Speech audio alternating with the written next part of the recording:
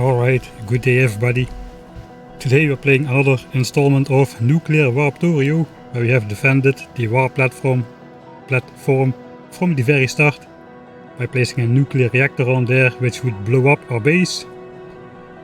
This is not really an issue anymore at the moment, since we have progressed in the game far enough that the gimmick, that nuclear reactor gimmick is gone, but still. Last time we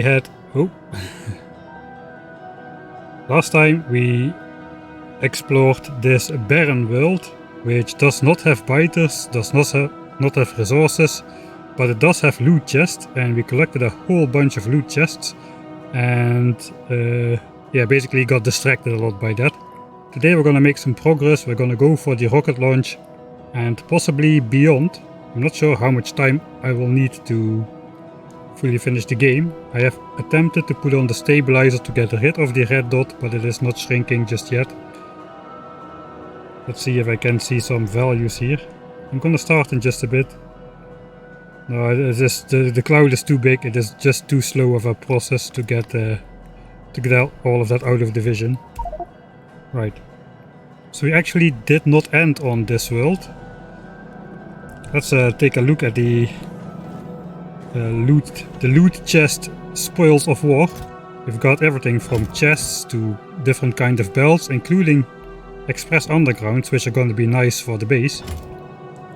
Bunches of inserters, power lines, pipes, even bot stuff, red and green wire, exotic stuff like warponium fuel and a bunch of landfill, power stuff, assemblers, including Mark III assemblers. Then we've got a bunch of wood and stone. We've got uranium ammo. Actually, I think I'm gonna scavenge that uranium ammo for my personal use. That may be a good call. So that's the only thing I'm gonna scavenge from these chests. The rest is like a museum, right? The Barren World Museum. All the stuff we found in the loot chest visualized. So we're not gonna touch these blue chips. They're just gonna stay here. We did not actually end on this world, we ended on the next world. I'm gonna start in just a bit. I'm still a little bit weary about my connection here. It is looking to be okay. I lowered the bitrate a bit, so I hope the stream doesn't look too much like brown poop smear. Which of course does not really help on this brown reddish planet here. Right.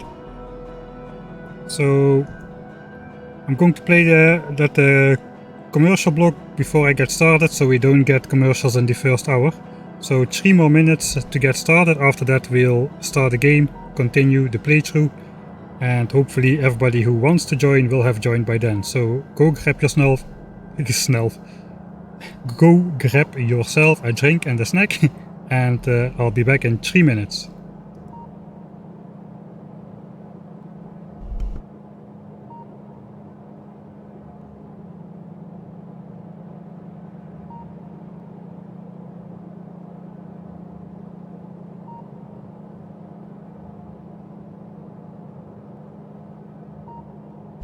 Alright, for those of you who are subscribed or have Prime and don't see commercials, I'm just gonna talk a little bit. I'm gonna pour myself a coffee as well before I get started. I'm kinda at the worst location so far for streaming, so we'll see how it goes. Stream quality is down to 4 megabit a second, down from the usual 6, so I hope I hope the contents of all these chests were visible. Let me know in chat if it's not visible, if it looks too bad. Does the pollution cloud look like the camera for HAL 9000? It kinda does.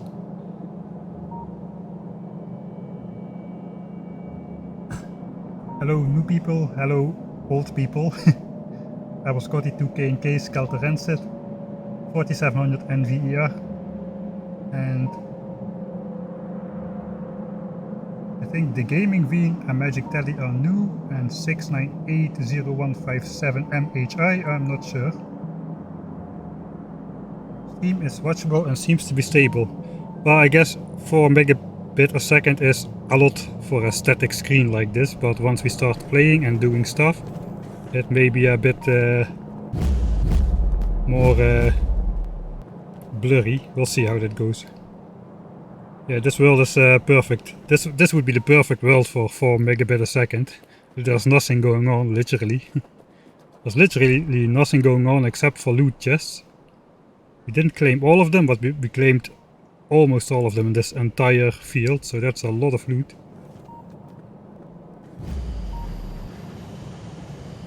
Alright, I'll go over the base as soon as the commercial block ends, just to get everybody involved.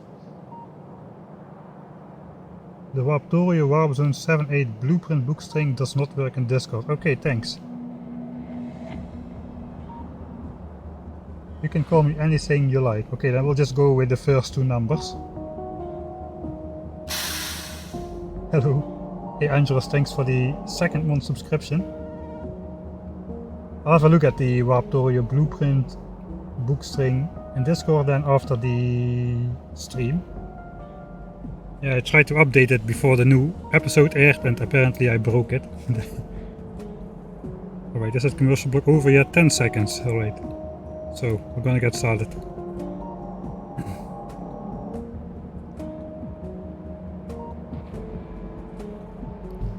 Alright, welcome back.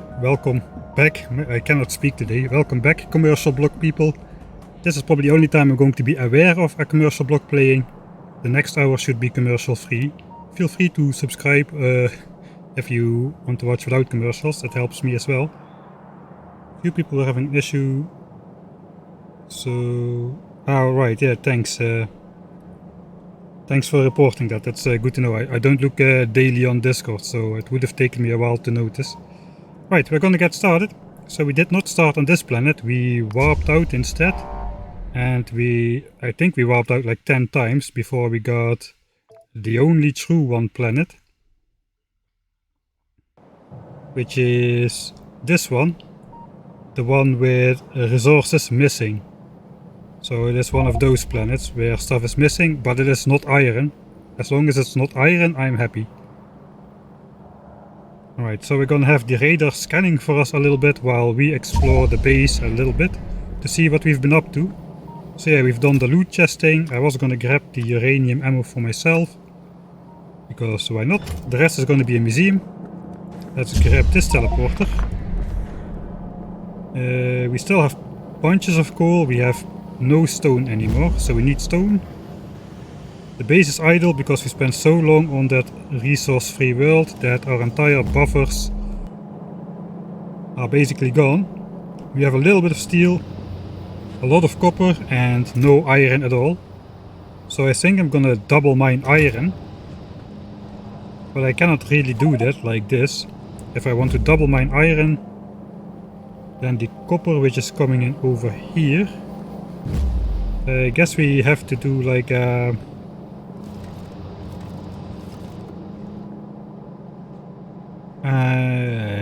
I guess we can have output priority for iron on the left side.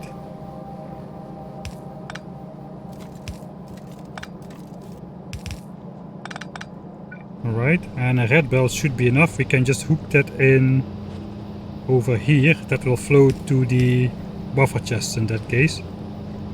And we can have 1.5 red belt flowing out again. So we have 2 red belts input and 1.5 red belt going out. That should be enough to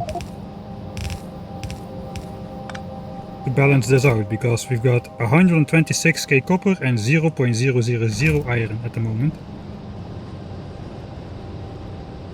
Alright, we got bunches of fuel, that is good. How's oil? Still got plenty of oil for a warp zone, I guess. I think the priorities are going to be stone and coal. So we've got yellow signs and purple signs up. We have done the whole bot network thing. So we have a fully automated base. And now we're just going to go towards the rocket silo, I guess. I don't think there's any other deviations I want to make. We've upgraded the warp beacon, the all-powerful Warptorio entity, to its maximum of 8 slots before space science. After space science we'll get 2 more.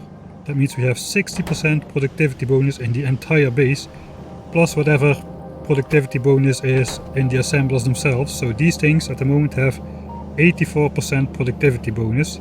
They also use 3.5 megawatts a pop, so that is I think when this base is running, it's using almost all of the power of the 2 nuclear reactors we have in the basement. Which means we can't use these functions anymore at the same time. That is unfortunate, because those functions are pretty nice. As you can see, the radar function just scanned a whole bunch of terrain for us already, so we can decide where to go. Perhaps we go here for a double iron. That looks like a sizable patch. Here's a good stone patch as well. So I think we may have scanned all that we need to scan for now. Soon we can switch on the stabilizer, and that will stop the... not stop, but it will slow down the pollution output and the biter revolution on this planet by a lot. So the biter attacks are gonna slow down quite a lot. We can stay much longer without actually using bunches of resources. If we look the last 10 hours, our magazine consumption, it's already too late for that, but we had every time in the latter part of the warp zone big biters came, and we had to warp out because we were just using too much ammo. We're in this pixel, 1 pixel please, come on, you can do it. Whereas after the stabilizer was unlocked, we can have large periods of stabilization basically, so that's a pretty good name for that. Alright, do I have those? I have the harvesters on me. Right. I guess I am fast enough to walk now. I have the power armor Mark II as well, so let's throw in some more legs and we'll just zip out there.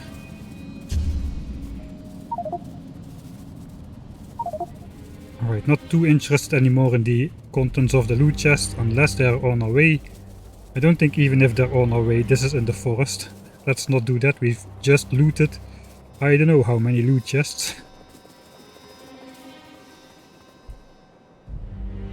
Alright, let's do one more scan and then I'll switch off the radar.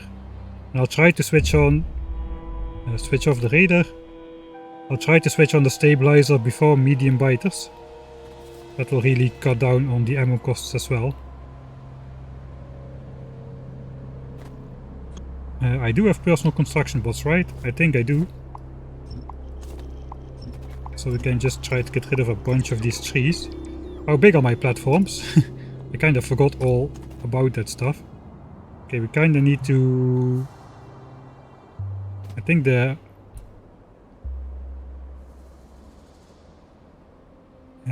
we need more miners for the iron mine. Let's place the right miner over here. Because this has 2 red belts output, because it also has a red belt of iron ore going directly into steel. We do have a bunch of steel, so let's output prioritize to iron for now. And I think I have sort of a blueprint to tack on here. Is it this thing? Or is this one outdated already? Looks like...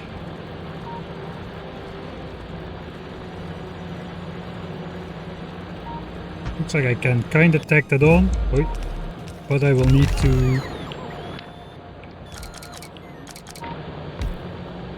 grab some efficiency modules, and I will need to change these underground belts. Alright. Also, because the location for streaming is quite bad, I have the phone next to the window, which means it's also my chat. The chat is on my phone, so it is kind of hard for me to keep track of chat probably. I'll try to reserve a couple moments just to look through and see if I missed anything. Probably I missed anything a lot. But yeah, we'll find out. Right.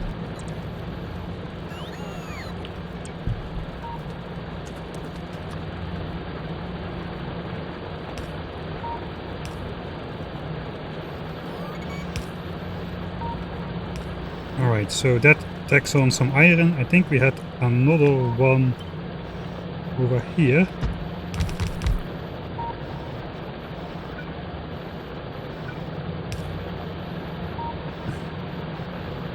Something like so should be most of 2 belts, I think.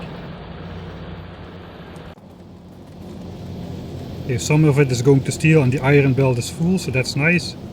That means iron is flowing into the basement, being smelted by our smelters. And it's not flowing in the chest because everything can just flow through the chest. Our base should be starting up again.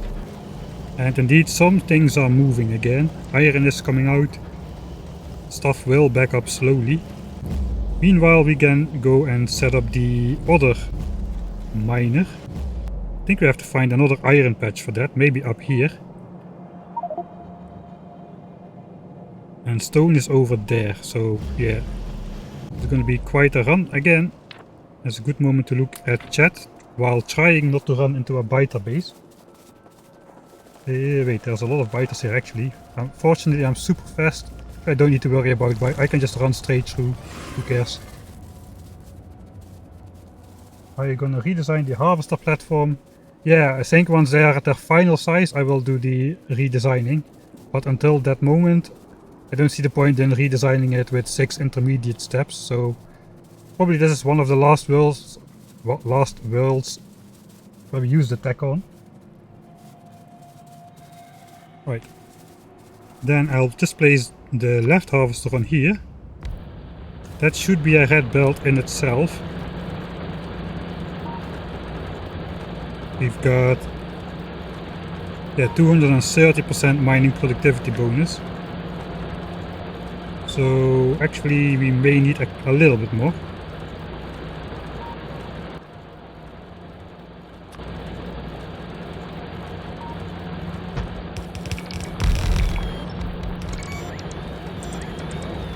Alright, all of this is working because these are still yellow. Yeah, I really need to get my game straight in terms of that. This should be enough for one red belt for sure. We only have one red belt here because it was copper.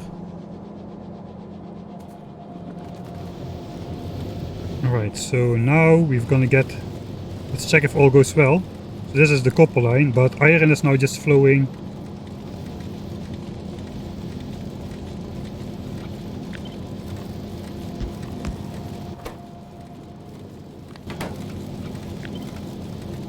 Output priority right. I think we have to do this as well for now. Or we just disconnect this. Yeah, let's just disconnect that. Then no iron will accidentally flow in these chests. I don't think it can get stuck, but you never know. No, it should not get stuck. It should never get stuck. It should be impossible to get stuck. It probably will get stuck though. Let's just not take the risk.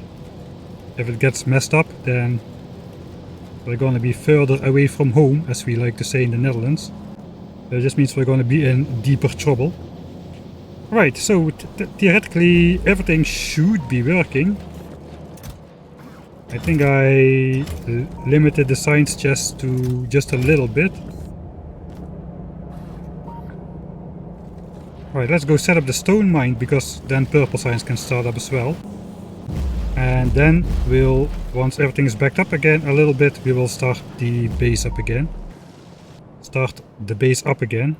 Let's use the stabilizer now. Let's shoot. This red cloud is gonna disappear quite quickly now. And the biter attacks are gonna disappear quite quickly with him. Actually, it may be beneficial to get the medium biters, since it takes a lot more pollution to send a medium biter over compared to a small biter. And we're basically not quite two-shotting behemoths. One more damage upgrade and we would be two-shotting, medium biters, not behemoths. Medium biters. So that could be more ammo efficient than just a whole group of these.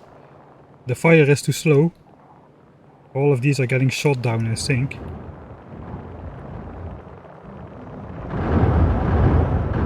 Yeah, the fire is too slow, so we are using more ammo than we need to. But I think that's so minimal, let's not really care about that. How much damage does fire do? Ooh. As soon as it starts stacking, it can be quite a lot of damage. What is minus 2 point... Yeah, this is the power draw of these abilities. And this is a percentage of this 188 megawatt value over here. So at the moment we are using like 6 megawatts of power to use our stabilizer. You can see the dark reddish thing is already gone. And soon the biter attacks will slow down once the lingering pollution has been absorbed. Meanwhile, let's set up the stone mine. So this is kind of an exploit because this value usually is a lot higher than 188 megawatts, but we've specifically did not research a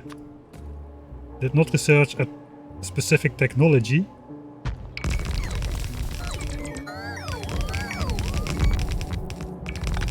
To keep that value low. Alright, am I missing something? 12 bells and 4 undergrounds.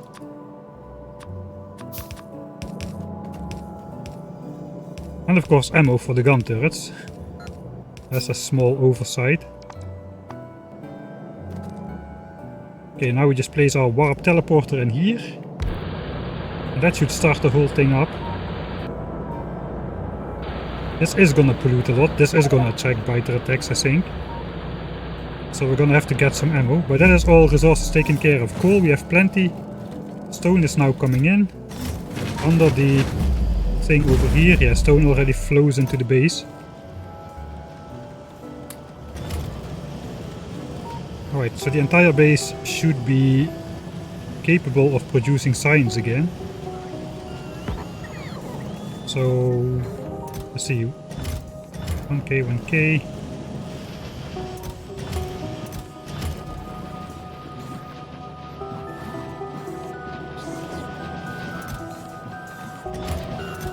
Also purple and yellow signs we still have about 1k.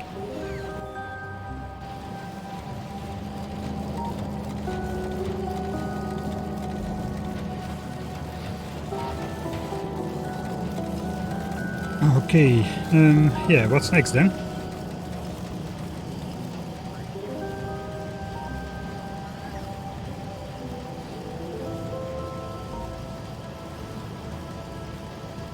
I think we're just gonna upgrade our mining platforms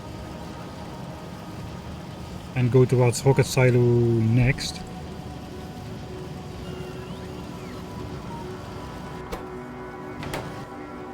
So, technology then.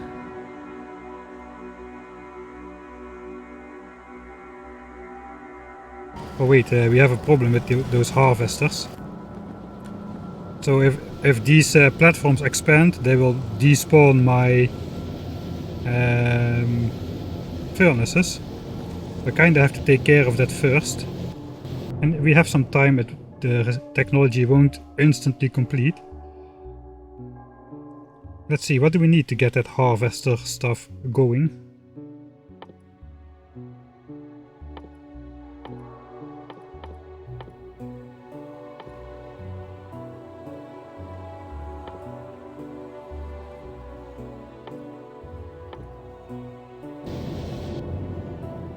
A strange shadow over here. I thought one of these texts was already being researched. Anyway, these are the platforms, so that will upgrade the size of these to their final size. They're already quite big, but they can be a lot bigger still. So this is the east platform, the miner, the iron miner. Let's do that one first. 4 and 5. And I guess then west of 4 and 5. And then we can make the final design for the miner. So let's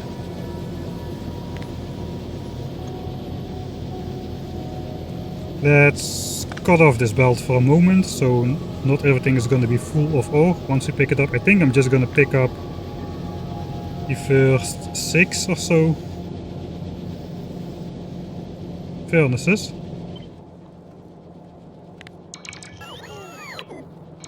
And then we'll just reconnect that belt like so. I guess like so, because I don't have belts on me.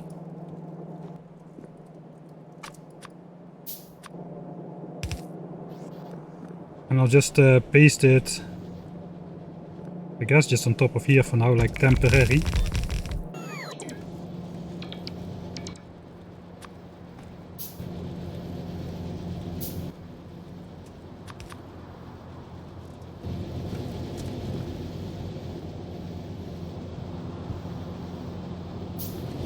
I guess I have to do the same for the other side.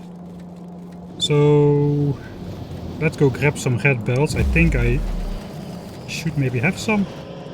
I don't think I have some. I have a lot of gears though. So I can do this instead.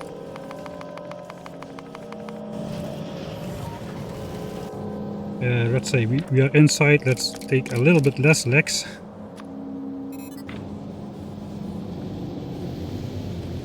Right, so now this is just a full belt of ore. We basically moved the furnaces. So we're just gonna split this off once more. Run it through here.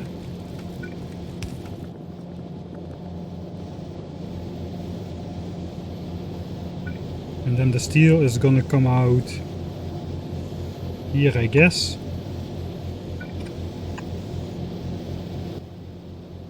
And that will move down here to meet up with the other steel belt.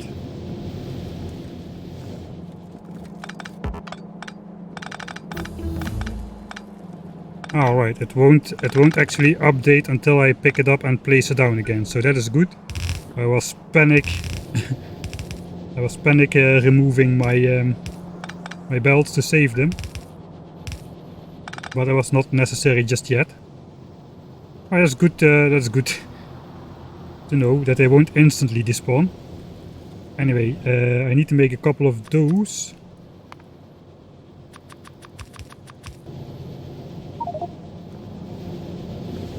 Right, all of these steel miners are now active. So that is, so now we do the same on this side, basically.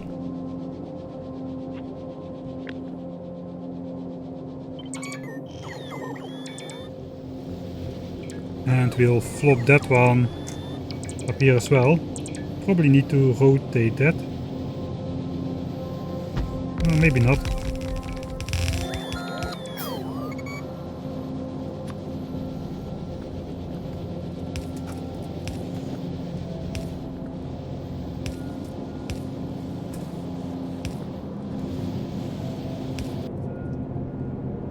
Alright, even the power network looks nice again.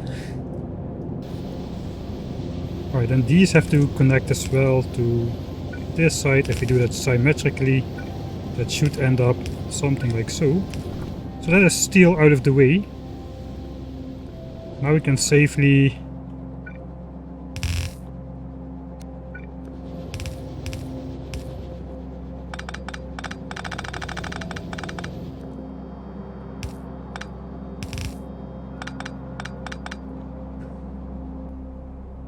I guess we'll put a splitter here.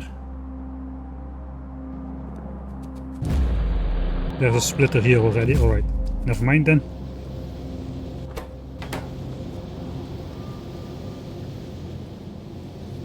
Alright, so unfortunately I cannot pick it up from the inside. That will despawn it on the outside.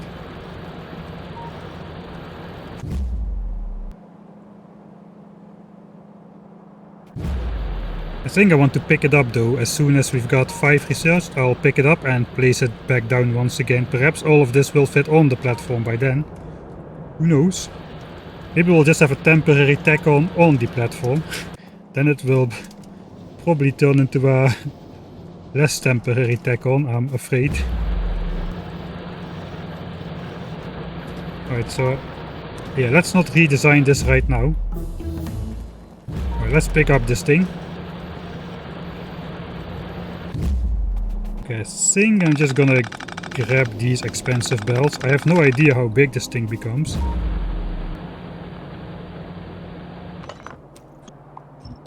Pick up all of those with the bots. Let's see the new footprint. Whoa, that is absolutely huge. That's gonna be I think I need to automate glyph explosives, man, if I want to reliably place this thing. That is a lot of space.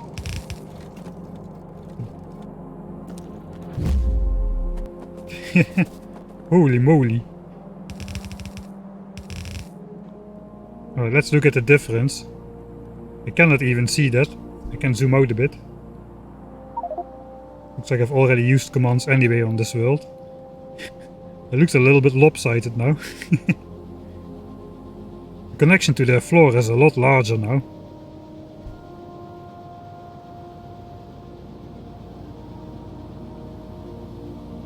Refill ammo in the stone quarry. Yeah, right. That is good. It's good I check the chat once every now and then.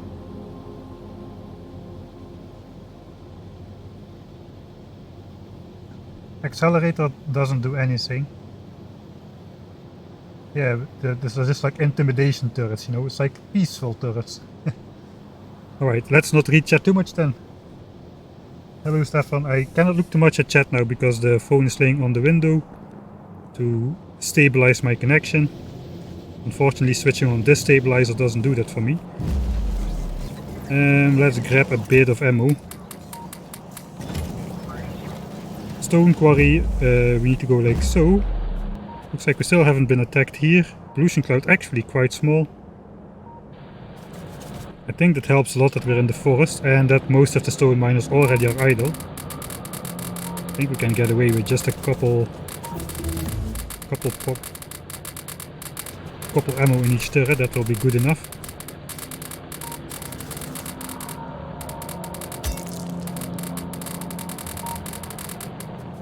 Alright.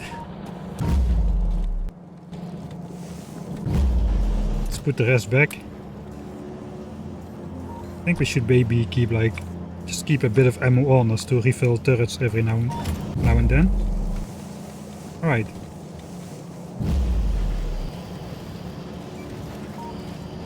So with all of the base going, we are using 220 megawatts on this floor alone. Including the miners and the stabilizer, we're using more. We can only check that in the basement. 270. Our maximum capacity is 320, not 372. So we're quite a bit up there.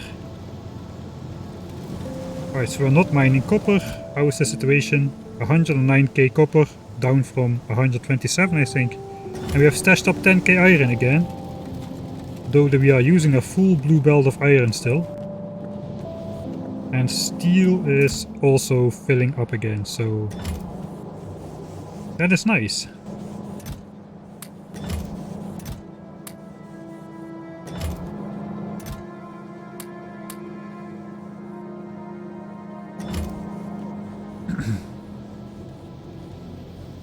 Alright, so once Harvester 5 is in for the left side, we can also replace that one. Okay, that will fit there as well. I think I should put back those miners as well. It would have been fun if the biters had attacked my stone mine. Alright, so it looks like indeed the temporary tack-on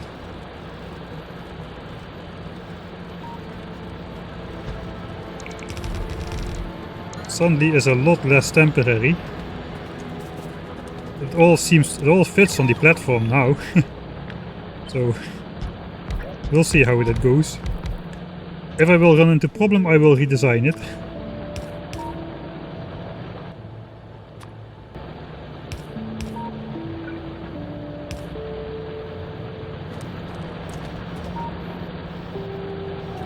Are all miners active? All miners do seem to be active. So perhaps we can tack it on a little bit different.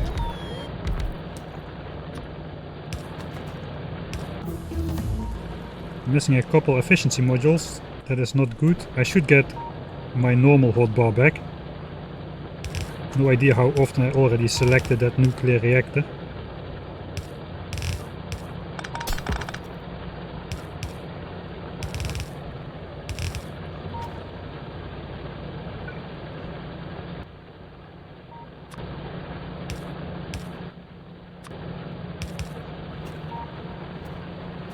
Alright, that should be fairly decent. I think we're gonna have to upgrade some belts to blue because this is not properly balanced at all, I'm pretty sure. If we would do this.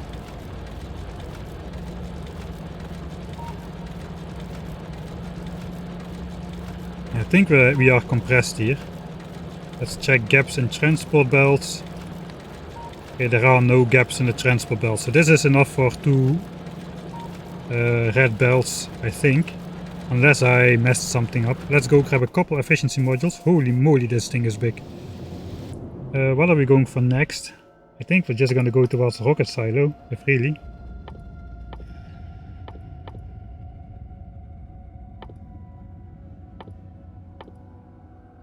Ah, we have started worker robot speed 5. We keep seeing this strange shadow over here. Let's go rocket silo. We will get it done today. I was gonna get it done last stream as well. Right, so let's test our base. We're gonna unlock all the science chests again to completely fill up.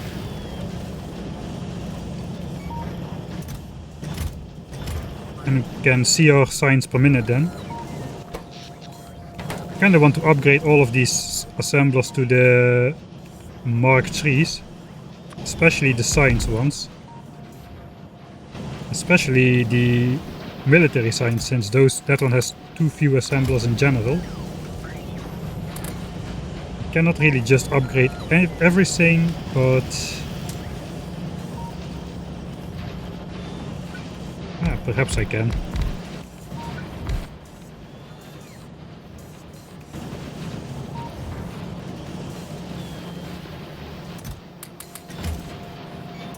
I need a couple more of those. We have been making bunches of modules, so that is good.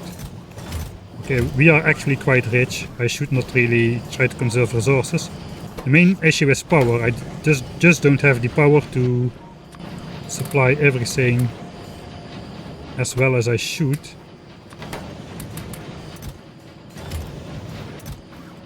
I think eventually we're gonna upgrade to red ammo or maybe even uranium ammo, since we're gonna have a lot of that as well.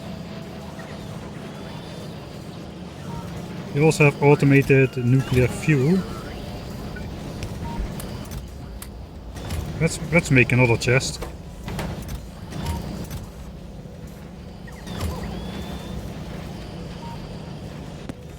Right, then we're gonna need 12 more for blue signs. And then a bunch more for red and green.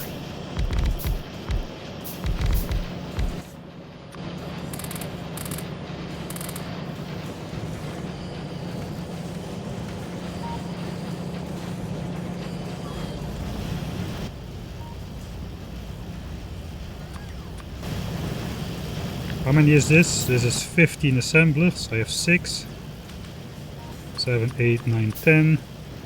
Cannot make all of them because I don't have enough iron plates, probably.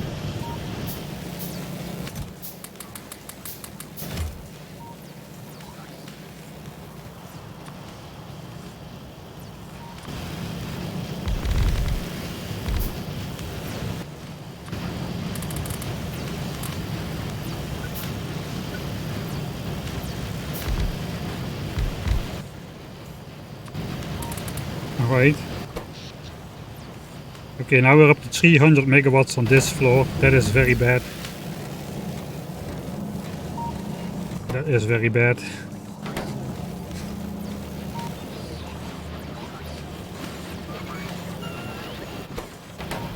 Right, so now we just have to wait and see what our science per minute is gonna be. Maybe we can already see it.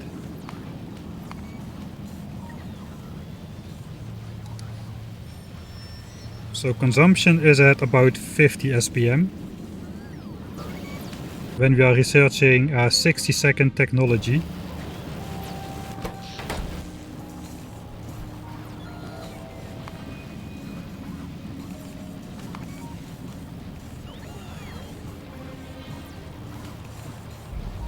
Looks like we are at 45 SPM at a 60-second technology. So we're gonna need some more lab research speed as well. Do we have that still? Yeah, we still have 2 technologies to go. Perhaps I should do that even before rocket silo. That kinda makes sense.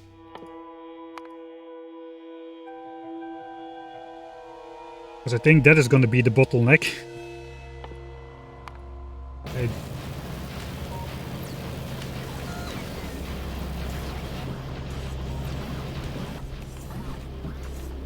How about production?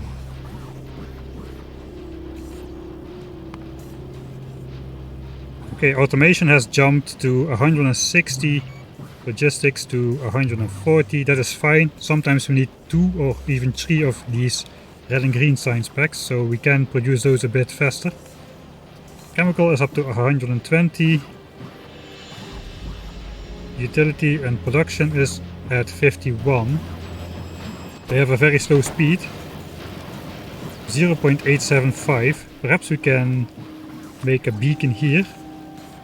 I have 3 more speed modules. Maybe if I just plop 1 beacon in the middle and throw these extra speed modules in there, which are reserved for the war beacon, I guess. Once we upgrade the space science slots, that might close to double my... Okay, let's see, the 0.875, and now it's 1.5. Alright, almost double. And it does reach all of those 8 assemblers, so that is actually great. I could even do one more over here, one more over here, if I would get this one out of the way. I don't think I need to do that though.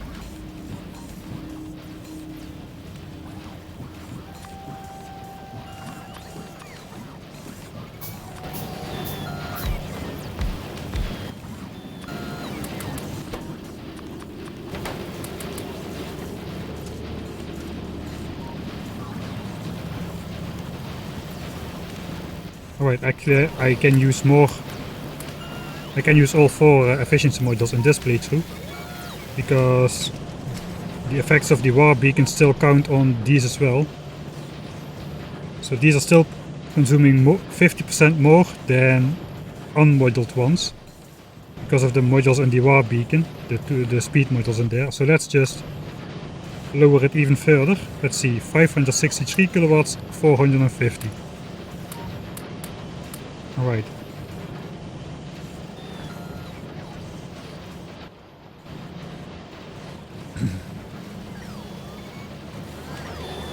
I think we're just producing crazy amounts of stuff and I don't really know what to do with it just yet. Let's check the nuclear reactor. That's probably not going very well. Oh yeah, so we are above 320 megawatts, which means these steam tanks are going to be empty, and then we're going to drop down to 320 megawatts. Could switch off the stabilizer. That doesn't do a whole lot. We drop down to 325. Yeah, so using only like 20 megawatts, so indeed 12% of 200 megawatts about.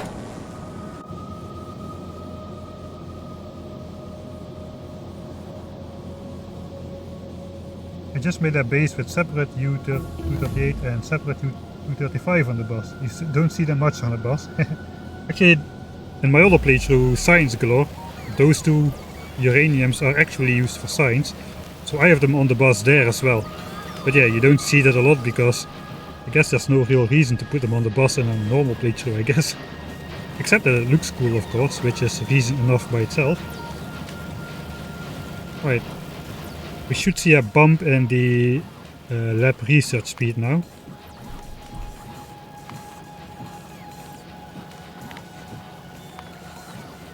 Alright, so we were at 85 SPM. Now it's 103, and once this thing completes it's going to be even faster. And we can see how fast it is with rocket silo. It was 45 a minute. I think it's going to be up to more than 60 a minute for sure. So that's good.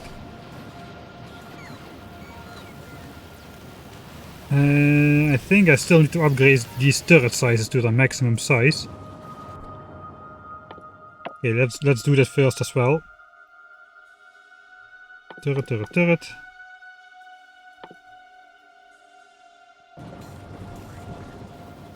I think the factory floor is at its maximum size now. So the rocket silo could perhaps fit here if we would move this guy out of the way, which we can. If I just flop this one on this side. Or perhaps I can just fit it in here since there's nothing else anyway. Kinda looks bad though.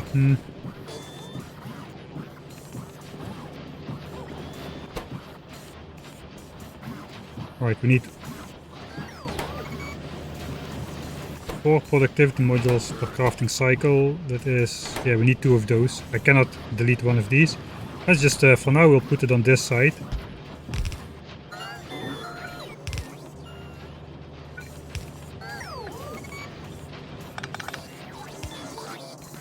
Okay, I was hoping for that the bots would empty out these chests for us, mostly.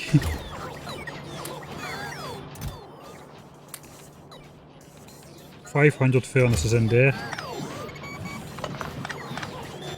Alright, not too bad. Now we have space for the rocket silo, theoretically.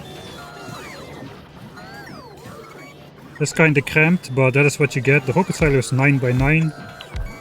It's gonna use up this space.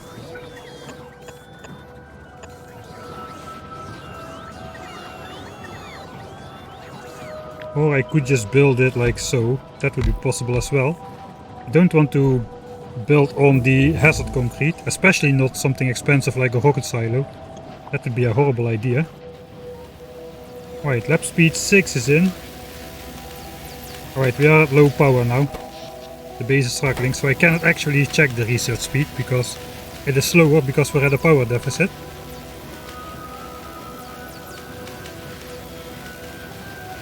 The base is running on gun turrets and flamethrowers though.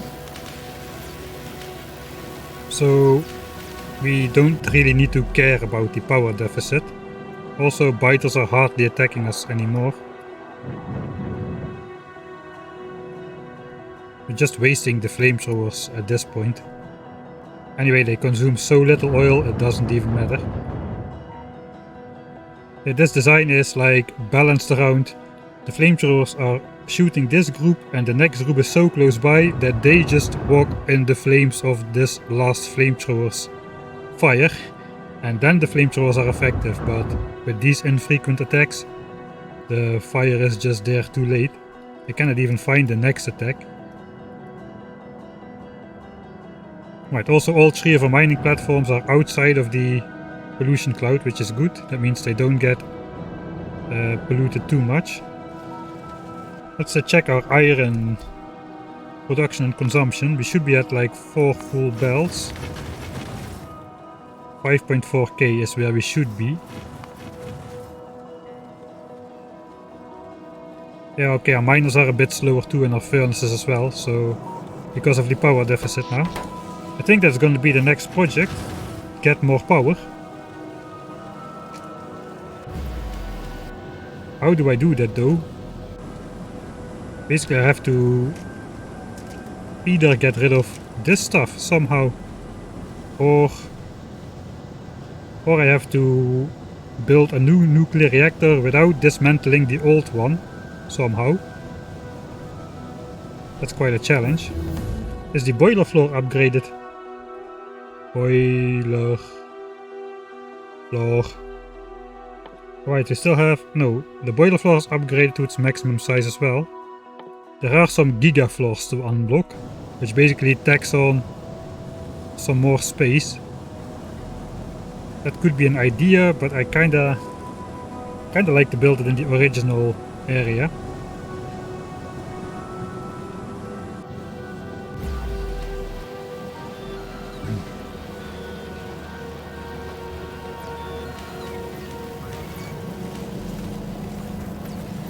Yeah, it's either that, either it's upgrading this nuclear reactor while it is running, or we have to go with like a temporary nuclear reactor on the surface of the planet, which is also not ideal.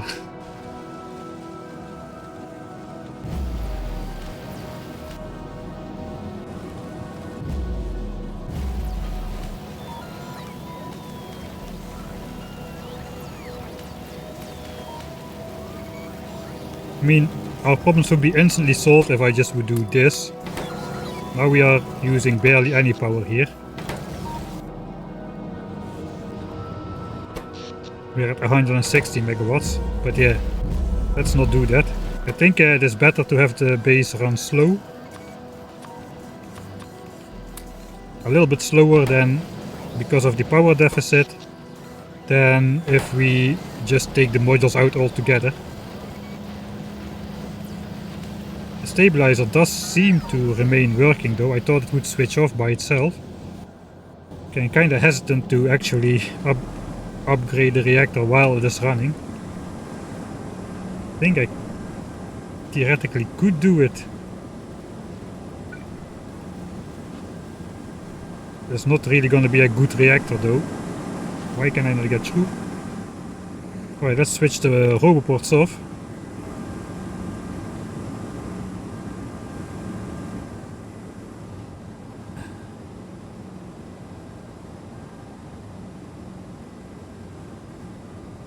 Alright, so how much could I fit into a square like this? That is the next question. A 4-core or perhaps even more. So I think I grab the nuclear stuff and put it in this chest over here. Those were the other spoils of the loot chest which we are gonna use. Let's grab all of that. I have a hotbar for this. Alright, so one of these by itself uses 40 megawatts, which means it needs 4 heat exchangers to go with it. Because those consume 10 megawatts. The thing is, if we have the second one, they get a neighbor bonus. Like this guy, you can see 100% neighbor bonus. So it's 80 megawatts and there's 2 of them. So it's 160 megawatts, which is why the limit of the 2 nuclear reactors is 320 megawatts as soon as these steam tanks are empty. So that means for a square of 2 of those we already need 2 times 4 plus 2 times 4 for the 100% neighbor bonus. Now if we add 2 more, like so, we would need 32 of those. But then if we would add them together, like so, all of these will get another 100% neighbor bonus, so we need another 16 of those. So that's gonna be 48 of those, like so. That means we're gonna need 96 of these guys.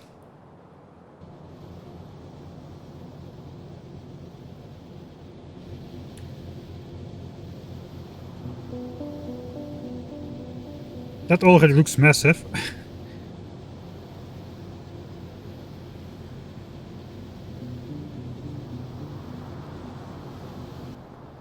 Alright, so let me make the appropriate amount of things.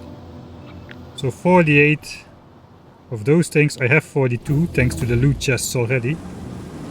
We're gonna need loads of copper for that. But not much else, I don't think. Some pipes we have. So 48, just 6 more. These are more complicated, they require gears and a significant amount of pipes as well.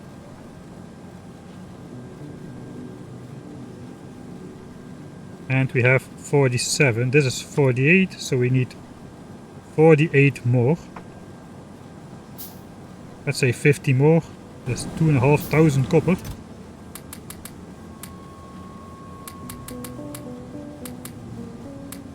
$2,500 copper and then 2,500 gears as well.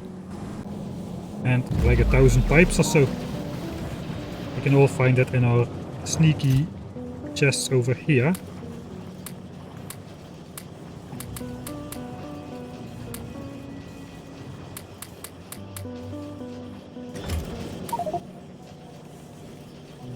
One, 2, 3, 4, 5, 6, 7, 8. That's 40, 45,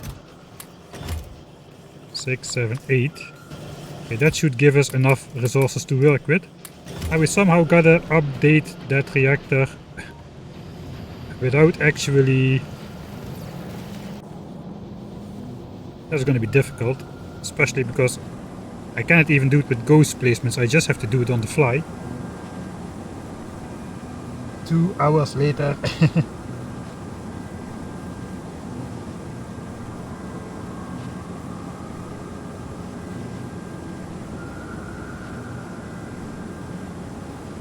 Alright, quickly read through chat again a bit.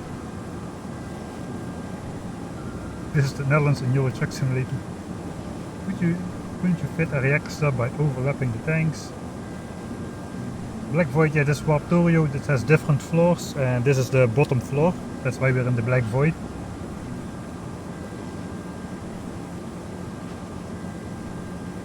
Want a blueprint that fits in one section of the boiler floor? I have a blueprint like that, I made one. But should I have a peek at it? I don't know. I kind of want to do this playthrough without blueprints. So I have my Warptorio book, and in there somewhere is a design for a nuclear reactor, which fits in here, like so. Okay, I'm having a quick peek. This is not the 4-core reactor thing I was going for, by the way, it looks like. This is a 4-core inline that would use a little bit less. Okay, I think I am going to build something like that. I'm not going to use the blueprint though. Okay, 6-core is optimistic. 4-core is probably also optimistic. Also, I cannot... There's no way to centralize a 4-core reactor build because this is an odd number of... the width of this thing is 49. So you cannot really centralize a 4 or like a 2x2 nuclear reactor like this. Which is probably the main reason why I decided to design 4 in a line like this. So with this, how many would you need? Well, we already determined that with just 2 separate ones, you just need 2 sets of 16, like so. Hey, thanks 4700 NVER for the 5 gifted subscriptions, man. Thanks a lot.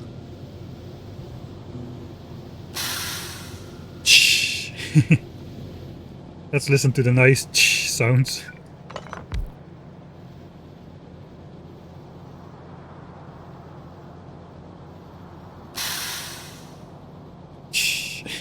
Alright, so if we would do it together like so, all of them would get another 100% bonus. But if we fit them together like so, only the center 2 would get the bonus, so we would need another 8. So that is 40 of those and 80 of those. I think I'm gonna go for that design. It didn't look like a lot more will fit. Never gets old, that sound.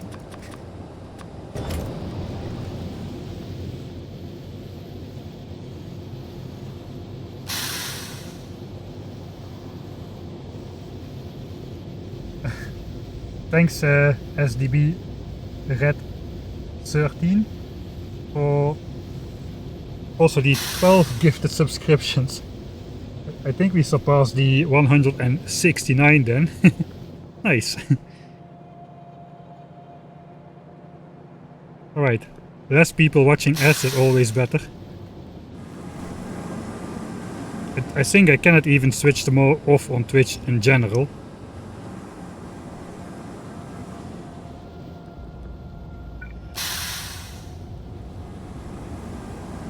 Alright, so let's determine the center. 1, 2, 3, 4, 1, 2, 3, 4.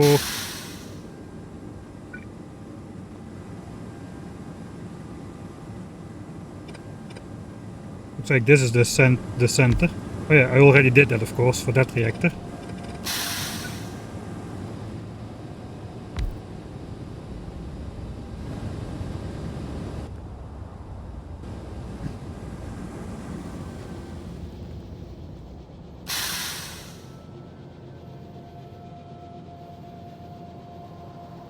Cannot see the chat anymore. There's too many gifted subscriptions.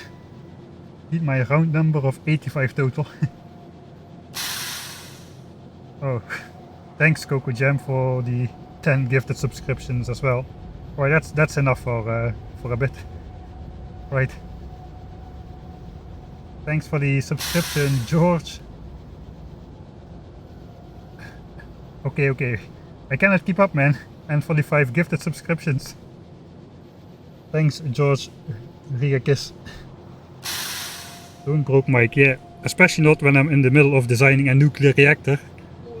That is a bad plan.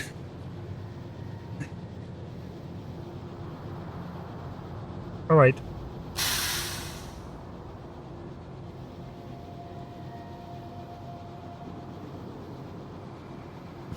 So on the line, this one gets 100% neighbor bonus because there's one neighbor. And the central ones get 200% neighbor bonus because those both have 2 neighbors. So that is 2, 3, 3, 2 basically in terms of nuclear reactors.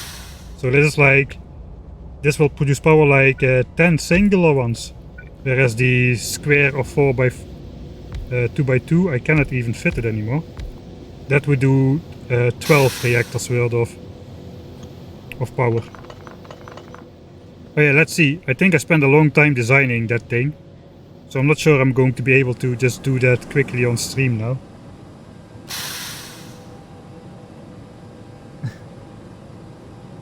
Biter check. I didn't even notice.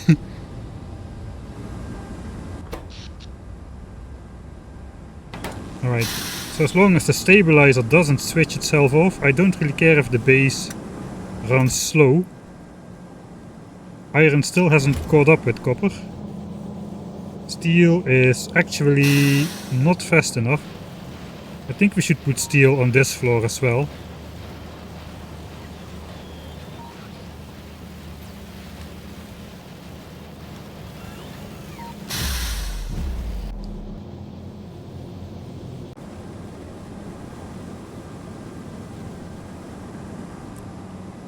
Alright, I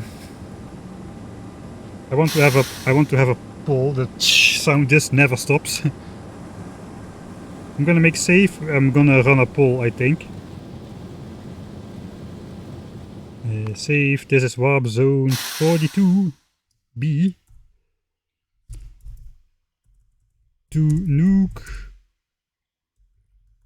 To nuke or to not to nuke.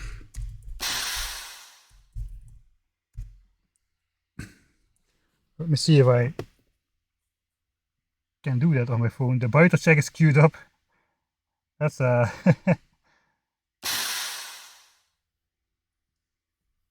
think this is the biggest hype train I've ever had on the channel. Level 7. I don't even know what it is.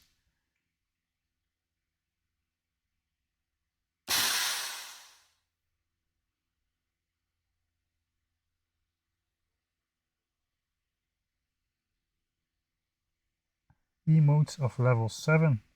Man, this is all... I'm too old for this stuff. Where is my... Okay, I think I can just... I will alt tap out quickly. I have the dashboard up. Looks like the stream is stable. Wonder above wonder. I'm using a lot of Dutch proverbs, just translated directly to English, which probably doesn't come across too well. Wonder above wonder. Ah yeah, and I think in one of the early streams, I think I didn't see the hype train level on the screen at that time. But yeah, that was even...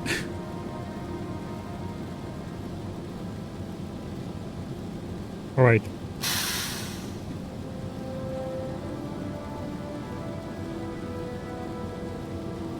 I'm just trying to catch up, but... Why you have to upgrade the reactor while it is running? Yeah, that's a good question. Because I'm already at a power deficit, I don't want to get at an even worse deficit.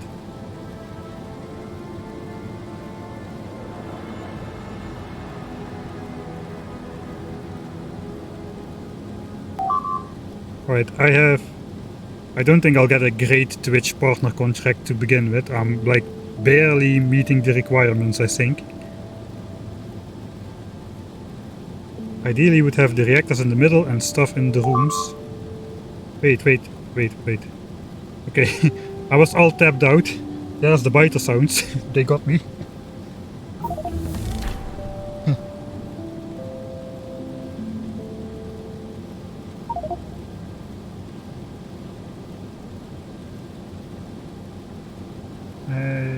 Level 9 last month. Oh man.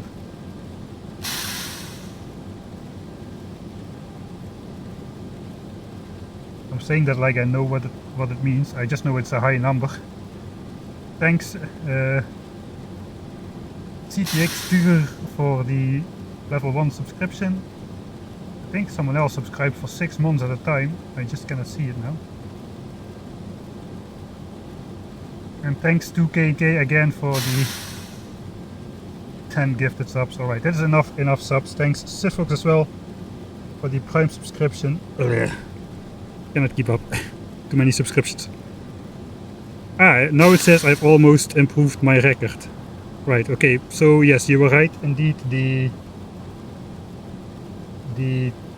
SDB Red 13 and Kvalun DK and from the first stream was indeed the record so far. It is CTX Tiga. You can subscribe for 6 months at a time. Right, I'm not even streaming, so you can subscribe like ahead, I guess.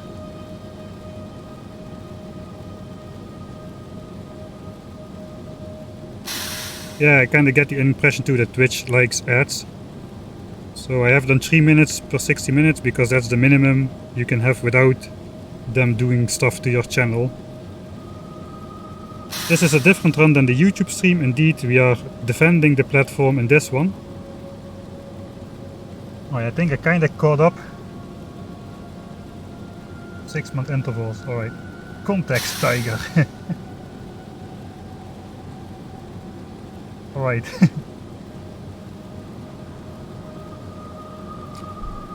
So I was gonna make a poll. Oh, I dropped a bunch of frames, but it probably was not visible since the screen is static anyway, so that's good. Poll. I have a poll. Poll. Come on, I should have a button for poll. Poll.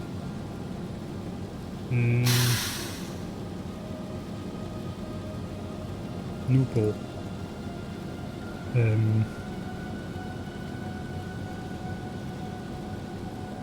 New nuclear reactor. How? Use the 4-pin line blueprint.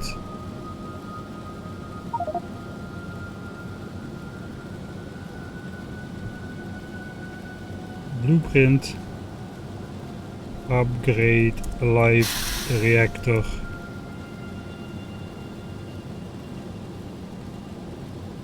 No blueprint. Why can I? The answers are very short. Alright. The sound is gonna end soon. We can have a normal stream again. I think let's put that down here. Right, I think I made my first poll.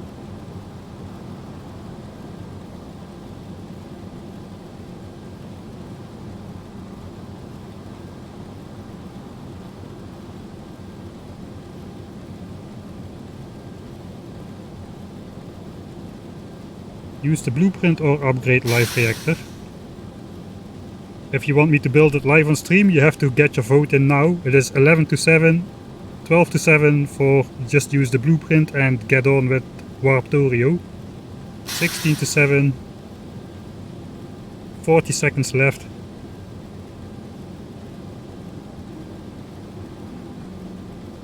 Alright, 70-30. We have approximate the oceans of the Earth versus the land masses of the Earth. The oceans are gonna win. Just use the blueprint. I think it would be better for the stream too to use the blueprint. Or I will sit here for 2 hours designing a nuclear reactor. Alright.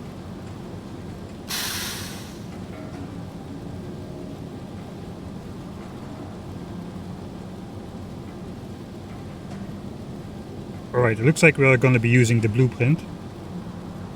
I do have a video on YouTube which is unlisted. It was like a Patreon only video of my final test run where I actually did upgrade a live nuclear reactor. I will try to find that, and I'll try to find that in my break later, and I will post a link to that YouTube video with a timestamp. You can perhaps watch that later then, but it's like 2 hours long or so, so yeah. Use the 4-in-line blueprint as one. Exactly 2/3 of the votes. Right. I'm glad I made the poll, because I was just gonna design it live on camera then. But if most of you want to see just the blueprint, who am I to? I still can like do the live thing. We can upgrade it in parts. So let's grab that blueprint. I'll just put it on my bar. Like so. I have switched off my bots. Okay, let's get into it. The first thing I then want to do is just place down these reactors, and I'll just heat them up already with some nuclear fuel. I can just steal it from these chests, that's gonna be alright. Right, so that's gonna be the bottleneck. These things have to heat up before anything can happen. I will explain the design if I remember what exactly it was. Right, so I know there's like a substation which you can unlock, which covers almost the entire floor, but not the entire floor. I think I designed it so that these are still covered, so I won't need the substations in the middle. But I will use them anyway. That way this design can also be used in non-Warptorio settings.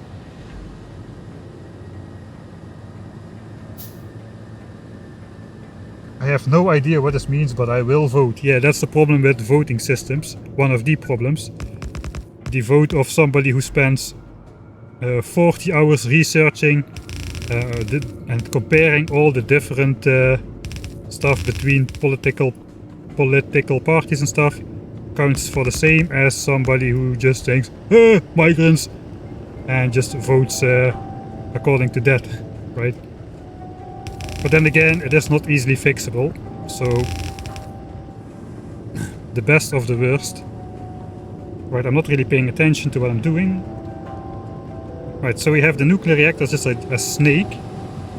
It is heating up. What I'm going to do is I'm going to transfer this steam over into...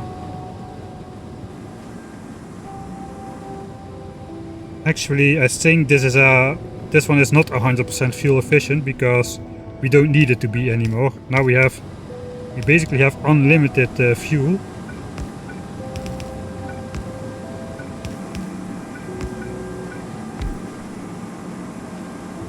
Alright, so this water pump is useless anyway, since we cannot use this one with this in the way. So we're gonna get rid of those. I think this was working something like so. I will go over the details of the blueprint later on. Now I just want to get it started up.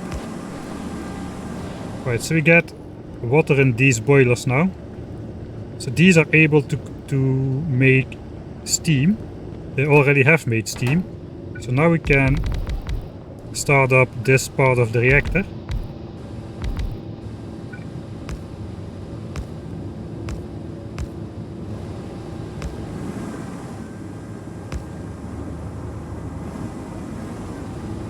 Alright, now it just has to be connected to the southern part, so we do this, and now suddenly we are no longer at a power deficit, since the new nuclear reactor is already helping out, even though it's only partially built.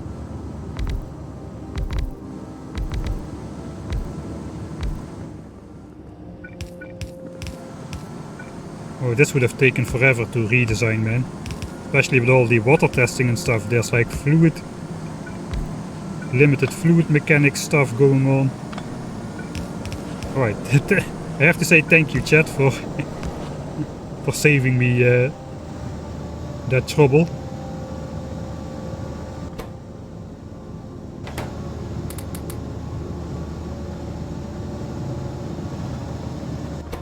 Alright, we are good on power again.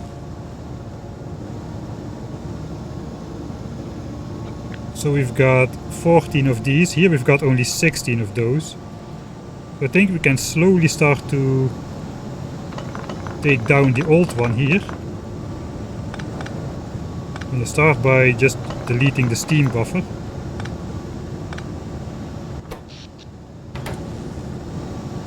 And I guess we'll delete a little bit of the heat pipes. 2 of those. This is not in the safety regulations book on nuclear reactors, I'm pretty sure. But we can get away with it as long as the inspection isn't looking.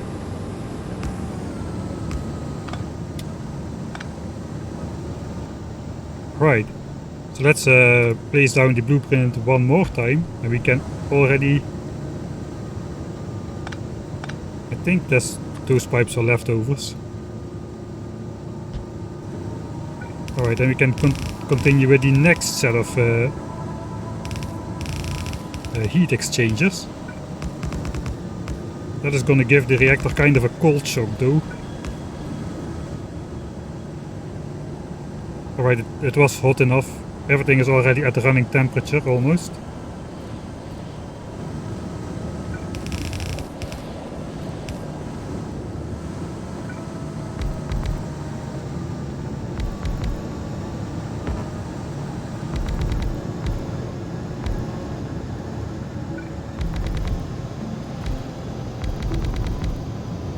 Alright. Calmness. You can hear the pitch of the reactor sounds going down as well.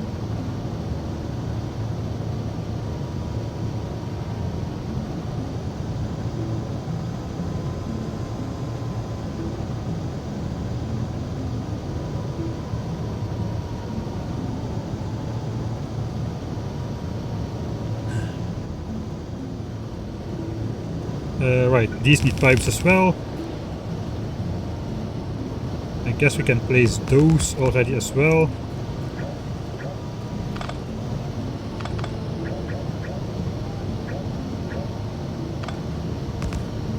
I see, there was a substation in the middle here.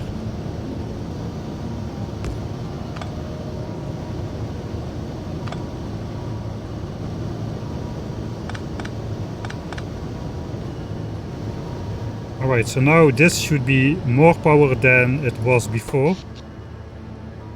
We had 16 of these exchangers, now we have 28. The reactor is out of fuel cells though. Let's just insert a stack, because why not, who cares.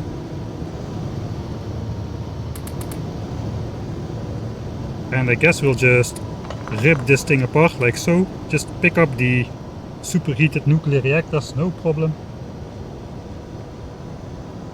Yeah, and the other side does not have to be carefully... Okay, I think I can do this then. That does place all the inserters and stuff.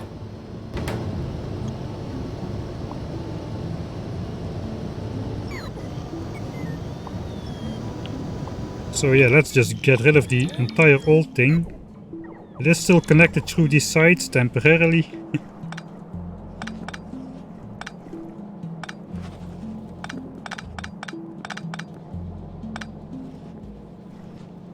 Alright.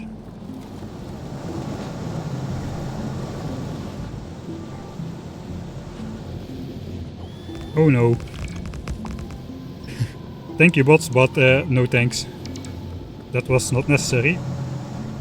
Trying to remember which bombs I took out. It was these ones.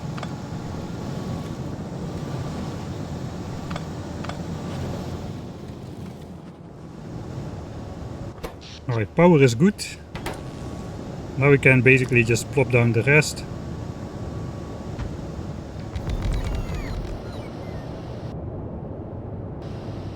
And that should work. Alright, that's a beautiful reactor.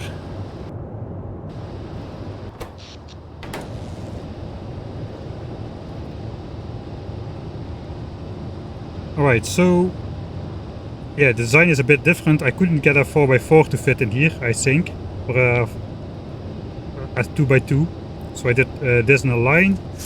We'd have 40 exchangers and 74 steam turbines. So we no longer have 2 steam turbines per heat exchanger. We have a little bit less.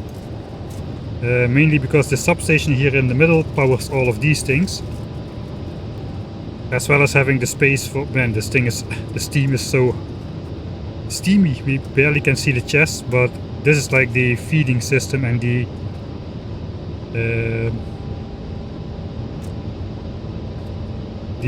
to take out the spent fuel cells.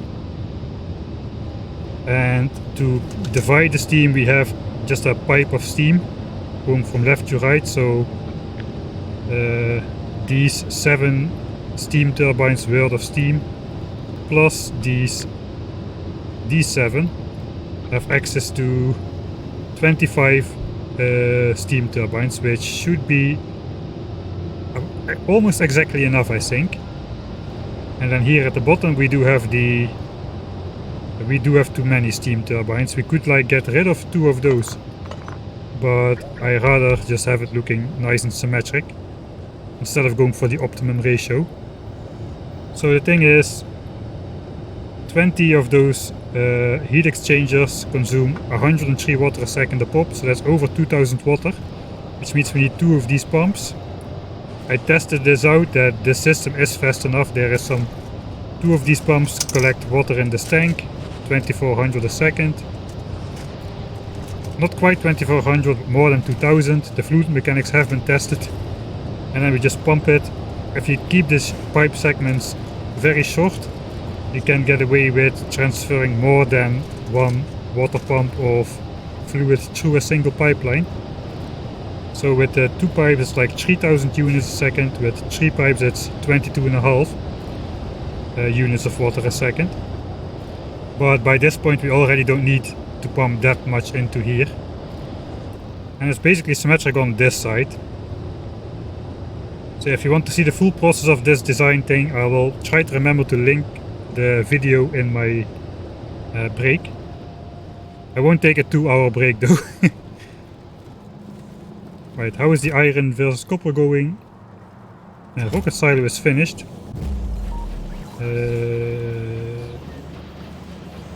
All signs are still producing. I think we can get a...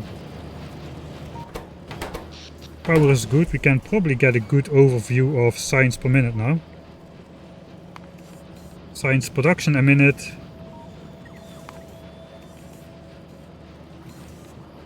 So 160 red, 140 green, 120 blue.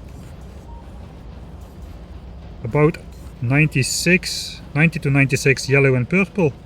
That's a good rate. And military science lags behind because we have not enough assemblers, but we barely need any military science, so that is okay. I guess we'll just... should I just research space science as well on the background? Let's do complete that worker robot speed 5 technology.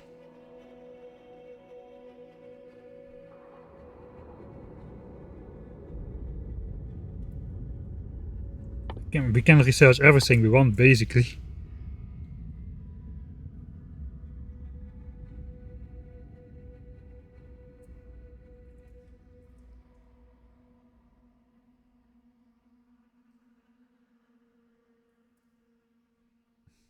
You could have a single steam tank in the middle to make it fuel efficient. The problem is with just 1 steam tank for a large nuclear reactor is that the steam is spent very quickly. And you're just basically going to have like steam routing limit, like the speed at which the steam is transferred between the tanks and all the other places is going to be limited. So it's better to have a larger steam buffer and just enable the inserters a bit earlier. But yeah, we are no longer worried about... We're no longer worried about what I wanted to say.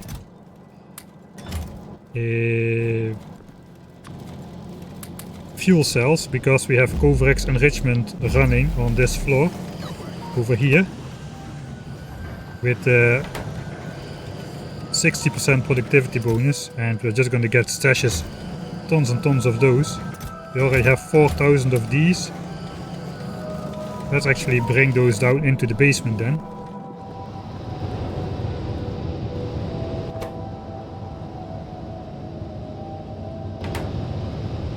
Alright, so let's just fill these up. How long can the reactor run on a stack of those? I think a fuel cell runs for... I forgot, 800 seconds. I think I can calculate that. So this thing, this thing consumes 40 megawatts, the fuel cell is 8000 megawatts. So it's 200 seconds. 200 seconds for a fuel cell.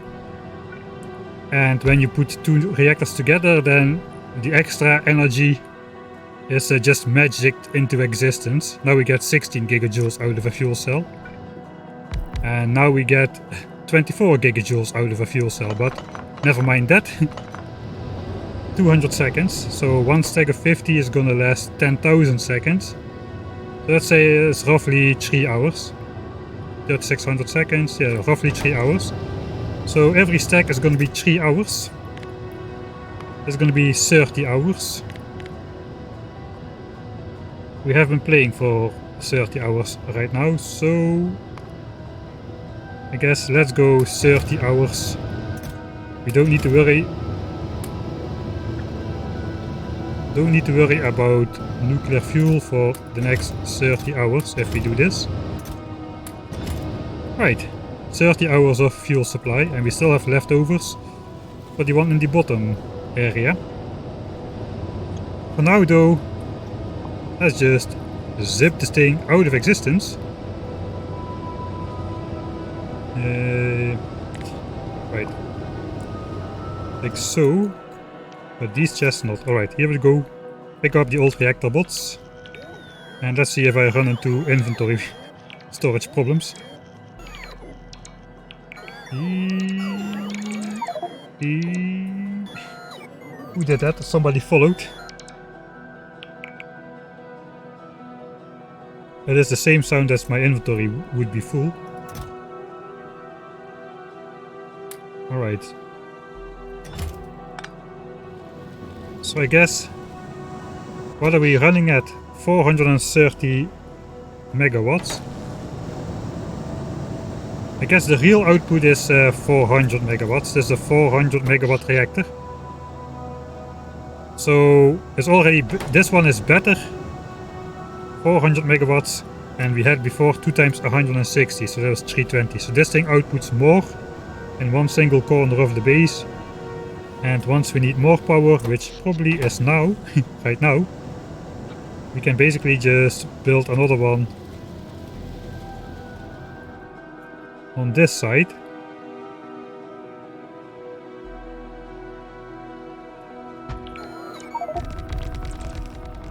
Let's see how far we get with the stuff we have. I think we don't have enough stuff.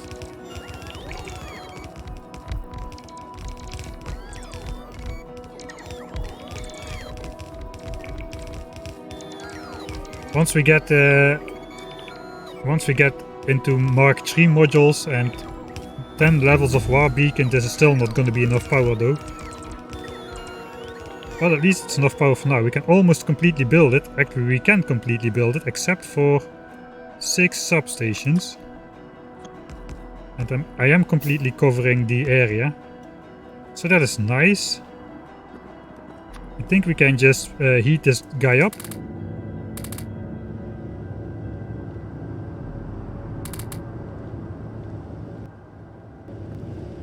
So we just heat up the system to like 1000 degrees or so, and then once we actually need it, we can just switch it on by feeding it fuel cells basically. So let's also give this one 30 hours. 30 hours of fuel. I had another fuel chest up here.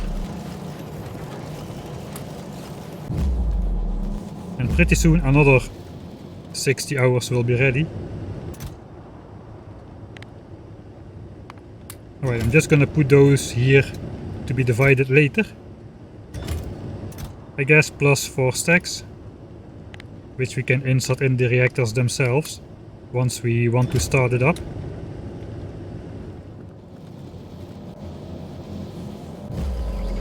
I guess that means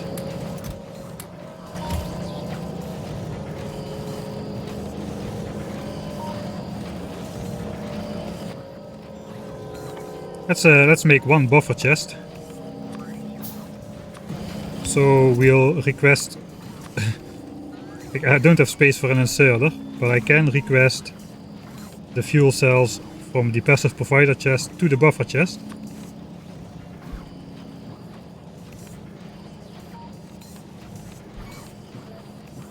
So now the bots will pick those up and bring them in here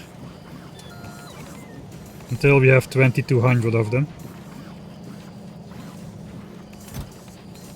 And then we'll do 2200 in here as well. Then we have enough for 30 hours of fuel cells for the next 2 reactors. Alright, that probably concludes the reactor part.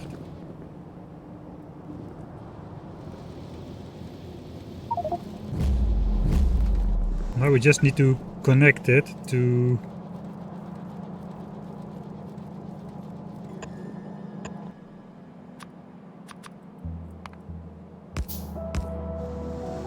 over there without getting in the other chunk's way.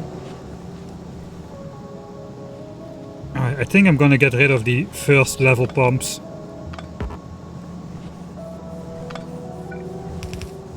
I may regret this later, but right now it's not yet later, so for now everything is fine. Alright, and we need to hook up this to the network as well. This thing is still heating up, but once it is preheated we can just switch it on at a moment's notice.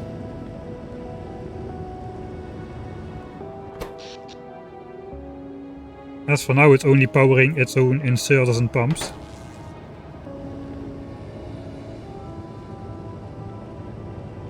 Alright, that was a good call, I think. I'm just gonna...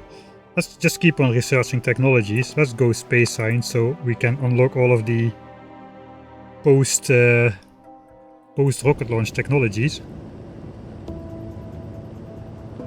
Reactors retain heat, yeah. There is no heat loss in Warptorio. Alright, it's already at operating temperature, so let's grab the rest out of here.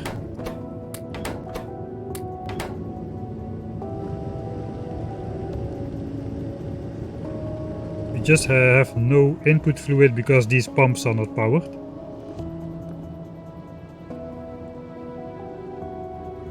Alright, let's just power them up just briefly, then it will... Now it is running. It's powering its own pumps and inserters, 30 kilowatts. But yeah, this is gonna be... This fuel cell is gonna bring it up to probably 1000 degrees. And then once we need it, we just plop in the fuel cells. And we're ready to go.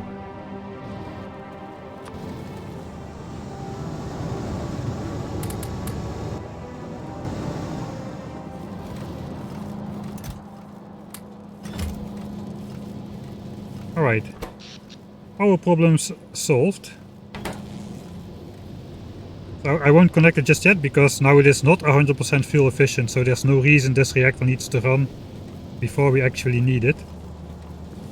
How is the plate situation? Now we have 115k iron stashed up and still 50k copper left over, so if we want to stay a lot longer on this planet,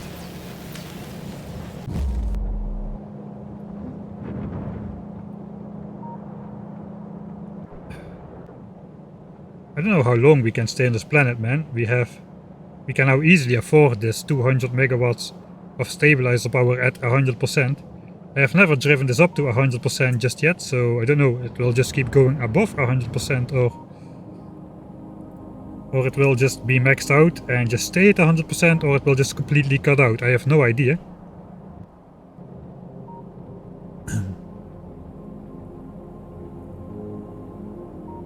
Let's switch on the radar as well. I guess this now adds up to 66% of this value.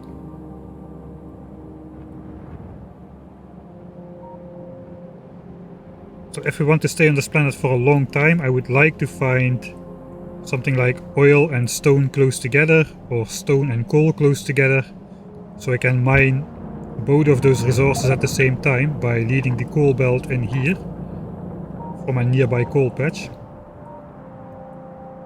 Actually, this is a planet with missing resources, so yeah, we're not gonna stay here a long time. Looks like we are missing coal.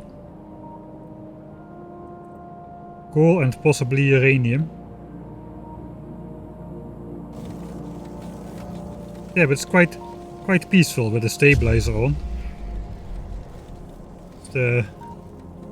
Not really too many biters attacking us still. I think the flamethrowers haven't done a single point of damage just yet in this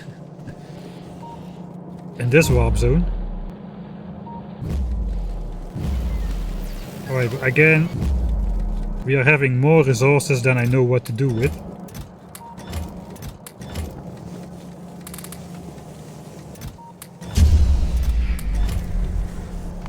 Okay, let's stop the radar scanning.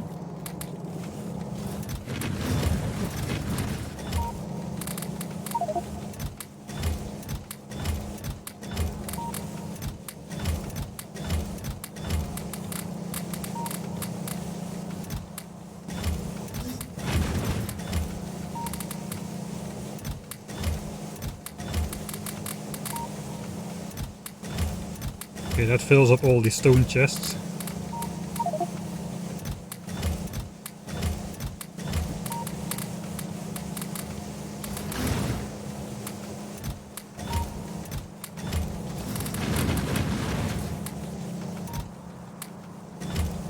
A little bit more. Okay, all of those are filled up. That's going again as well. How much do we have here? 55k stone, 43k coal still left over. I think you can feed out all of those back in these chests. Once the size of this platform upgrades, we won't need to do that anymore either. Alright. How is oil? Let's check all the resources. Steel is still struggling. Steel is going down actually. One red belt of iron ore into steel is not enough to satisfy purple signs. So perhaps that's the next thing to do, get steel smelting up on this floor. Now we have the power to do it. And with the productivity bonus we can ultimately get like 4 belts of ore. Like 1 belt of iron ore will turn into 4 belts of iron ore worth of steel eventually, once we've got 100% productivity bonus. We can expand the warp platform.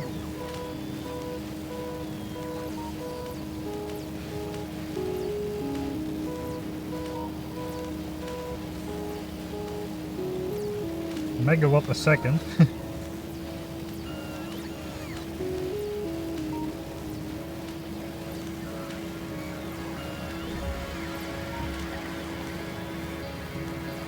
Right, you guys are getting deep into nuclear theory.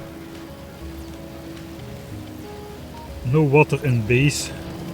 Ah, actually you're right. I just disconnected the water. That means oil has stopped.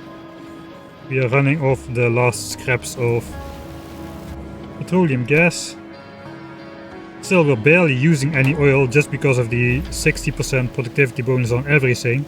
1 step 60, so there's 1.6 times 1.6 times 1.6 times 1.6 times 1.6 times 1. It's like we have like 7 or 10 times more oil than in a normal base without the war beacon. This is insane. The war beacon is just insane.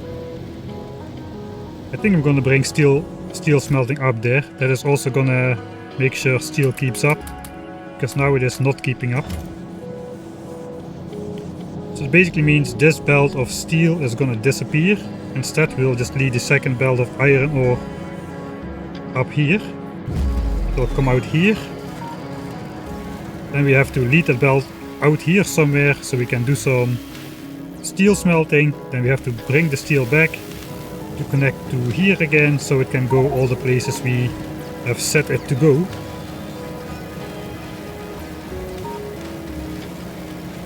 Yeah, it's a bit, I kind of built myself a bit into a corner here.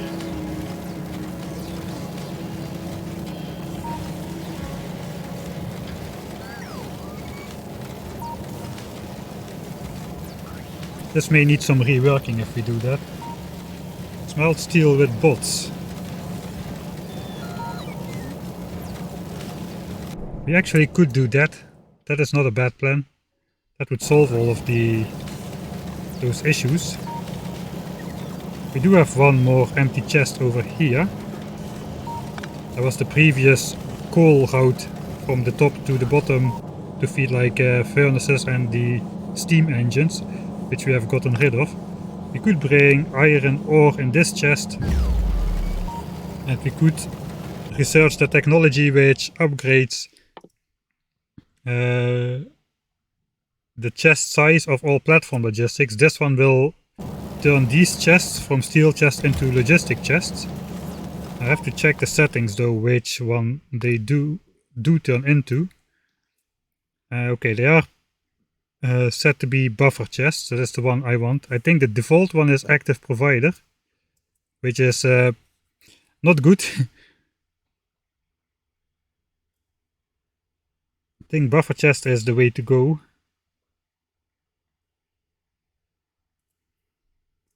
Alright, so we can safely research that technology. It adds an extra pipe on all platform logistics as well. I don't think it adds yet. It won't add yet another extra pipe, I don't think.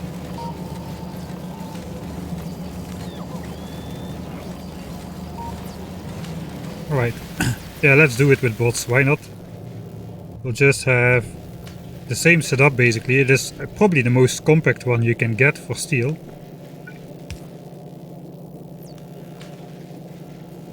Even do it with the wooden power poles.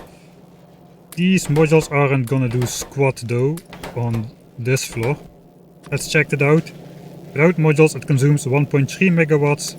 Now it consumes 1.2 megawatts. With these 1.44 and with these 1.48.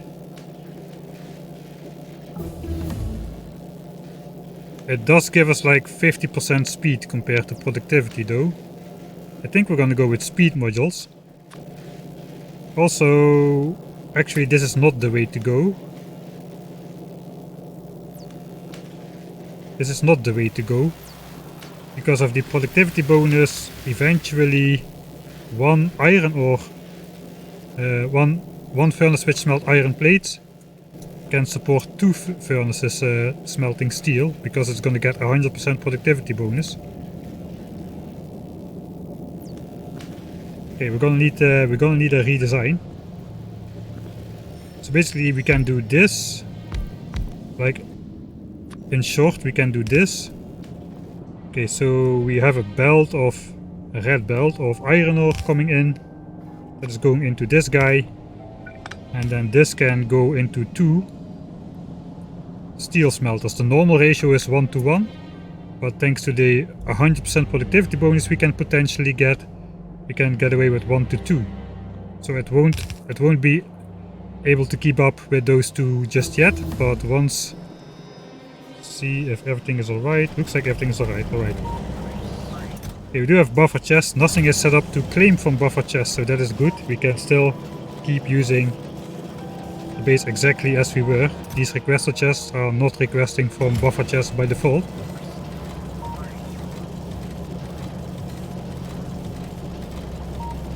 Right, so now we can throw iron ore into there.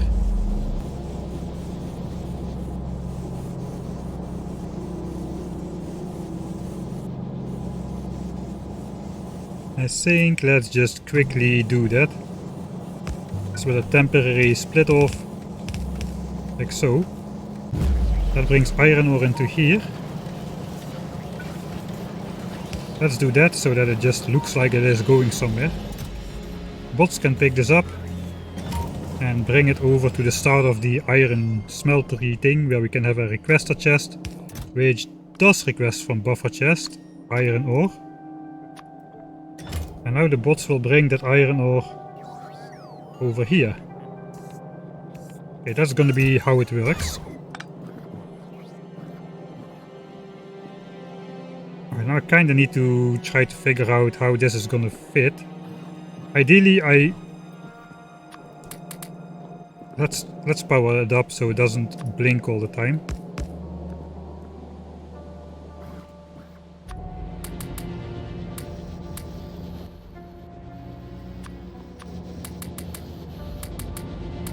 Alright, I'm just doing this so the symbols are on there. So ideally we keep this up like so, but 1, 2, 3.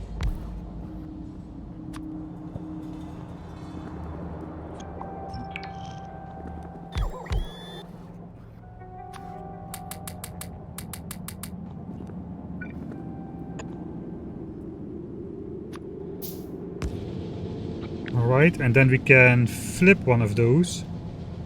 Something like so. And that would go the other way, right? So this looks kind of messy.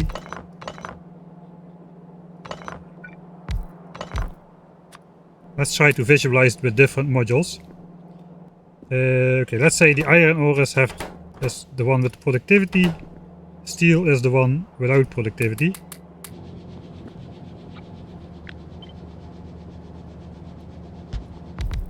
Then we could have the iron ore just loop around all the way like so.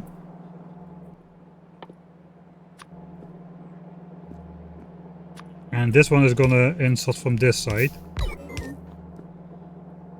And give steel to these two furnaces, right? Something like so would be a pretty compact setup. If somehow we could get steel to output... Somehow we could get steel on an output belt down the middle, that would be sweet. Or we could just do belt weaving.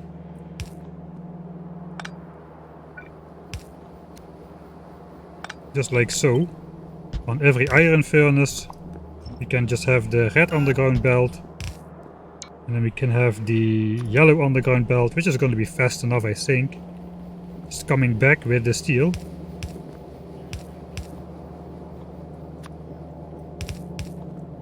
That could be something.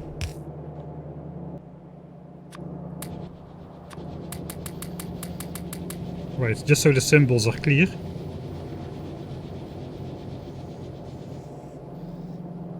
I think that could work. And we can even bring these closer together.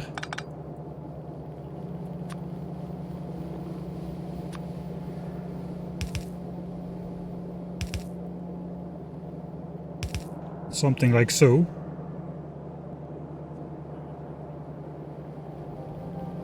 %8 productivity is nothing compared to 50% speed. It's relative. We already have 60% productivity and 10% speed bonus at the moment from the warp beacon. I just want to keep on researching technologies. I guess we just... Anyway, I think we're gonna want to research all technologies eventually.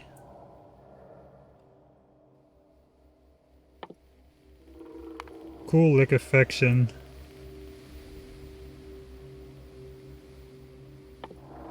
Shooting speed. Let's get shooting speed. For Spidertron rockets later. I think we can research Spidertron already as well.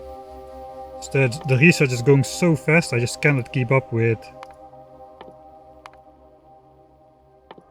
Yeah, we can research a lot of laser turret upgrades as well. Let's do that.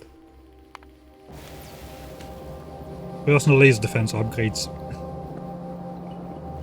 Alright. So now if we do this neatly, we would have 2 steel furnaces like so. Iron like so. Yeah, this could just be the same.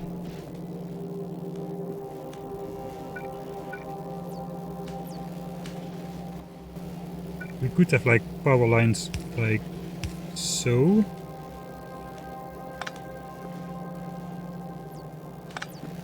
No, we could not, because here needs to be inserters.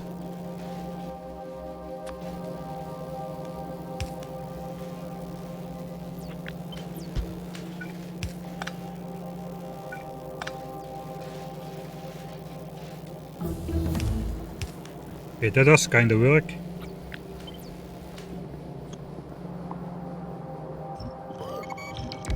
Okay, bear with me, this is gonna be a bit difficult to follow, I guess. That's gonna be that. Disconnects.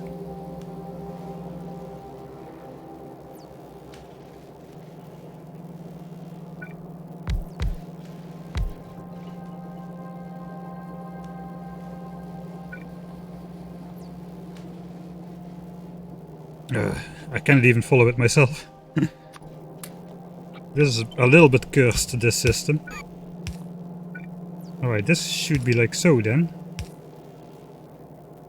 Except, yeah, this one is mirrored.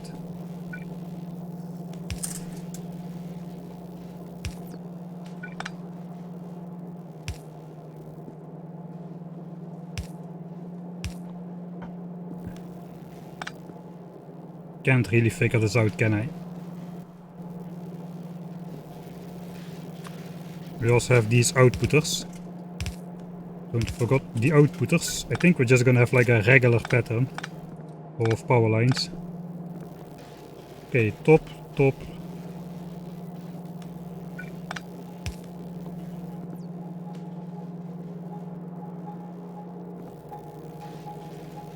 I think this is alright. Then we'll just have the power lines on top of the iron furnace, like so. And here that can be, alright, never mind.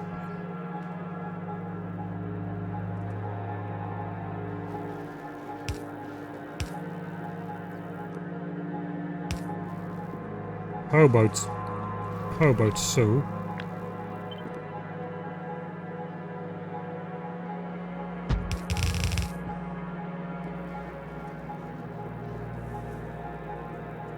It kinda does seem to work. Power line pattern is okay.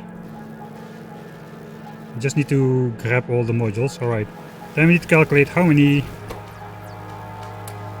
I don't know how many we need. I think we can just build as many as we want.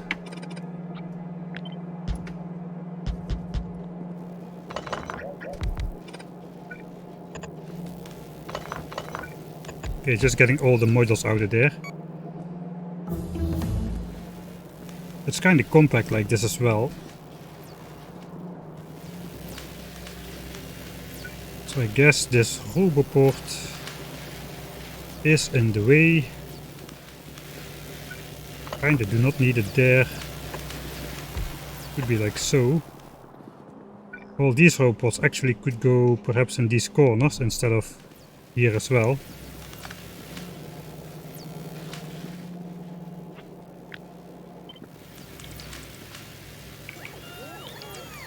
Alright, so we want the steel to come back here. I guess we just...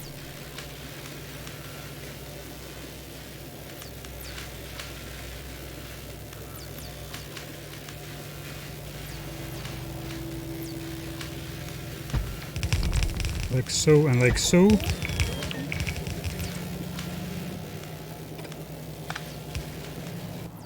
We can have the ore requester chest down the middle. Like so. And that can output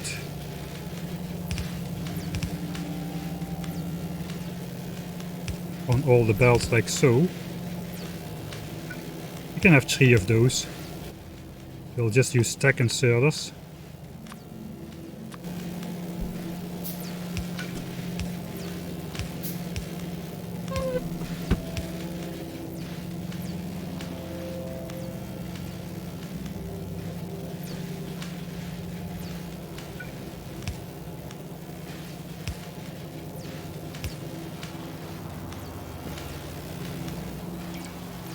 Alright, then we just need a ton of furnaces, and then we can copy this pattern a couple times and see how that works out for us. Let's not build it out completely, because I probably did something wrong somewhere, and then we have to take it down all anyway again.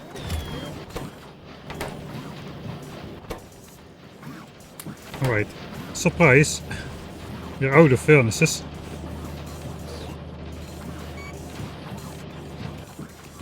Alright, if we're out of furnaces, I'm just gonna have to build a bunch myself.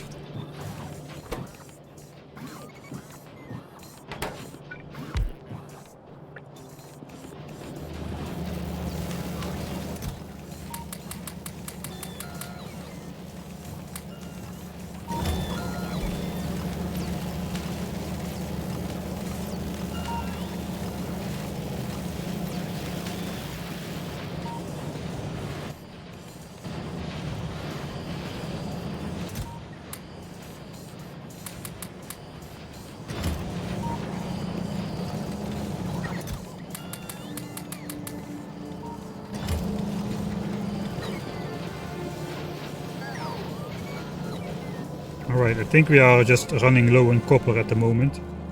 We're running low on copper because we're only feeding out half a belt. That is why everything is going slower. So we probably need to switch to copper mining, or just warp out to the next effing planet, where we have all resources available. I think that is going to be the way to go. First though,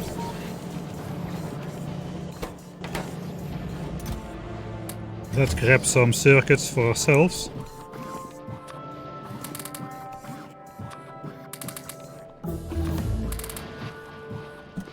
And we'll just speed it up.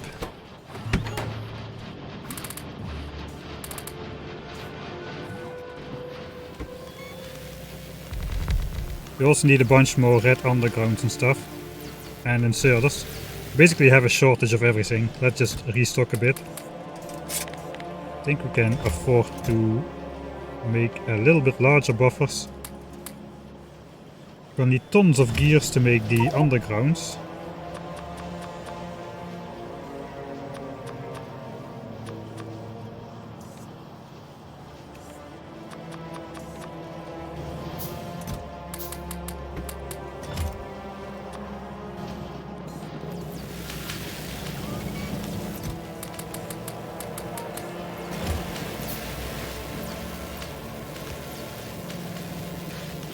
Right, so these furnaces have by default 60% productivity bonus.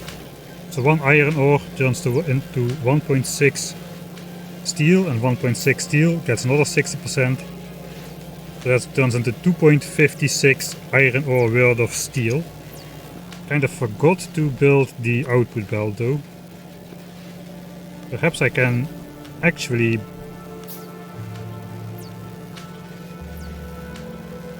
No, let's go up. Let's go back up. I think it's not going to fit on one belt eventually. Okay, I'll just build this by myself.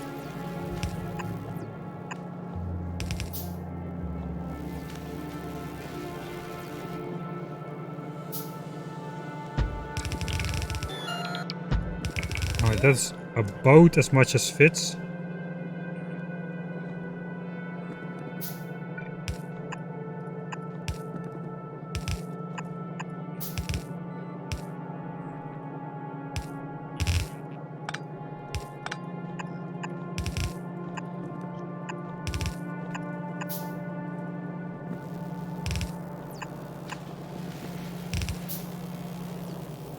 Alright, so that's the steel belt on that side.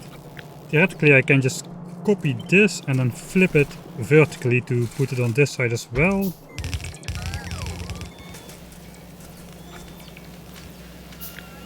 And then we're gonna have 54 furnaces, of which 18 are smelting iron plates and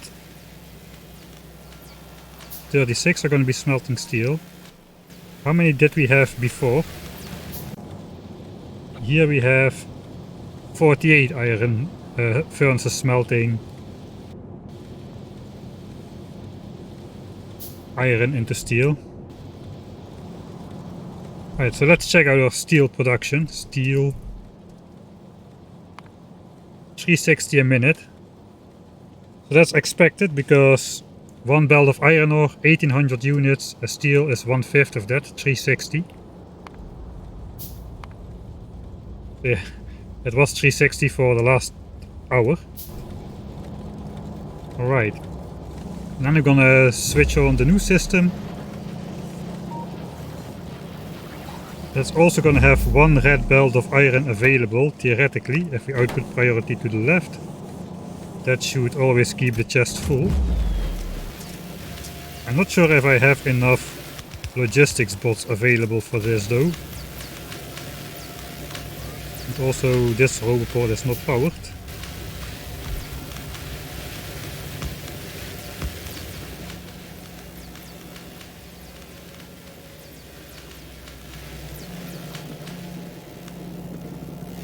Alright, I also still have to connect the steel before I switch it on. How do I do that though? I could just bring the steel back by bots as well. It's a bit cheap. I could just request the steel to this chest actually.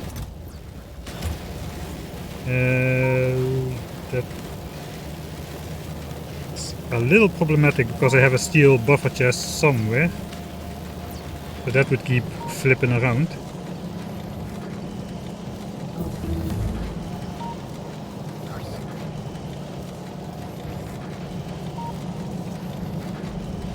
Let's see, there should be a steel chest somewhere. Ah, it's over here.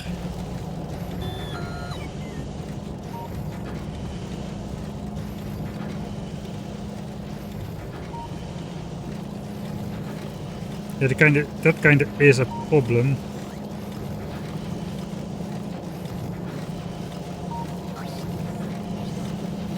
Because if I request steel to this chest, the bots will just bring this steel to the chest. I guess I don't need this anymore.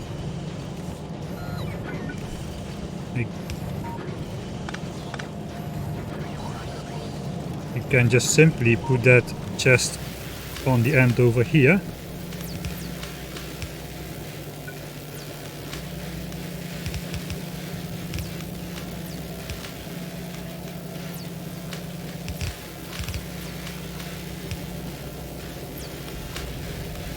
I don't think we're gonna need actual stack inserters to...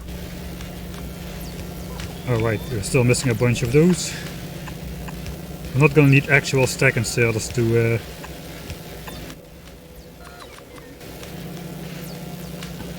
be able to load all the steel, I don't think.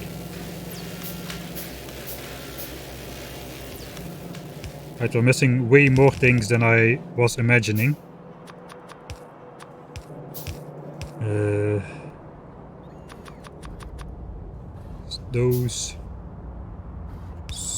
Those we are making, I guess. We're probably missing a bunch on the north side still as well.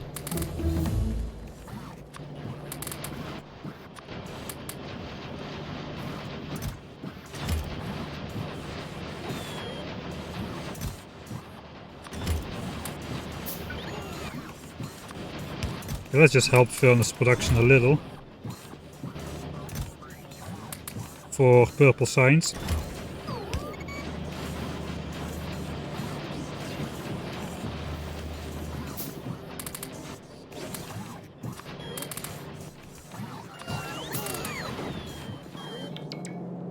Alright, what are we missing now? 14 more furnaces. I think it's all in the north part. Alright, that's the whole thing built.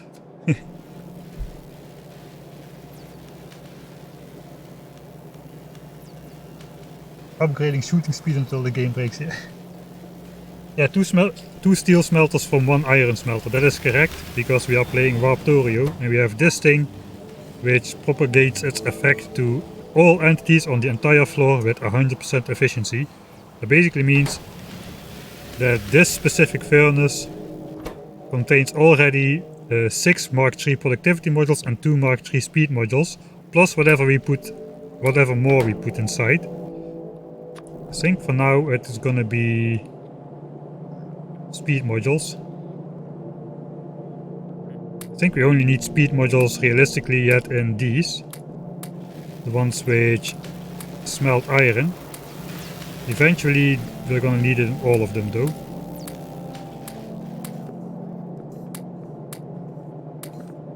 Right, so these are now crafting speed 3, these are crafting speed 2.2. 60% productivity bonus, 3, 60%, 4.8, we need 2.4. I think these are actually faster now than this, we'll see. Crafting speed 3. And 60% productivity, 4.8, 4.8, 4.8, 8. This crafting speed 2. Alright, so every iron smelter on top is worth 2.4 on the bottom. We have 48 here, and here we have 18. 18, 36, and 0.4 of 18, 7, 36 is 43.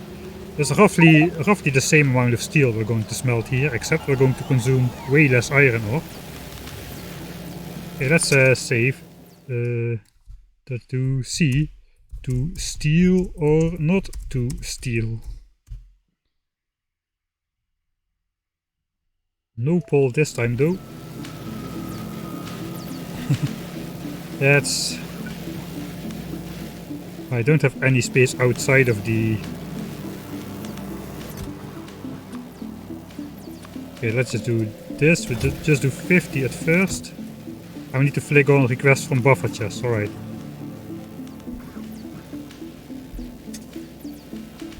Let's do 1k. So all of the chests will have something. Request from buffer chest, all on, the bots should be flying.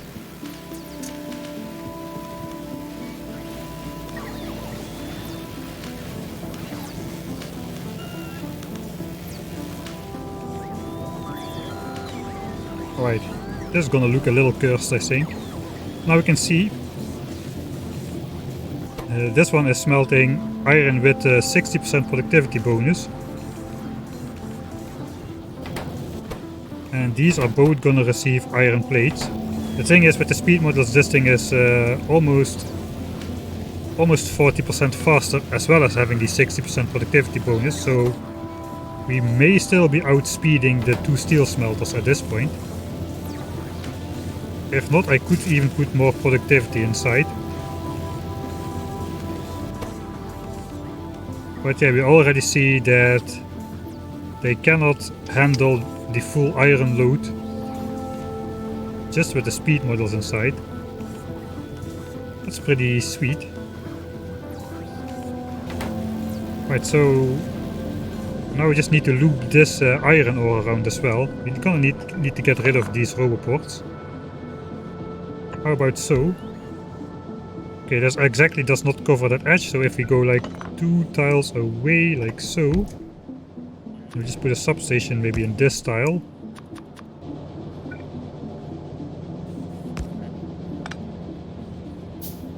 Okay, if we do that on every corner, we would exactly have this floor in range, so, and it would be out of the way. Alright, for now,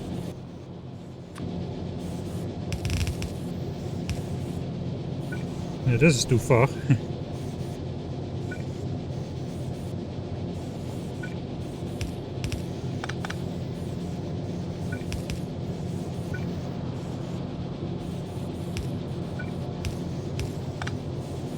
Okay, now the back half is gonna fire up as well. You can see these ones don't have a recipe set just yet.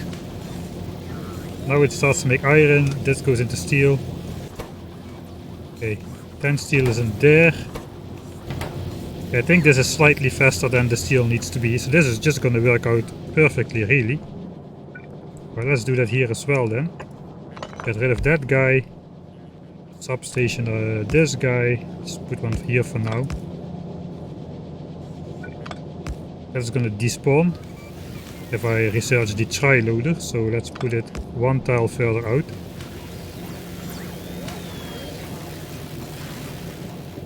Then we need to connect this guy here as well.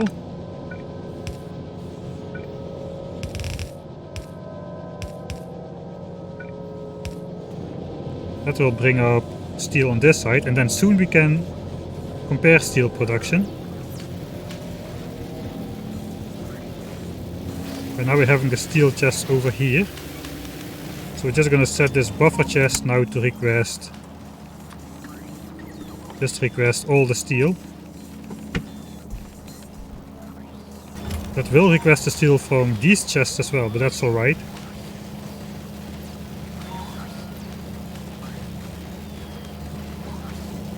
And this is just gonna put the steel on the belt, so we don't need to redesign this whole belt spaghetti here, which is great.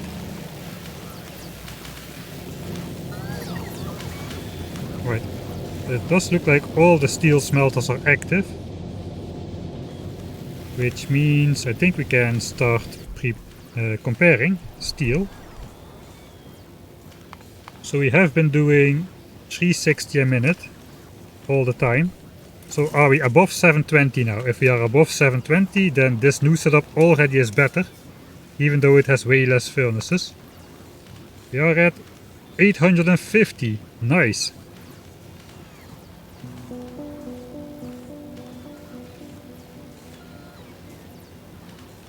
Alright, so this is already producing more steel than it is consuming.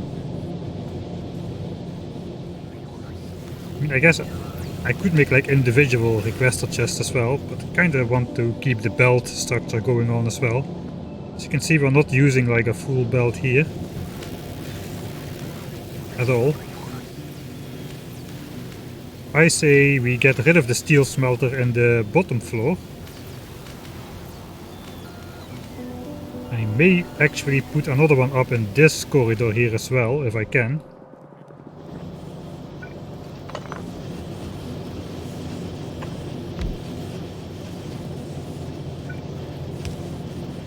Alright, we still do not have gaps in our Roboport network.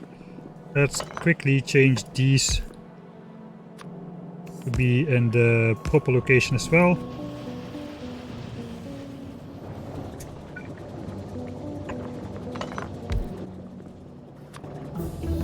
Okay, that one is already connected.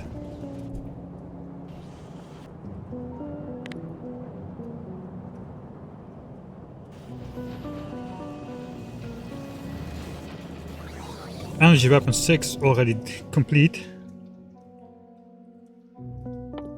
I guess let's just keep upgrading everything. We're going to be easily able to deal with behemoths after we're done with this stuff. Shooting speed still need to upgrade.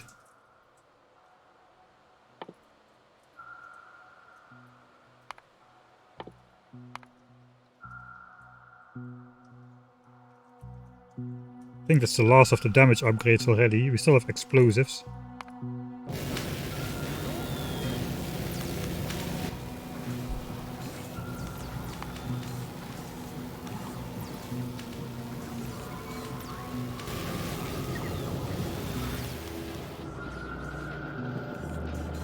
Alright, I think it is time to go mine copper.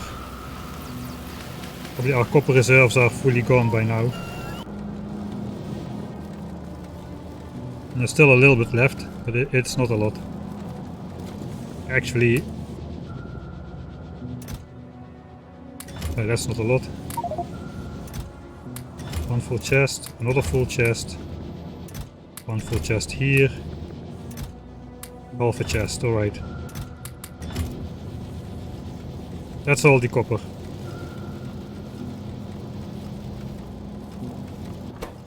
So we have spent over 127k copper this warp zone. And we've stashed up almost 200k iron by now. And we are using the full reactor's power. So again we're at a power deficit. We're gonna warp out though. I'm not going to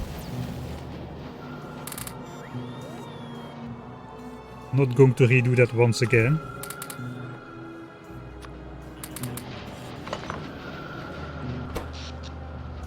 Yeah, I think it's because of these smelters. They have added a lot of power.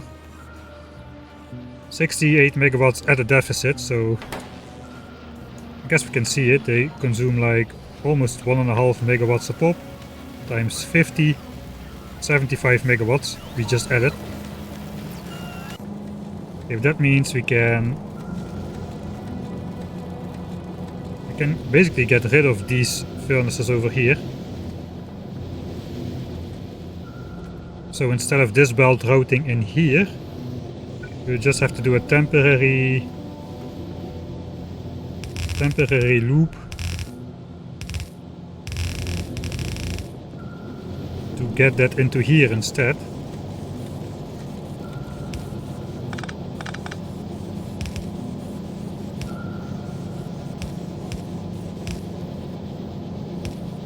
Don't worry, this is only temporary, it's gonna look nice again after a little bit of time.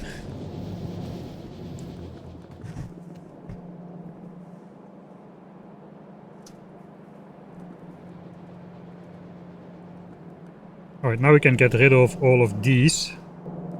Can I just do that with my bots? Kinda hope so. And then we have successfully transferred steel from the harvester floor to the factory floor. We can possibly bring back copper and iron smelting to this floor now that we have so much space here.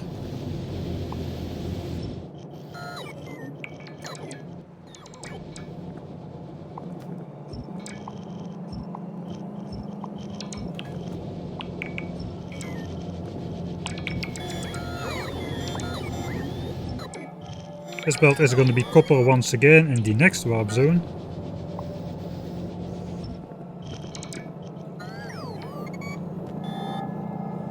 Alright, so that's the last of the steel. Then get rid of all of this. Man, it's nice to have bots.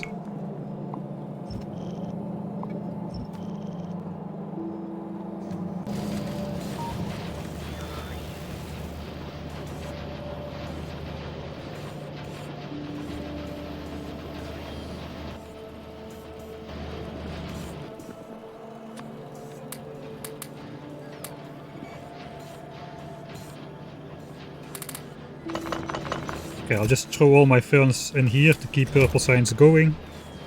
The next warp zone, I think we can upgrade the entire base of assemblers, Mark III, and we can start making the rocket and upgrade this to 10 slots, and then we'll just fill it up with speed modules, I think, because we have so many resources, we can just consume them faster instead of slower with more productivity bonus. I think that's going to be the way to go.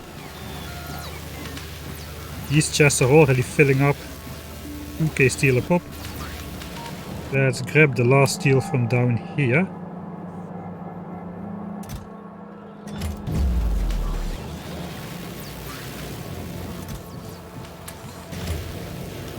So if we put more speed modules in here, then these are gonna speed up faster and we're gonna be producing even more steel.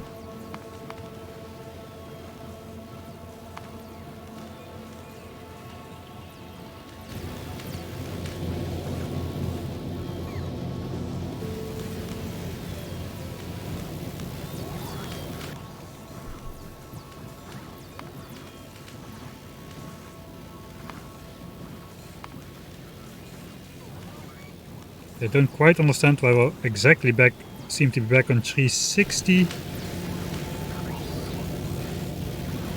Ah, because we're at low power, that is why. Yeah, it's just coincidence. So it is time to redesign the top side yet. No plans for 10 warp modules. Warp modules are probably in the cards. Are the chests requesting more than 50? No, they're not. Let's go with 1k. Probably copy pasted the wrong chest.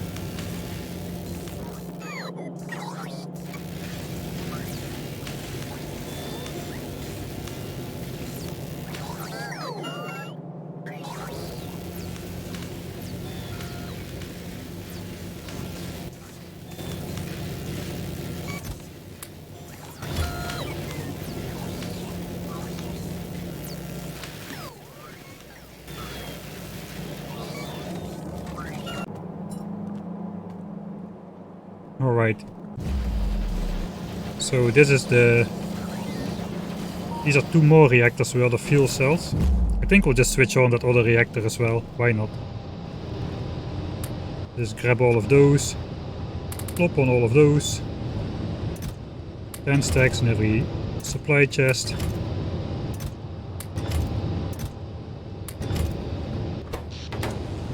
And then we just need to connect the power. Not really sure yet how that is gonna go, but let's go in max distance and we'll plop that in there like so. Power 800 megawatts. We could get up to 1.6 gigawatts on this floor by just using the 4 corners. I think we should move the smelting back up to this floor now that this is completely empty. Even the oil storage could go... I don't know. The oil storage could go on the top floor. Over here. Since we are bringing it in with the planet teleporter as well, it would make sense to just store it on the top floor. For that we need to redesign the whole platform first though. And for that we're gonna need to automate all the turrets. I guess for now it's good as it is. This and this is gonna stay for now until we need more resources basically, or more power.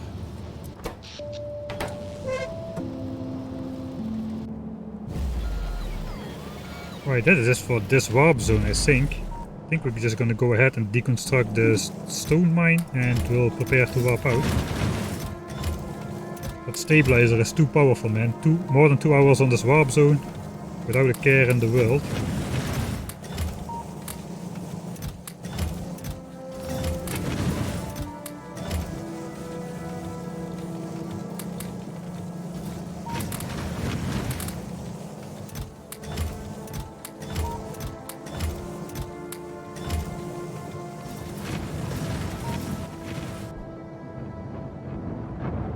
I mean, look at this. This is not Warptorio anymore, is it?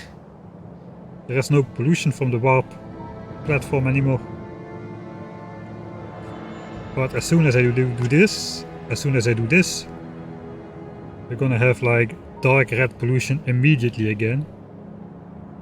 And it's gonna take a while to dissipate as well. So, alright. 42D prep to warp out.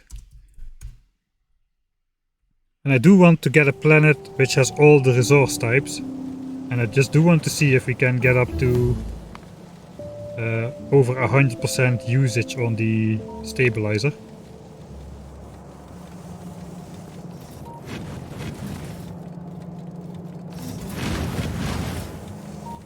Alright, so I guess we'll grab our stuff. We need to deconstruct this one manually. I don't think a single biter has attacked this platform, so I don't know what you were talking about, that I should put ammo in these turrets. I mean, clearly the intimidation turrets were enough.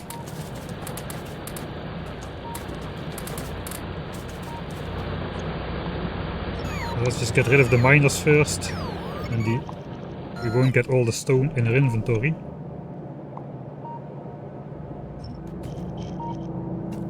Man, the bots start to be quite zippy.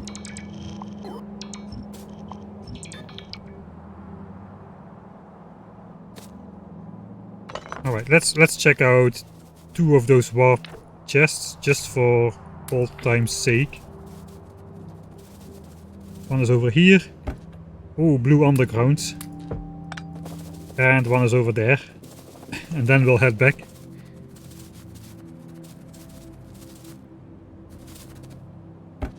Some more logistics bots, more blue undergrounds, gun turrets and a little bit of copper. Right.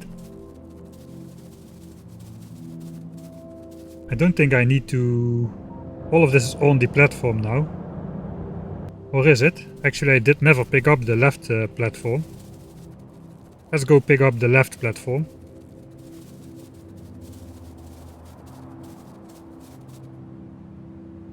Where do I need to go? Oh, it's quite far. Alright, let's go through the base then. We can also zip in here.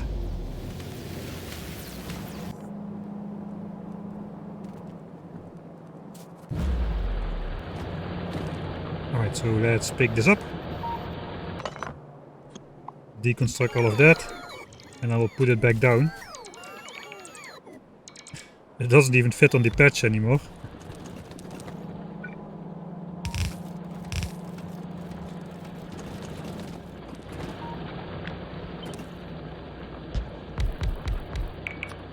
Alright, so we don't need to do this temporary add-ons anymore. Still cannot say I really feel the need to redesign this platform, as it is working perfectly fine as is, especially now we don't need to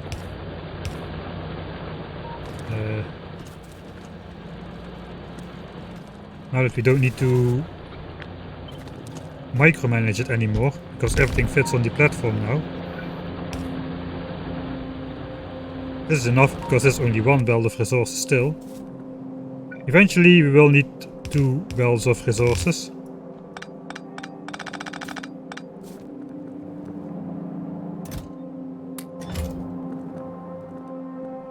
Alright, I'm gonna take these in.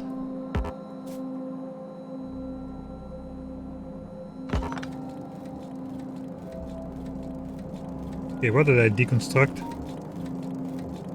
This underground belt, it seems.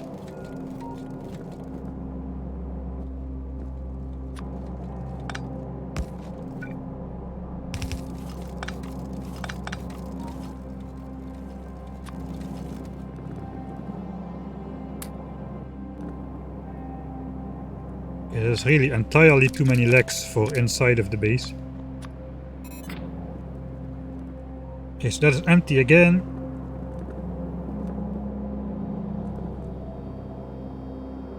Everything needs a redesign now, man.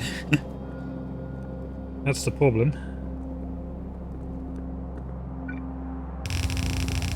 For now, let's do a temporary redesign where everything just flows straight.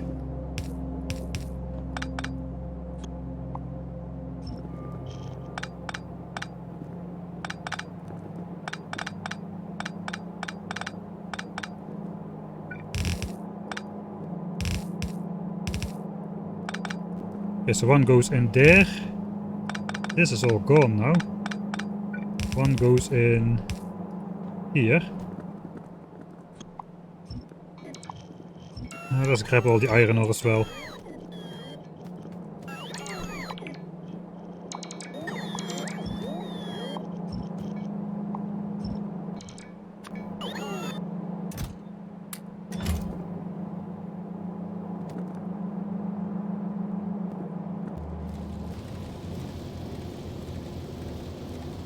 I mean, we could get more power in here, or we could easily double this amount of we could easily like triple this amount of furnaces in this space.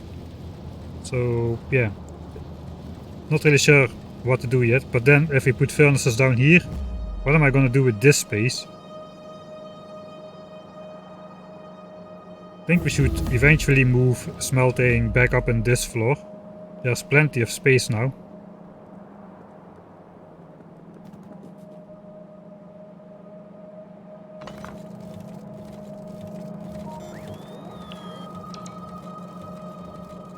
Alright, it does seem that nothing has been left behind. These things don't get attacked anymore. I don't really see the need to upgrade this a lot.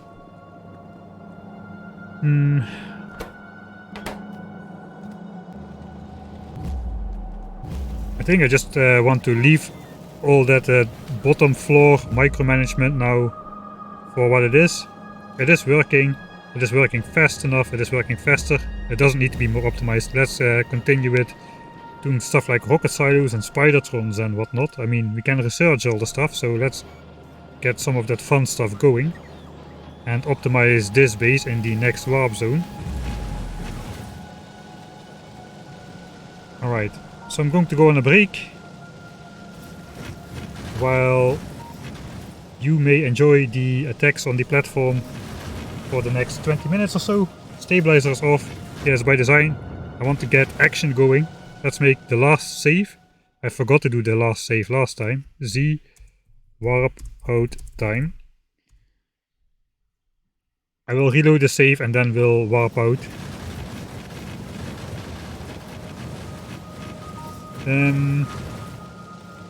Yeah, I'm gonna have a bite, gonna make some coffee, and I'll see you in about 20 minutes or so.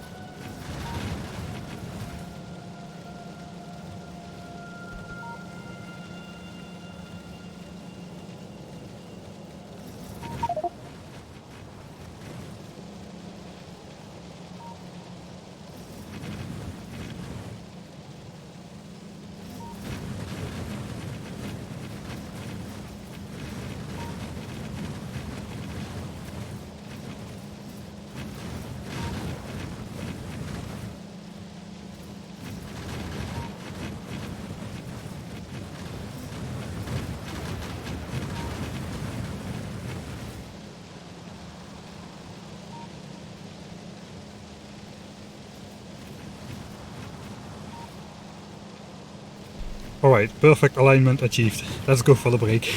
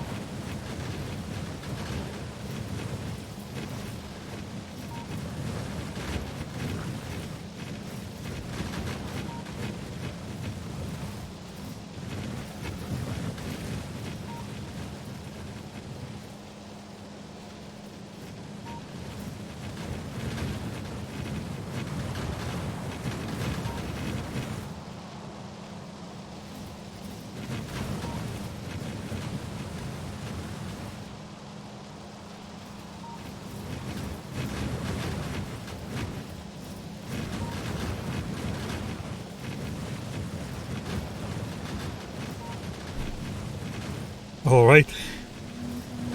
I hope you enjoyed staring at that blinking tech notification in the top right corner, which I always forget to switch off for the last 20 minutes.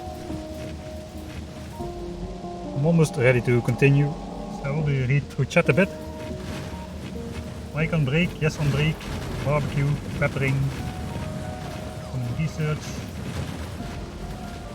Oil for flamers is pretty trivial, yes indeed. Ammo adds up, still using yellow ammo, yes, yellow ammo indeed best for the economy. Red ammo is, when you need the DPS, then you should switch to red ammo, but in general yellow ammo, if it does the job, it is just cheaper. So that's why we're still on yellow ammo, especially in Warptorio. You get extra buffs to the gun turrets. Let's see if I can mouse over one from a distance. You can see our yellow ammo does 7 times the damage as before any upgrades, 35 damage per bullet, and it shoots 25 bullets a second instead of 10. So that's like 21 times the raw DPS of an unupgraded turret. And if you factor in biter armor, that's going to be even higher. But the big biter has 8 armor, so as long as you do significantly more than 8 damage, which we are, 35, the yellow ammo is going to shine. Yeah, it's just going to be a lot more resource efficient to do it with yellow ammo.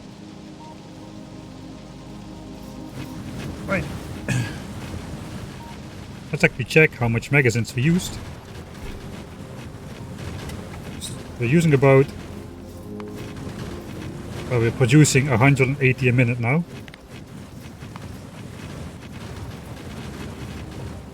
Consumption is slowly going up. So yeah, you can see in the stabilizer area is just a flat line basically. And once I switched off the stabilizer, now it's starting to go up quite significantly. Not so significantly like here, but yeah, I guess we just haven't been running for long enough. Alright, second part of the stream is about to start. In the first part we handled upgrading the nuclear reactor. I don't know if there are new people, but let's just zip through the base just a bit. So this is our factory. We put steel on this floor, where it can benefit from the 60% stacked productivity bonus on every step. So we're getting like 2.5 times the steel out of the same belt of iron right now. Out of the same belt of iron ore, I should say. We cleared up this floor. There's only the oil storage left. We upgraded these to the max size. We didn't redesign the platform just yet.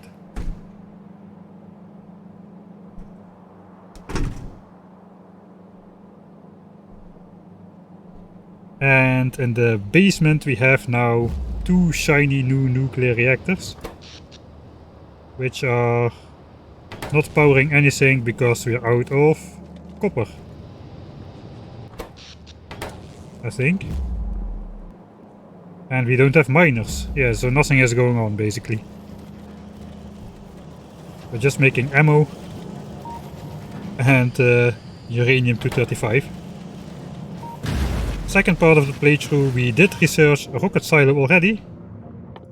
So we're gonna make the rocket, make some satellites. It's gonna be fairly easy, I think, because now we have bots down in the basement.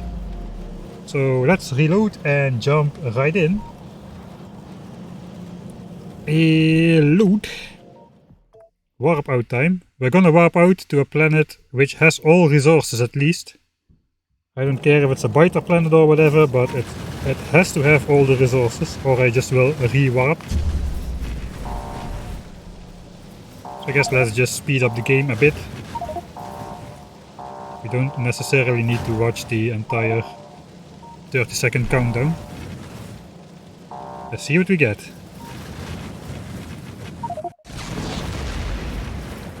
The piles of raw fuel strewn about this world makes you wonder about the grand forest that once thrived here, a very long time ago. I think this is a... oh, it says here, it is a coal planet, indeed. Alright, so we're gonna have, similar to the iron and copper planet, we're just gonna have huge coal patches and very small and not very rich patches of the other type. So let's switch on the radar. And we'll start scanning. Yeah, so we're just gonna leave the resource infrastructure as it is. It is good enough for now. Eventually, we will redesign the defenses up here. And as well as the whole smelting thing, but let's get started on the rocket stuff. I do have those in my inventory. Where is that? This one is over here. Right. First we put away the nuclear reactors and stuff, of which we found most of the stuff in loot chests actually. One more centrifuge. Right.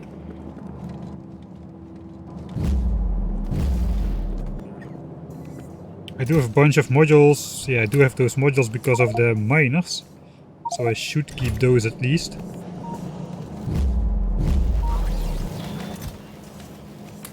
Okay, somehow it looks like these chest limits got reset. Now we have like 20,000 magazines. Almost. I guess we'll just keep it that way, but that was not intentional. Actually, let's just do this. And we'll go with 16k. I think this should work, right? This should be consumed first.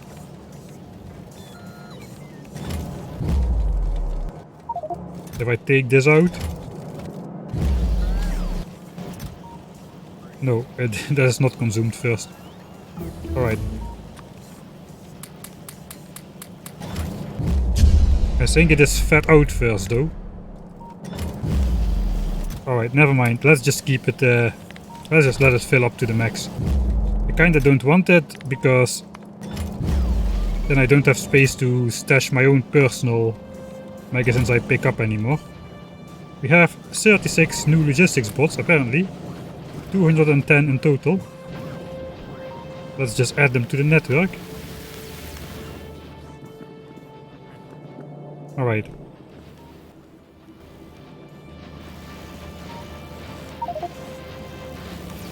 Let's take a look if the scanner already found some resources. Cool. That was predictable. There is some stone here, which we don't need. There is copper here. That's probably gonna be our copper patch. Here is a small iron patch. We could grab the iron patch.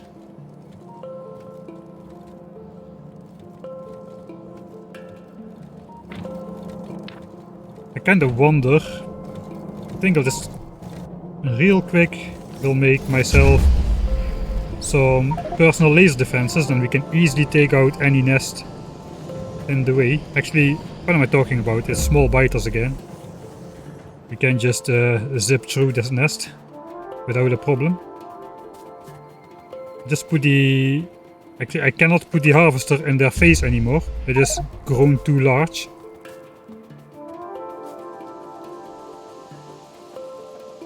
And the gun turrets are too far away. So we'll just have to do a good old gun turret creep, I guess. Let's check out how much uranium ammo does in a turret compared to normal. This is 35. Uranium ammo is 169. Unfortunately, we only have just a few bullets, so... But that would basically 3-shot a nest, I think. And like 2-shot a worm. Let's try uranium ammo just for fun.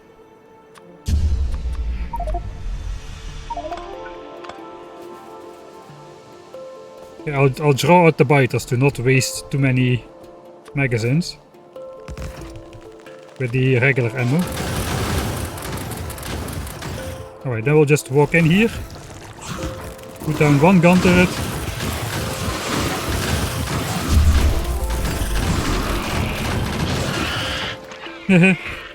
And that did the job. How many magazines was that? We spent 3 uranium magazines. Yeah, quite powerful.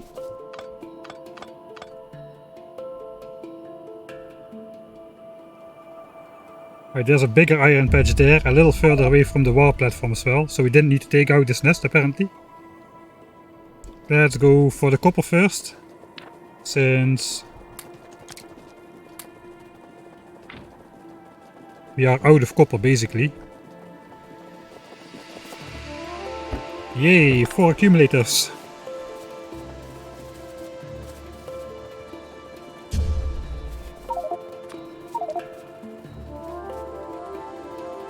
Alright. So it's good we have bots.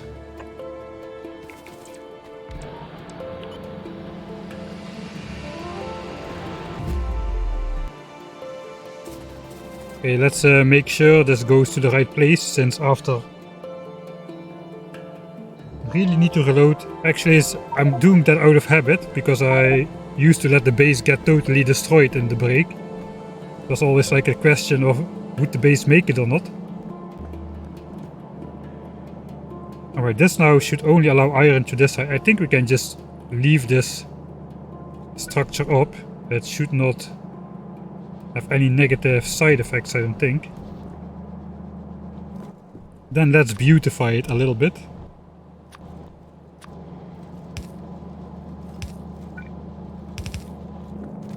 Oh, this is too zippy, man.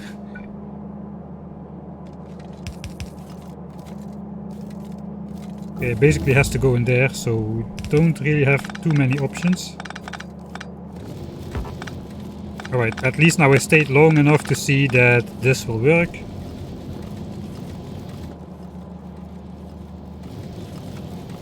We can reconnect this, so copper can flow in these chests once the system is backed up. Okay, we can go out and put iron down then.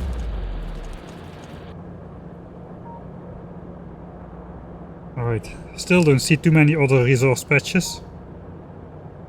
So I think we're just gonna go for that iron, and as soon as this starts to be in the pollution cloud, we'll switch on the stabilizer again. Let's just zip down.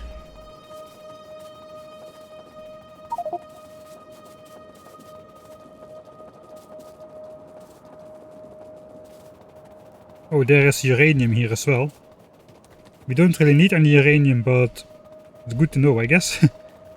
Oh, walked too close to that nest. See if they can find me.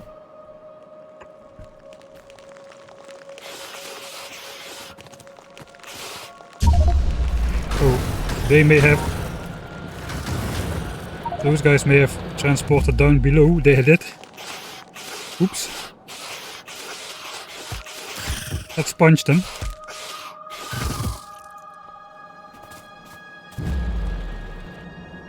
Alright, that's iron and copper. Do I need anything else? I don't really think so. Yeah, we can be done with the resource acquisition stage of this.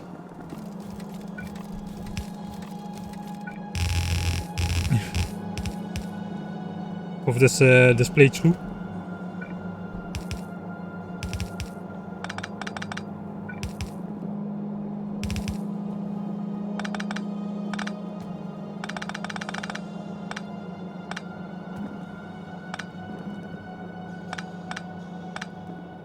I guess we could perhaps use oil, but oil is going to be super poor compared to regular world, so it's not really worth it to set it up. We're gonna survive this world easy with what we have, I think. Okay, everything is starting up again. Power usage looks normal.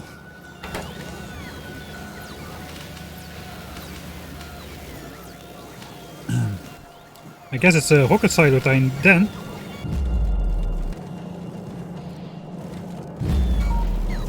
Okay, let's take some of those legs out of the armor. This is a bit ridiculous. I have iron ore, I have copper ore, I have a bunch of wood, a bunch of stone, a bunch of coal, bricks. We're gonna need 1000 concrete. We made some concrete early on, so let's just grab 1000 of that. We only use it for the centrifuges and now for the rocket silo. Then we're gonna need 1000 steel.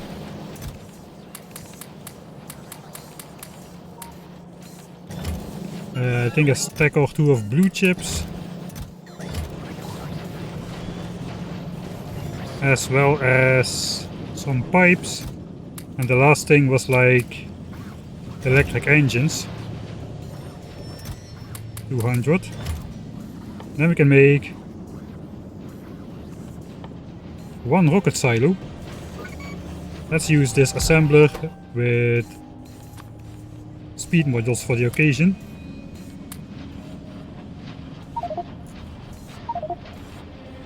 And that's the first rocket silo. Probably the only rocket silo too. We're gonna need some more Mark III productivities to fill that thing. We can have 100% productivity bonus on this guy, since we've got 6 of these in the beacon. If we put 4 of those in here, that is gonna be... That's gonna be 100% productivity bonus. That is awesome.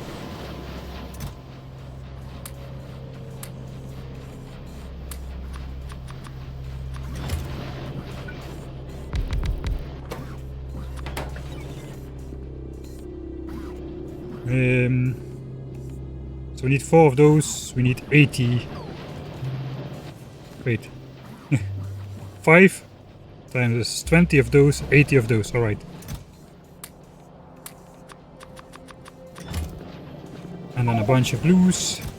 I think it's almost time that we can start automating Mark II and Mark III modules as well, instead of hand feeding them like we are doing here.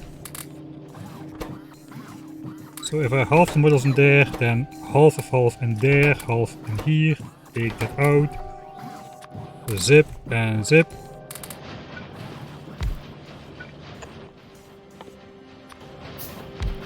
And then Mark III's in here.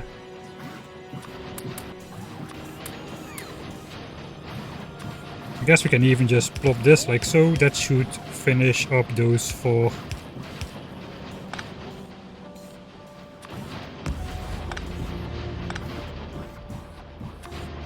That should make us those 4 Mark III productivity modules for the silo. We're already making low density structures. I guess we're just gonna requester chest this. Why not?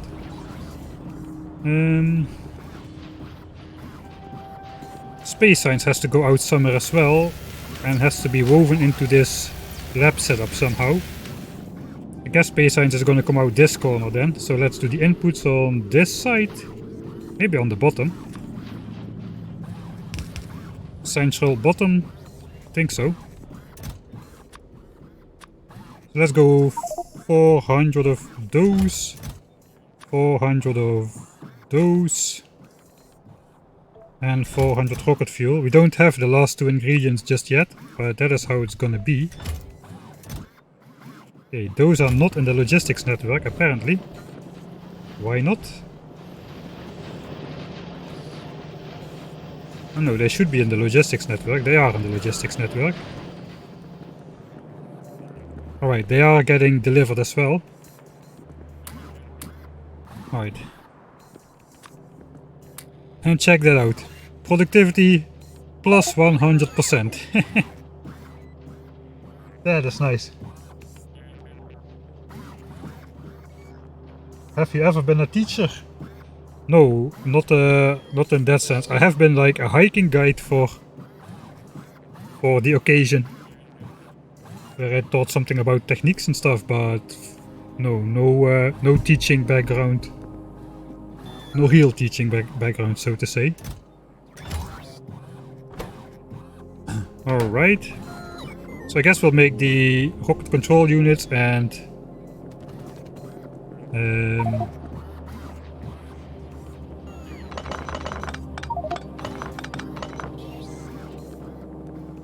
I think we can probably switch off the radar. We probably should be switching on the stabilizer again.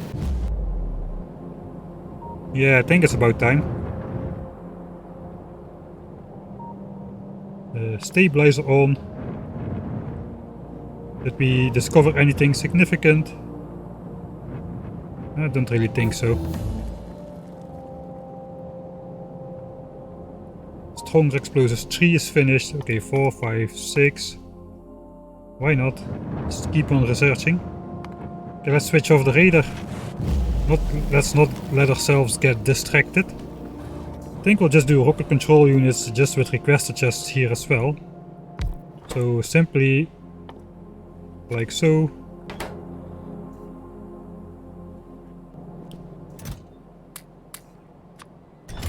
There's something wrong with oil. I never fixed water.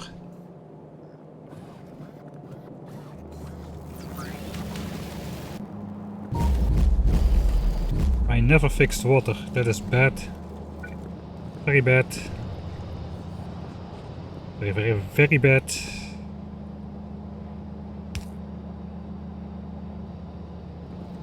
I guess we'll just use one of those water well pumps, which pump water straight from the basement. Okay, that explains why nothing was working.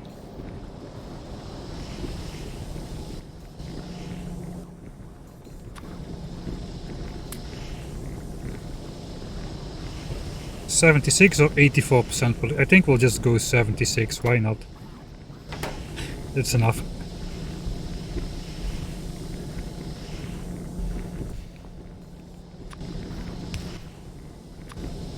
Alright, we can just do a couple combos like so. I think that will be sufficient already. Technically we could just plop those under here. So let's do that. Then we have to request the proper stuff. A stack of those, a stack of those.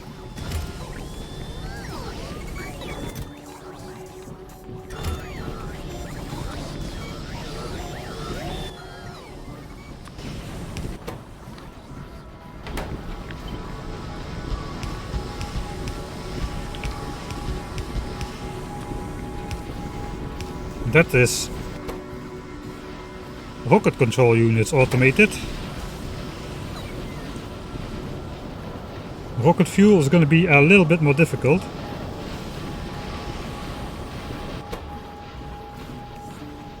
The bonus bar is almost keeping up with the production bar. That's awesome.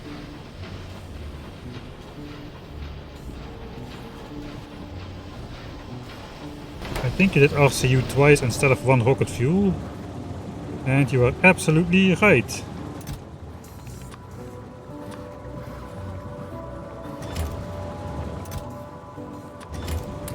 Alright, rocket fuel then. Let's just zip through this small opening.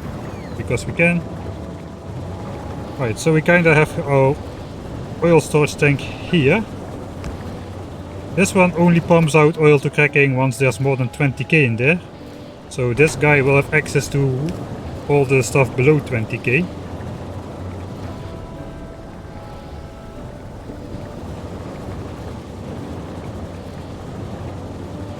So we have this space to set up rocket fuel basically, I guess. Right, again we are gonna have to deal with extreme productivity bonuses. So normally you would need one of those or two of those blue ones unmoduled. So these are like 66% faster. But since we get like 66-ish% productivity bonus, that should kind of work out still. We can use the regular ratio. So solid fuel from light oil into rocket fuel.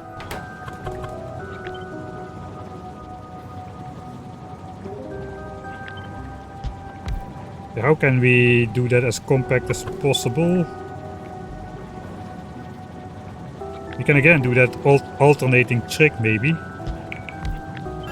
Does it fit under here? It kinda does. But there's no way we're gonna have space for the pipes and for the...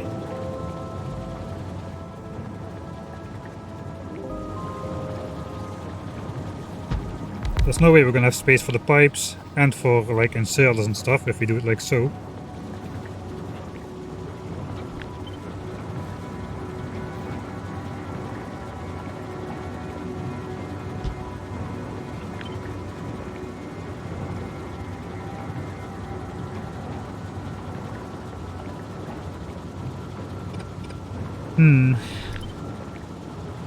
That's the problem of Warptorio. You have so limited space, you really spend a long time puzzling out all the details. But let's say we don't really care about it. I guess we could do it like so. Actually.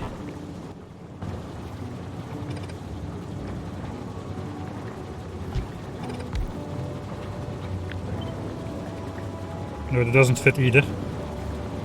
Alright, let's just go to this corner. Let's just go to this corner.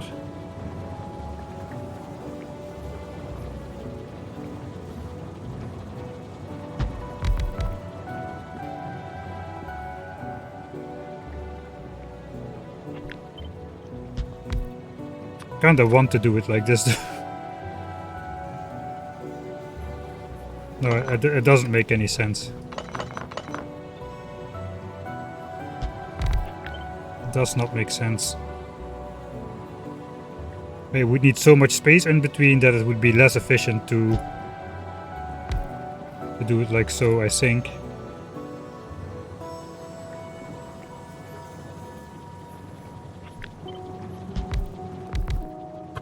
What about if we like rotated those?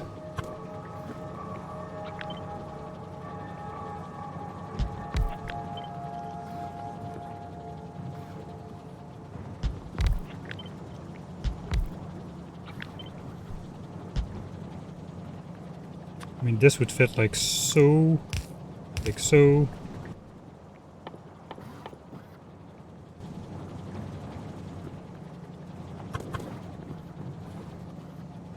You can have output chests even, like just for individual, like so.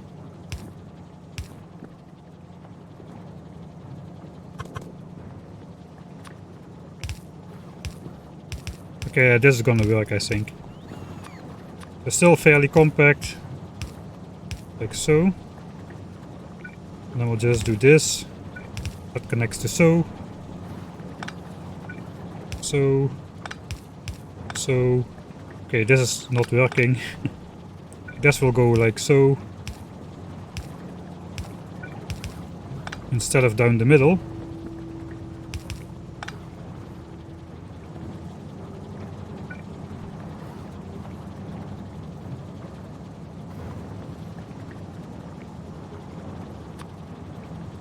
And then we can output rocket fuel like so. I'm gonna throw more productivity in there because why not?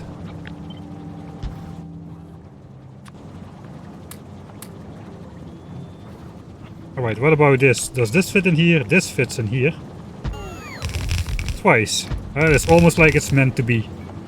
That is almost like it's meant to be. Now we just need 6 more of those assemblers, for which I need steel, apparently.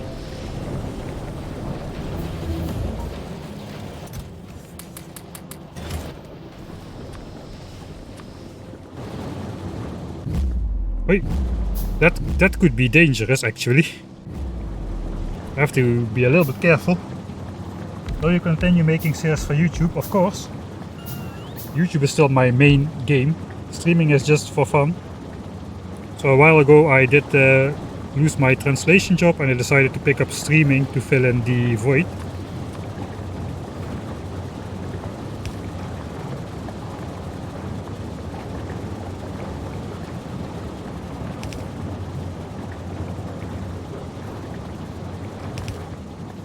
Okay, I guess we're going to go like so. Okay, I forgot about power. But yeah, YouTube is gonna remain my main gig, I think. I do enjoy making all the series. It's a lot of work, but I do enjoy it. There's rocket fuel. Here it goes, the first one. 30 seconds crafting recipe. So let's actually see if this guy fills up with solid fuel. Is there gonna be 10 solid fuel in here before the rocket fuel is complete? Yeah, I think it is. Those chemical plants are definitely gonna be faster. Actually, it's quite balanced. 80%, 8 pieces inside, 90%. Only now we have 11 inside. 10 I was gonna say. Okay, so these are gonna be slightly faster than those, but that's alright. We have 8 of those producing rocket fuel. That means we have all 3 ingredients to start making the rocket. I guess we'll just start making the rocket. Let's do stack sizes of 5. And we should see the rockets. That's going to be pretty slow. Crafting speed 0.5. It's not too bad. 6 seconds per rocket part, so 10 minutes for the entire rocket. Still gonna be faster than our production, I think. Productivity does not affect barreling and unbarreling. Now that I say that, it might in the future. Actually, I don't know. It could in the... Actually, you may be onto something. Stream started cutting a little. Is it that time again? Oh yeah, it is that time again. Come on, mobile network. You've got the power, I know you have. Alright, audio should still be good, that is usually the case. I'll just put the game on pause until it's back up.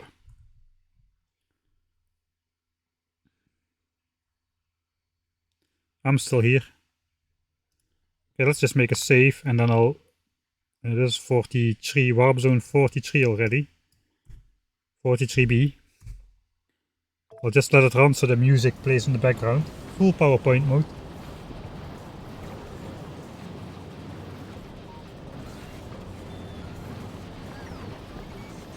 Right, so there is an entity in the game called a warp module. I'll just talk a bit about that stuff then, while the stream is trying to get back up.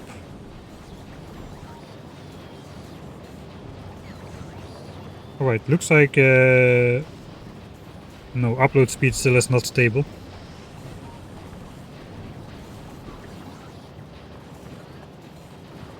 It is kinda up again, I think.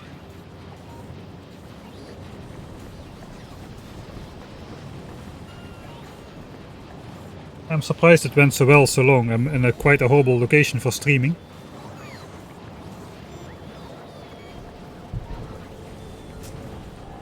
My Factorio save folder runs in the gigabytes.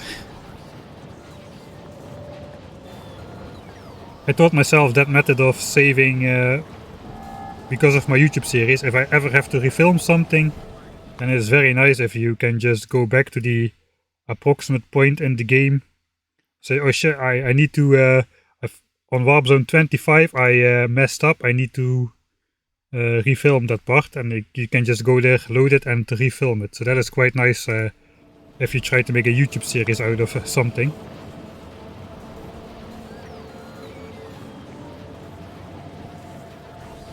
Yeah, I'm on mobile data for the last couple streams and for the couple next ones as well. So far it's going well enough, let's call it well enough. Right, I kinda want to see it in action though. Should I wait until this is full? We can set up the satellite. That should be fairly easy as well. Just need more of those shiny assemblers. Okay, looks like we're gonna need to pick up some green chips.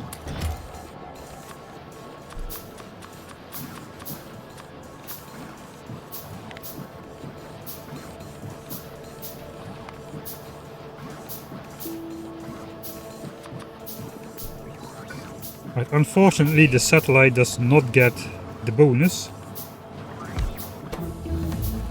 Satellite, we have some of that stuff. I guess we could do like a fun individual setup where we request each single ingredient to the proper chest, like so. 100 blue chips in here. Then low density is also going to be 100, and rocket fuel. There's going to be even more rocket fuel. Actually we need only 50 rocket fuel, I think, for the satellite. Yeah, 50 rocket fuel. Oh, we're going to need solar panels and accumulators. I didn't even think of that. Yeah, let's set those up first, and that will take a while. We'll just artificially speed it up.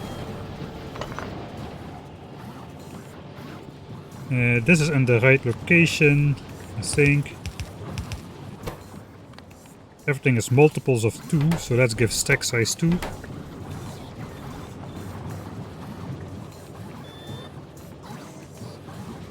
Could feed... No, I don't have space to feed solar panels straight in there, so let's make solar panels and accumulators set up.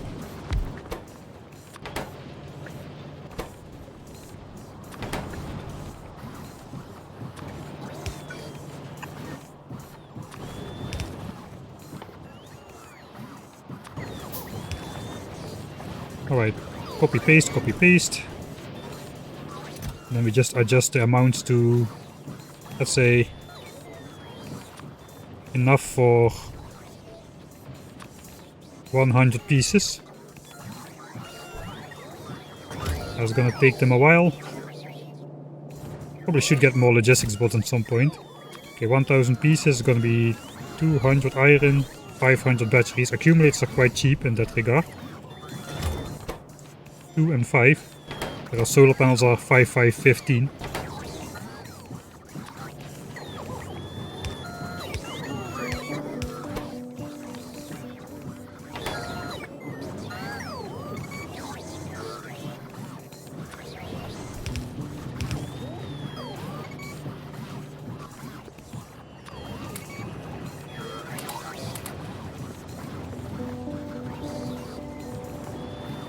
So technically we can start this up.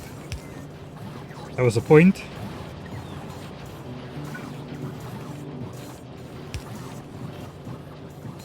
That's not connected. Alright. Solar panels and accumulators. It's so easy once you have bots and requester chests. That's why I usually don't use them. It is a little bit just like... I mean, not cheating or something, but it is just...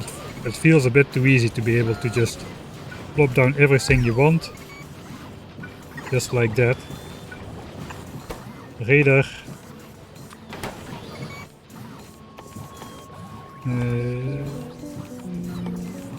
guess to actually automate it, we need to automate the raiders as well. I could just make 100 raiders and be done with it.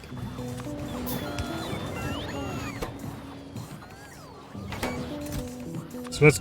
No, if you copy paste this, it's gonna request a huge amount, so I'm just gonna do this manually. 100, 50 and 50. That's gonna be more than enough.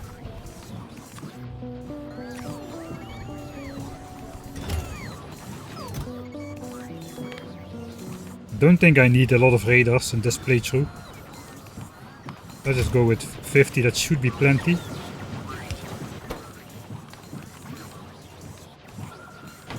Let's keep I'm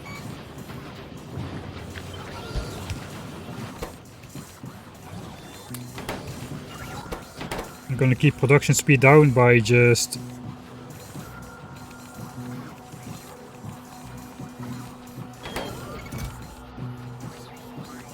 Oh, we don't have gears in the network. Oh, that is something new. Right, but that is raiders. I don't have gears in the network. Huh.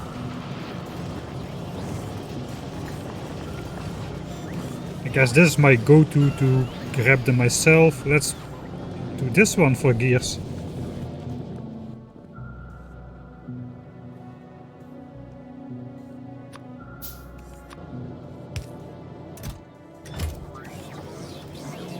Right, all of my gears are going down the belt, so...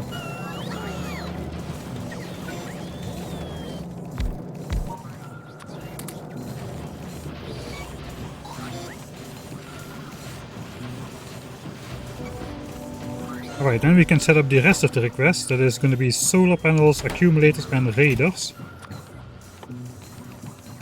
Solar panel 100. Accumulator 100. Raider 5. Yeah, 5 raiders.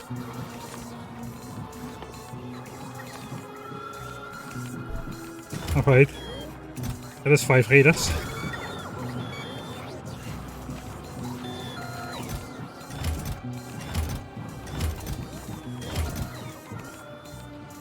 Actually looking like low densities are the current bottleneck.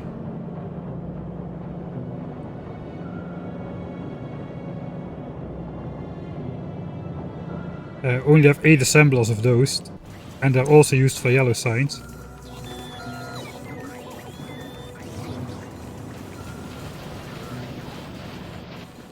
Alright. In that case, let's tone down on the productivity. They're at crafting speed 1.125. And now it's at more than double crafting speed. It loses 16% productivity bonus, but from 76 down to 60, I think it's more than acceptable to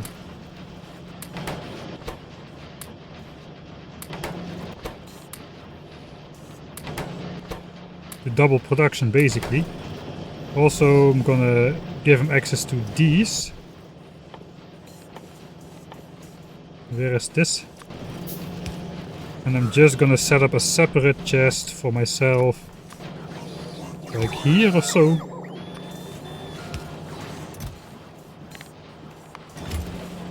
Oh, all of them are gone. That is a bit more than I intended to go.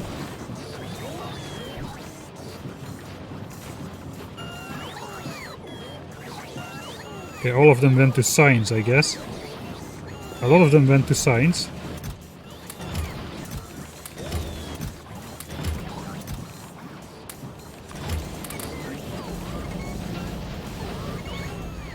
I want to keep at least a bunch for myself, since we will be making Spidertron pretty soon, I guess. We're gonna need a lot of those low densities to make Spidertron itself and the stuff for it. Alright, we need like one full chest of each of these ingredients in order to make the first rocket. I think I'm just gonna start it up though.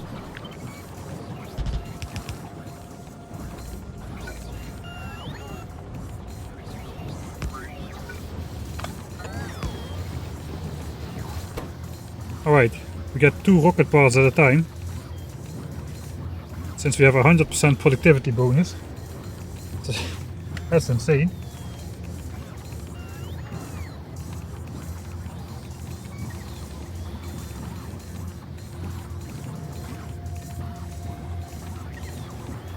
Alright, stream quality does seem good again all the time.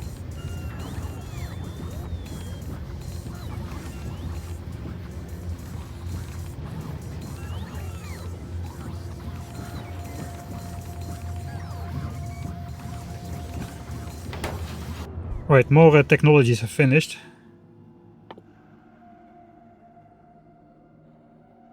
Should I invest 1000 signs to maximize this? I think yes.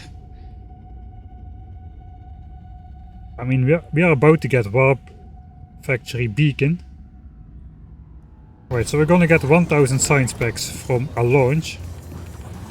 The productivity bonus on the space science is in the needing less rocket parts, but you just get 1000 science packs out there. So since we have 72% productivity bonus on the labs, that's exactly not enough. Exactly below 75.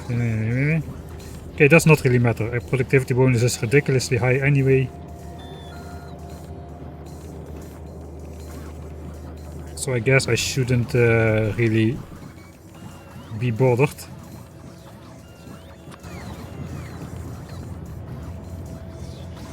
Kinda want to...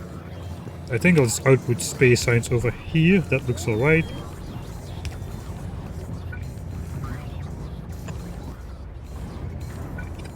That will be in the way.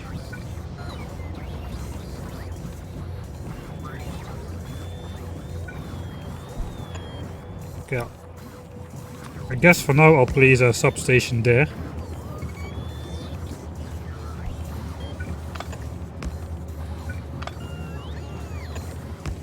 I'm trying to just connect. Why is this so important? Nobody knows, but this needs to be connected like this, obviously. Okay, I don't want this power line going over my rocket silo. Alright, one more of those. Of course, that is not in there, so let's go like so.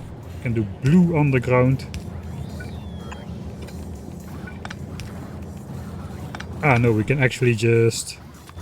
Let's output on a blue belt.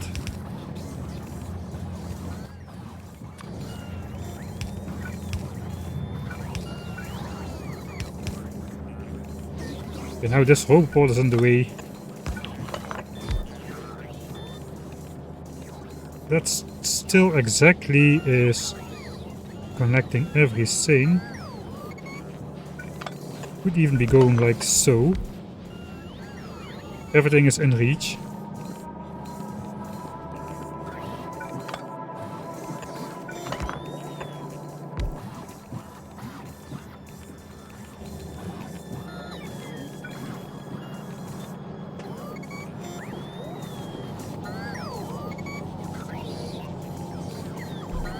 I kinda need to get over here. I guess we're gonna do some more belt weaving, like so. Let's use the blue belts for space science. I think I can get away with it. Actually, what I think I can get away with is even cooler. We can bridge this gap, can we not? Yes, we can. That's awesome. Through the void.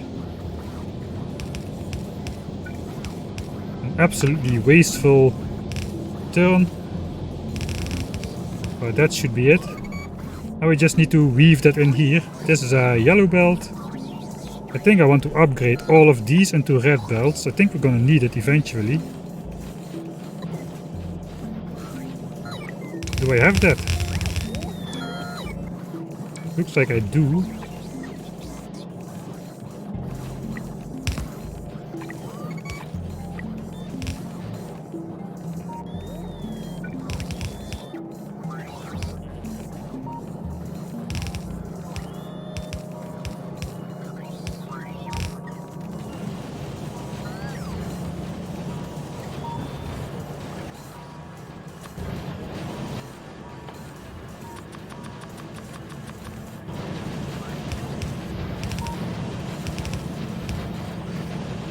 Alright. Yeah, I think we're gonna need the red belts for the signs. Also gonna need like stack inserters to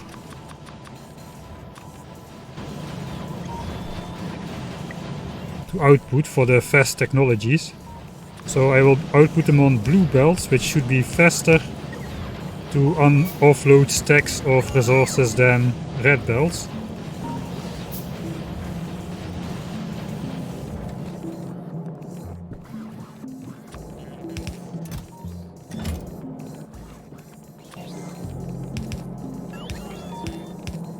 Alright.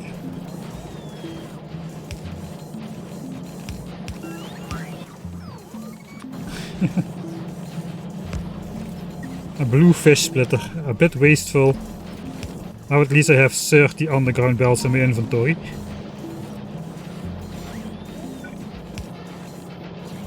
Alright, so now this is going to have to go underground as well. We are picking over the middle belt only here though.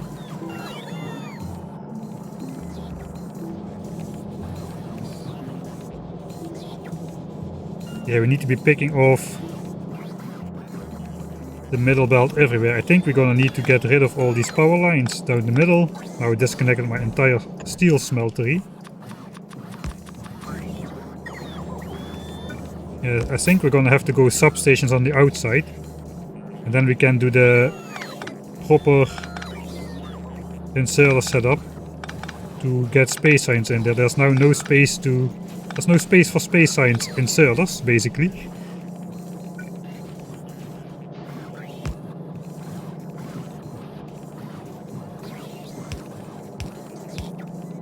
Let's not look too detailed on what is where exactly.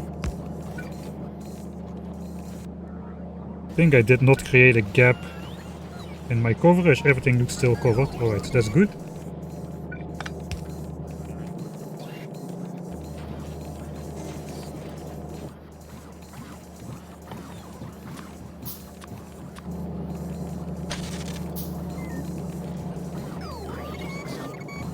Alright, so we are grabbing here. So if the red undergrounds...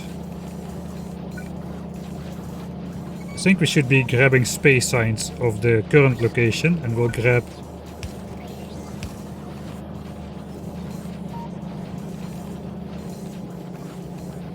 Oh, this is going to be more difficult than I thought.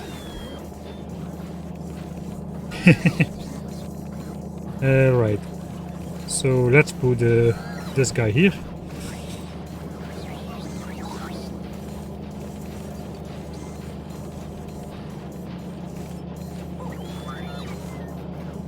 Alright, basically the entire belt system is... I think I have to redo this completely.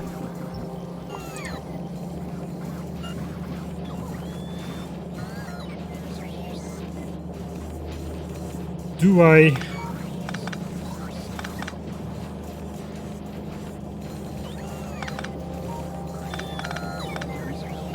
Yeah, because there's the zigzag. It's not symmetric over the horizontal axis. I have the zigzag going on, and that is just not gonna work.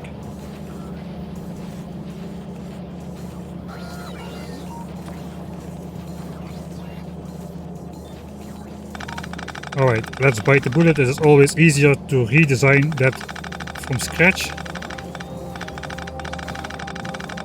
than to try to keep adjusting it. I mean, technically I could just do like 2 woven belts and that would be good as well. Kinda do not want to do that. I want to keep this structure. Right, so basically we have to grab yellow and purple signs from the same belt location, adjacent to each other, like so. And then again here.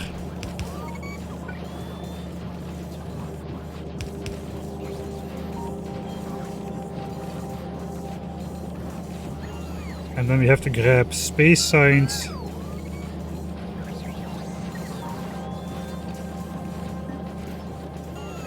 We're still gonna have that weaving, but not for the center belt. Let's try this.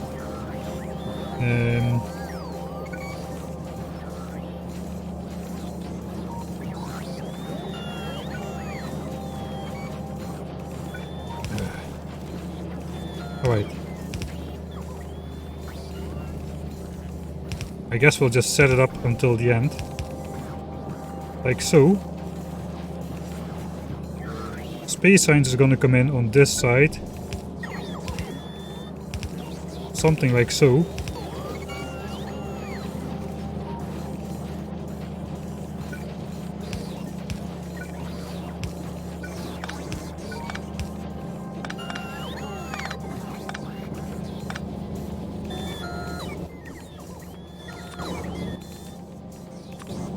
Last blue splitter. Make it visually more appealing.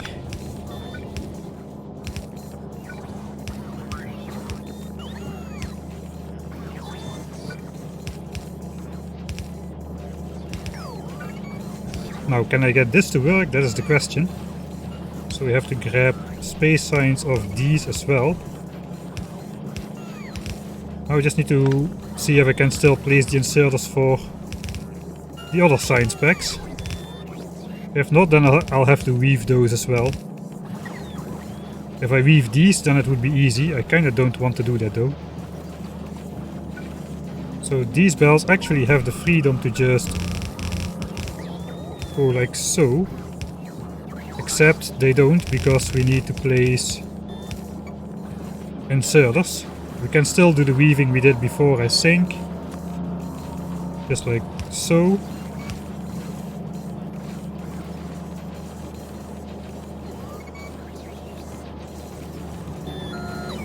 And so. And here we would do it exactly the other way. So.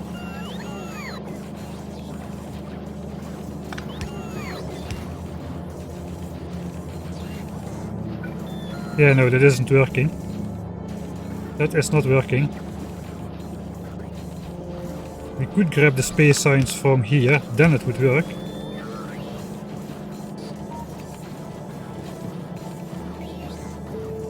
Right, yeah, then I could place those here. Yeah, all six science packs. All 6 science packs. Then the problem is this guy is going to have to become underground belt from this point on then. So space science can go all the way to here.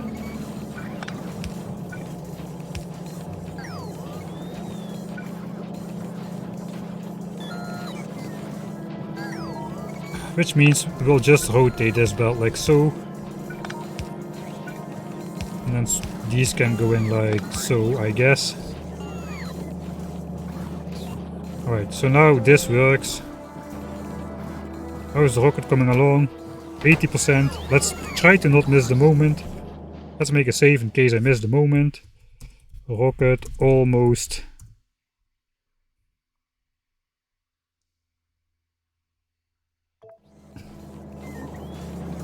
Alright, so the easiest thing to do now that we have 2 labs that work, deconstruct everything yet again. We have confirmed that this works. All 6 science packs are going in. Only one space science joins. We will have to redo that. Alright, let's try these as well. Okay, yeah, I see the problem.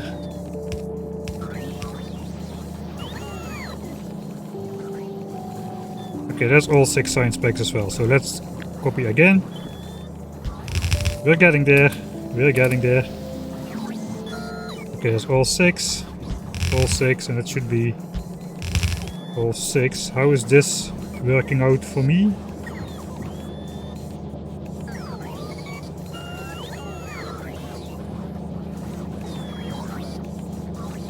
Alright, this does not really need to go anywhere, so let's just do that to make it look symmetric-ish. I don't know. It is something.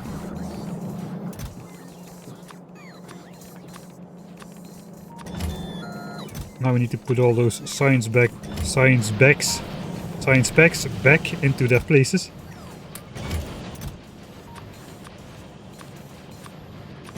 I should be researching. I have like 8k of every type of science pack, even the expensive ones now.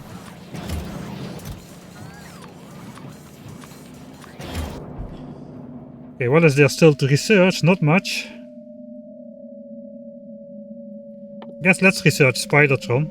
It does not require space science, but will take up 2,500 packs. Or, yeah, 1,500-ish, I guess. 72% productivity bonus. Rocket 84, we are missing low densities. Right, I will grab those. I will steal those from yellow signs, actually. Okay, I cannot really steal them from yellow signs because yellow signs doesn't have any. We need 7 more crafts, so 70 low densities.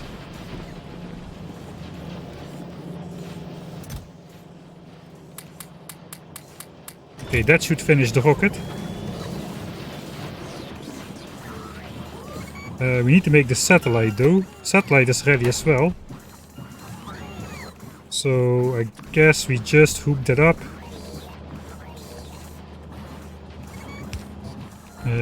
Override stack size just to be sure.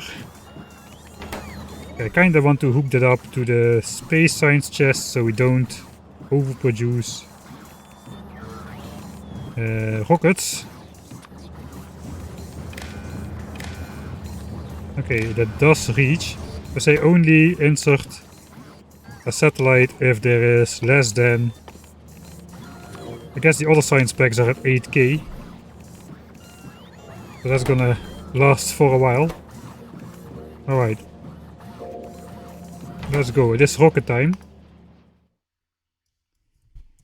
Rocket time. 33 hours into the game. It is not the end of the game. Like in Vanilla Factorio, there's gonna be some...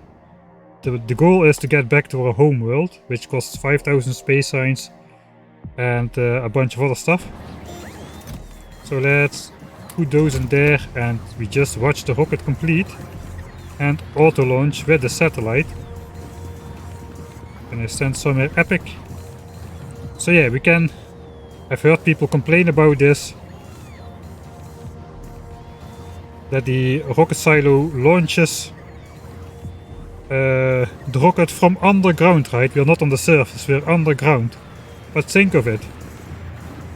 Where is the rocket coming from? What are these? What are these? Tell me please. What is this?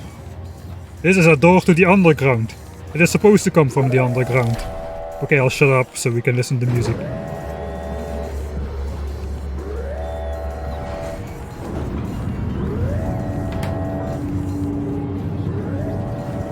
Okay, here it goes. First rocket. It is finally time.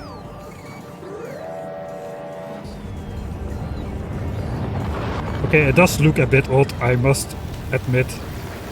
The rocket launching here in the underground. It does not actually go to the surface, but that's it.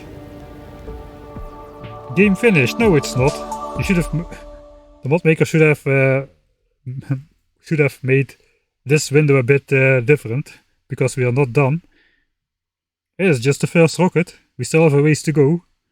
We killed 220,000 small biters. 100,000, 80,000, 80,000 medium biters.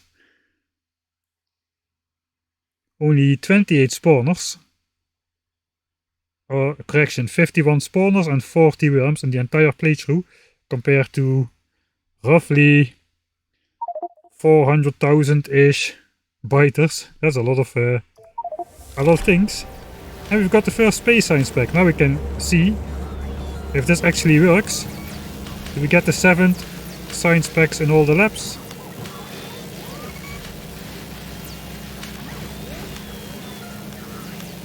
It does seem so. I see the right bottom lab is broken.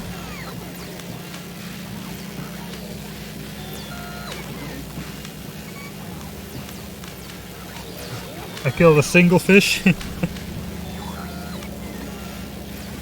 It wasn't Ben, I promise. It was just a random other fish. Right. Now we're getting somewhere. Where is that war beacon technology? Only 1000. Let's bring that to the front. Spider-Tron, my friend, you will have to wait a bit more. Level 10 of the war beacon costs 2000 science. But since we have 70% research bonus, that is just one more rocket before we can research war beacon 10 as well. And then the full power of the war beacon is unlocked, except for the existence of this mysterious thing, the warp module. But we'll not get into that just yet. GG. Not quite yet, not quite yet. Well, it's gonna take a while to make those. Let's see. Let's see how our resources are doing. I think it is time to upgrade. Yeah, it is about time now to upgrade copper, I guess. I mean, the least I could do is upgrade to a blue belt. The most I could do is upgrade to 2 blue belts, I guess. Infrastructure for 1 blue belt is already in place, would not be too hard. Upgrade what is yellow to blue, upgrade what is yellow to red, upgrade what is red to blue, and just extend this thing by like 50%. That's a quick and easy solution. And we have 1 blue belt of copper. We easily have space on the mining platform as well.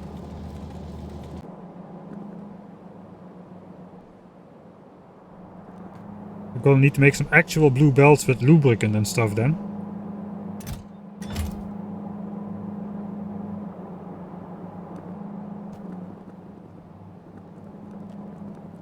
Or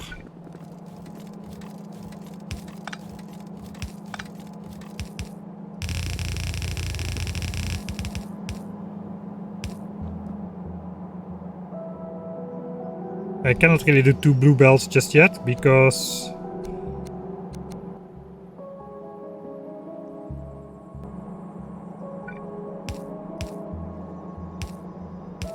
come on, like so, and then this could be blue.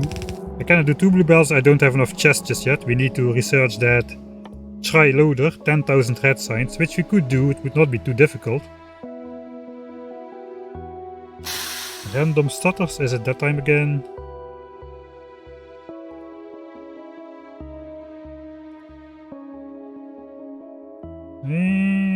It may be coming from my side again. Don't quite have the data transfer at the moment, which it should be.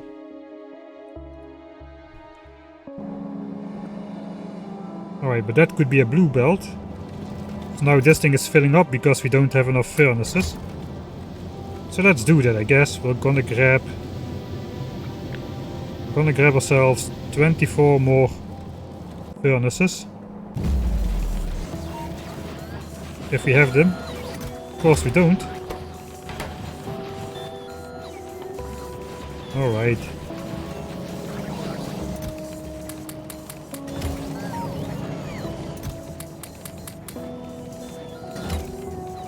That's gonna be 50 of those. Let's just slowly handcraft those in the background.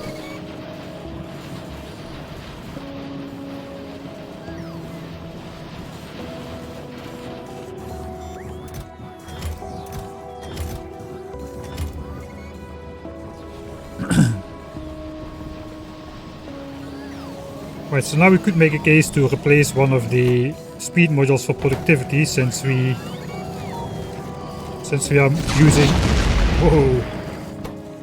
are using more. I was planning to upgrade speed, but since we are using more than a belt of copper, I probably should upgrade productivity instead. Perhaps though, let's just add the speed. What the heck? We did not have enough power. How the heck do we not have enough power?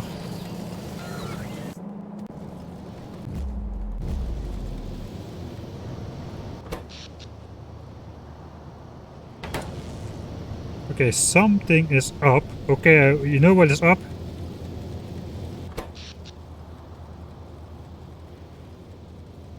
think we have reached the limits of this warp buffer thing. So we've been keeping this number artificially low so we can cheaply use the stabilizer to just stabilize the pollution output of the platform for us. But I think we're running into those buffer problems because we only have like a 20 megajoule buffer. It's going to be, the power draw is so high that it just bumps to zero every now and then, it seems. Okay, let's actually investigate.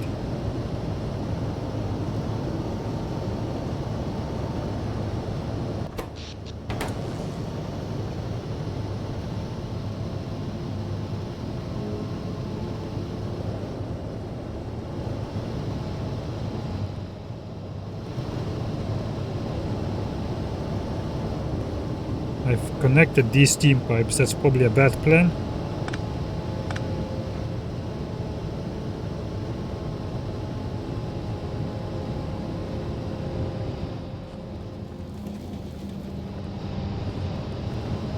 It looks nicer though, that's why I did it. But that messes up the water flow a bit. 1200 and 1200, we should be good on that. The temperature is at 1000 degrees, so we're not really capped. Everything is running at about half capacity. Alright, so are we getting like frequent power cuts or what? That may just have had to do with like a sudden big spike in energy. Maybe the buffer, the internal power buffer is grows a lot from all those machines simultaneously as soon as we put that in. And that may have caused a temporary power spike. Okay, let's not worry about it then. Let's go place those basement furnaces. Do I have all that I need? It looks like I probably have all that I need. Except the red bells.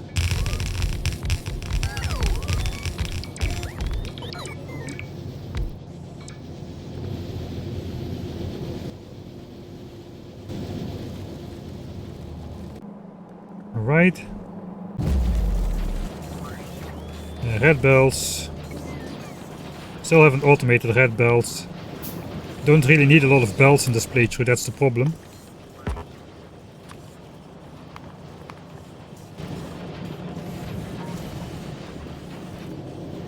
Since everything is built on the floors, it never really expands too much. May need a couple of those.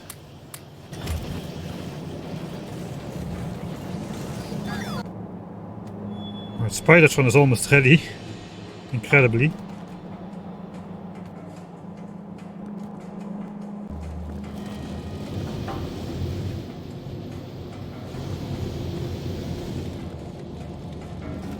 Alright, so this is now a blue belt. So this has to be a blue belt as well.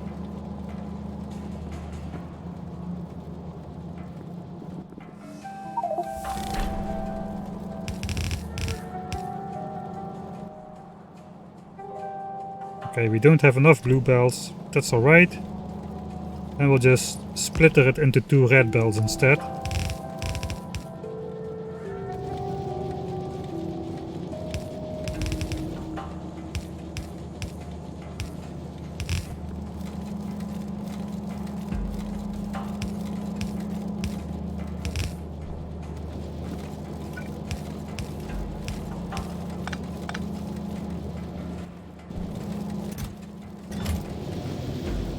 Right, and then the red belts actually have to continue being red belts. We don't need that splitter anymore.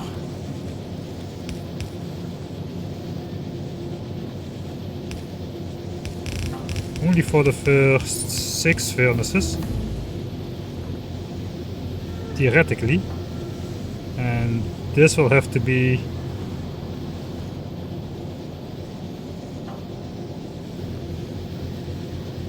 should start reaching the end. We'll see if there's going to be copper symbols on all of those. And this will have to be upgraded also from the 6th one. The build is symmetric, so north and south. So we won't run into the limits. It is reaching the end. That is good news.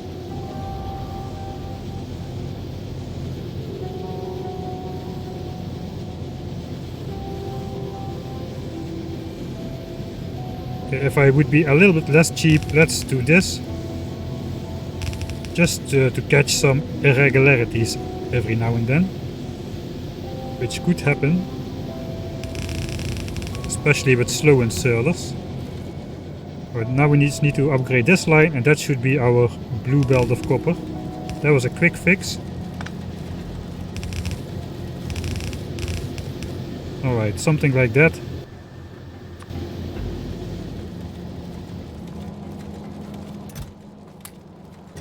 Alright, so now if I check this chest, it is saying stable. So as much is flowing out as is flowing in. A blue belt is flowing in. And I guess a blue belt is going to be flowing out.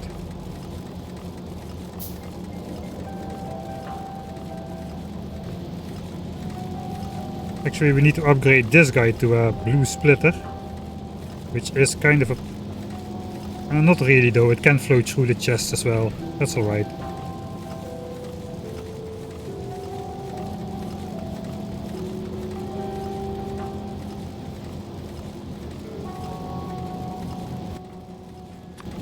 At least we can upgrade that to a blue belt. But the splitter is not fast enough. I don't have any more blue splitters though. So do I have a nonsense blue splitter somewhere which I can pick up? Like a nonsense blue splitter, I don't know, like maybe this one.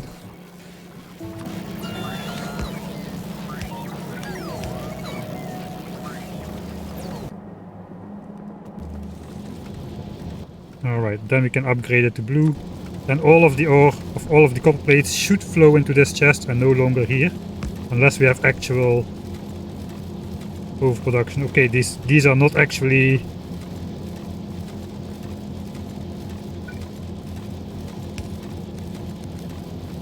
like so then.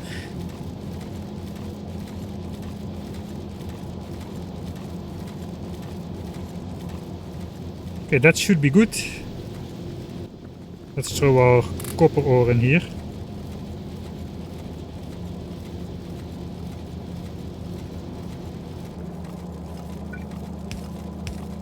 Alright, this floor is updated. We have increased our copper production by 1.5 times. Not sure that's gonna be enough still, but it is gonna help a lot.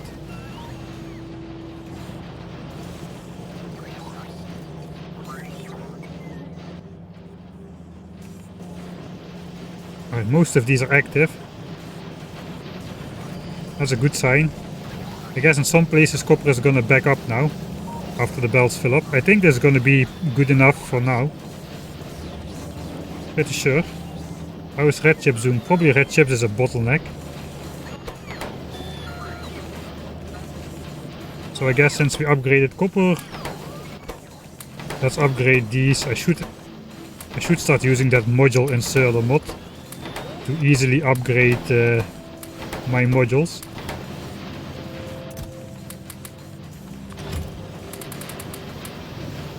We're gonna make some speedier red chips. I think I'm gonna need faster belts for that as well.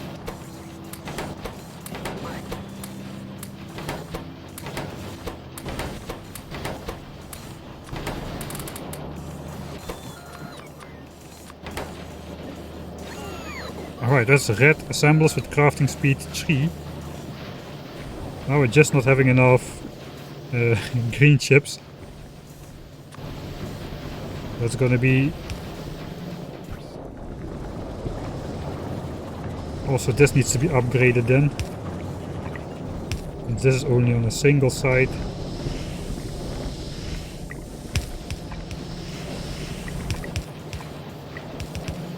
Right, this is a full yellow belt, so that can side load half a red belt, that should be fine.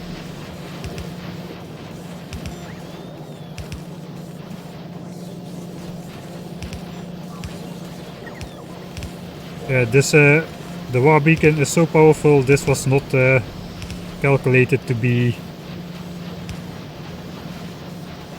the case, that we would need red belts for all these supplies.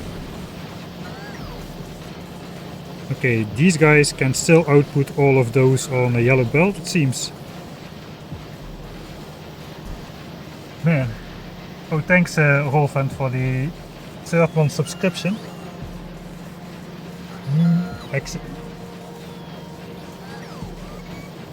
I have them too. Yeah, stream is not smooth.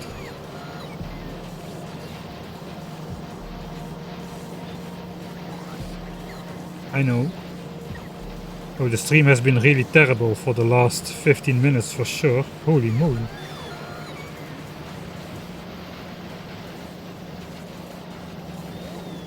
Bitrate is jumping up and down all the time.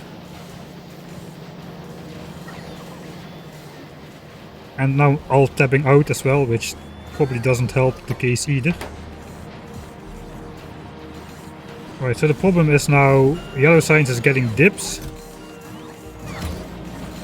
on the low density structures because there's 4 requesters requesting them and only 1 at the rocket silo.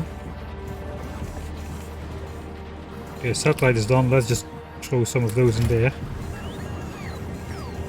So of course the structural problem is that we don't have enough low density structures production.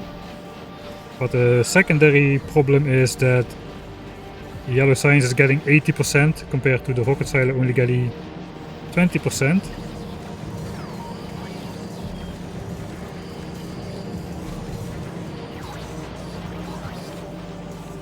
Alright, it does seem like we are gonna go back to productivity here. These assemblers now are faster because we have an extra speed module in the war beacon. And the extra speed module in the war beacon basically brings these from 1.1 to 1.75 speed. We were at minus 10%, now they are at plus 40.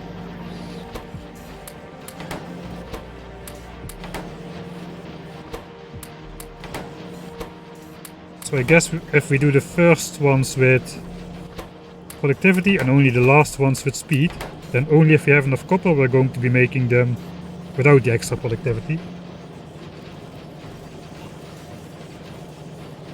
Why is my stream quality so bad?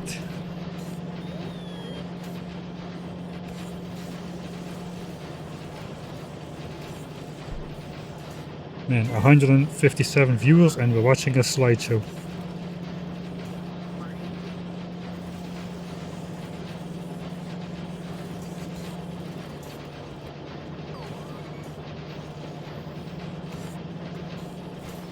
Yeah, I could do Yellow Science, just a single master chest and put it on belts. Still enjoy it. The audio is good, right? The voice does not get cut off. Then it's still watchable.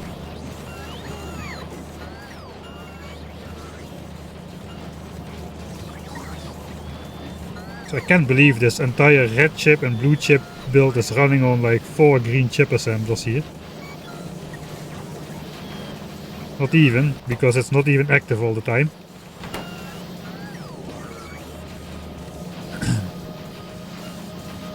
With the 60% productivity bonus we could go 1-on-1 actually. Just don't really have space for power lines then.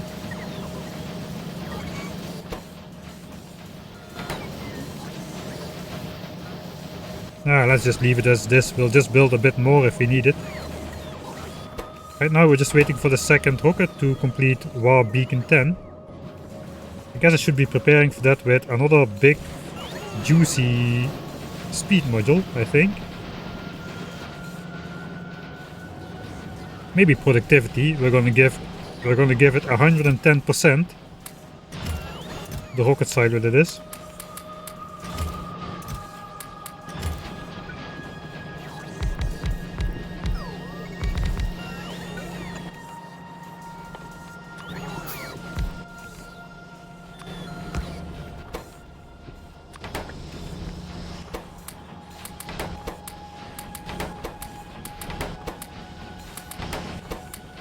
Okay, that's a productivity module. I think we're just gonna make a couple of these.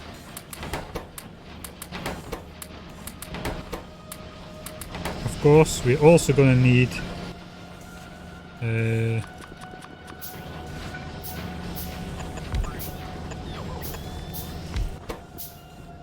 two efficiency modules, Mark III, for the Spider-tron.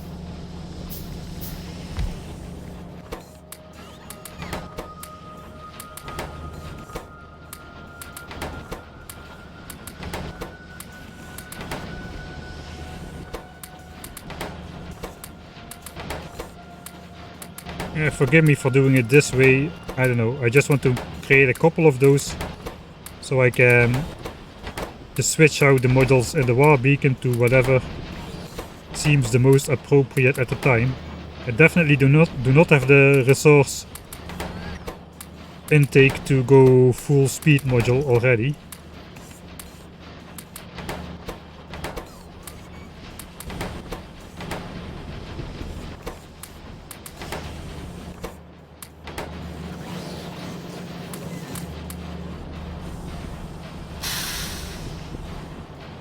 Oh, thanks Kalin for the subscription through Prime, Amazon Prime.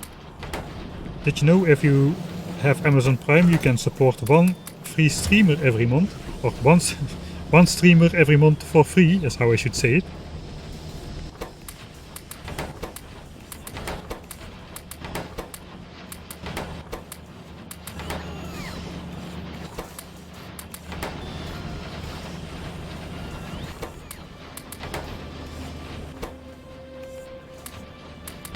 Okay, that should make 3 in all of those. We have 4 of those. We need one more efficiency.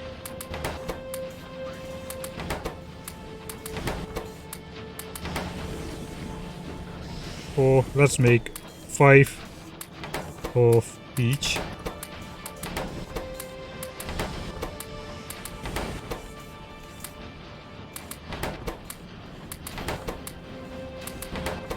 Okay, we're almost done with this clicking. It must be very annoying to watch, I'm sorry.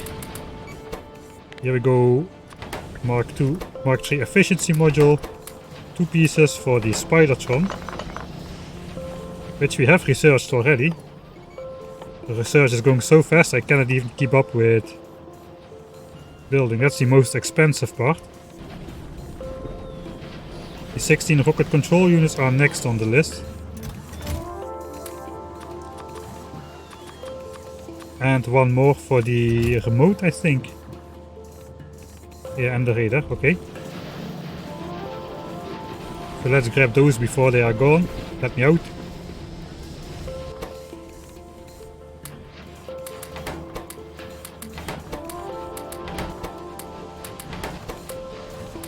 Alright, now we just go Mark III productivity.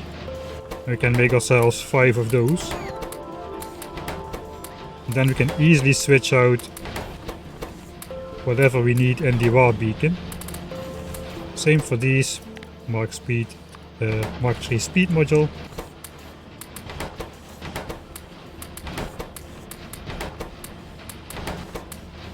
And that's that. 2 efficiency modules are ready. 5 speed productivity modules are ready. And pretty soon, zip. These are ready as well.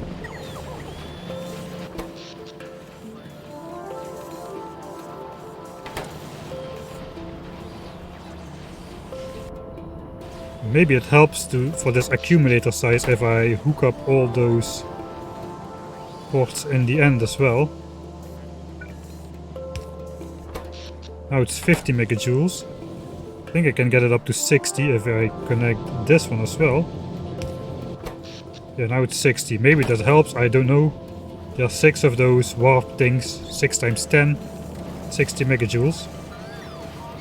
We could easily upgrade that accumulator buffer by researching this technology, which we have been avoiding. But that also increases this number by a lot, and then we couldn't do the stabilizing exploit anymore. Which might be more fun anyway, I don't know. Maybe I should stop doing it because this is a little bit anticlimactic again.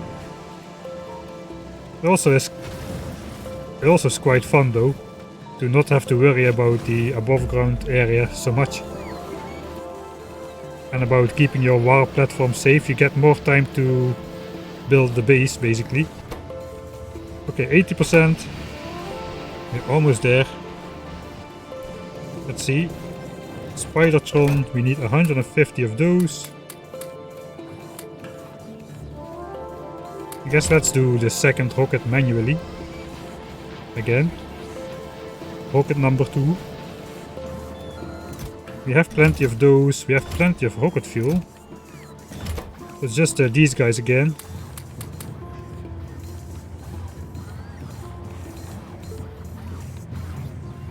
Just 50 more. That should be enough for the rocket. Second rocket.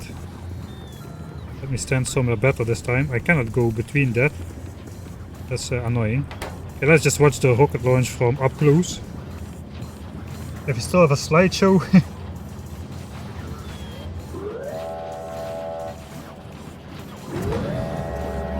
We're going to see like a comic book representation of the rocket launch.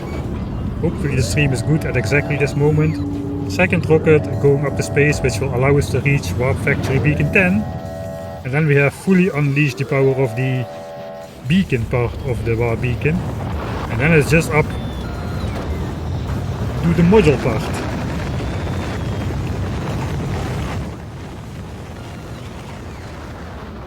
And that's the rocket gone.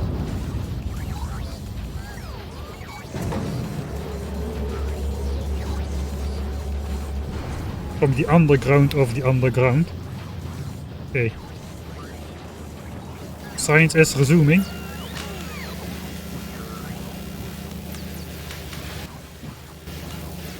Right, how is Copper doing? It looks like Copper is backed up on these belts now. Okay, it looks like we're going to be transforming this game into... now it's not hand feeding. Wait, what?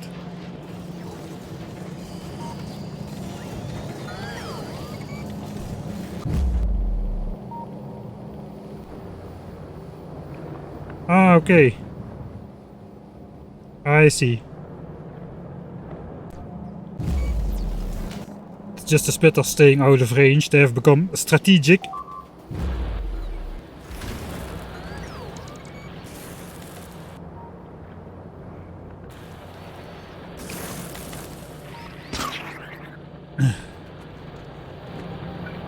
I guess if I just temporarily just build some gun turrets on this edge.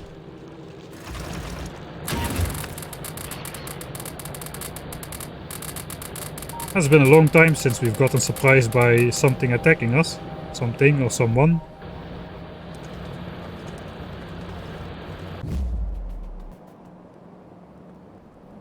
Right. So we're gonna get to the rocket silo.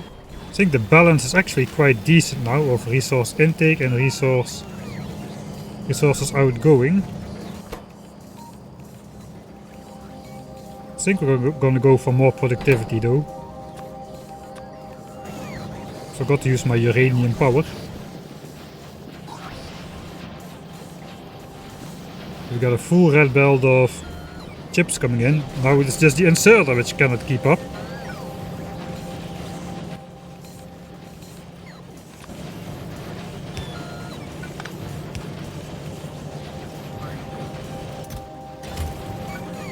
Okay, we obviously need another chest.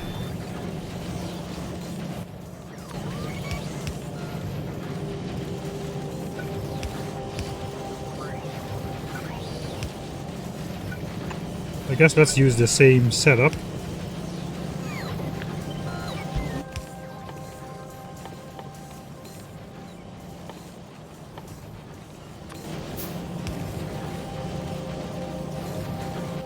Alright, so if I do... Can I just upgrade this? Will that help?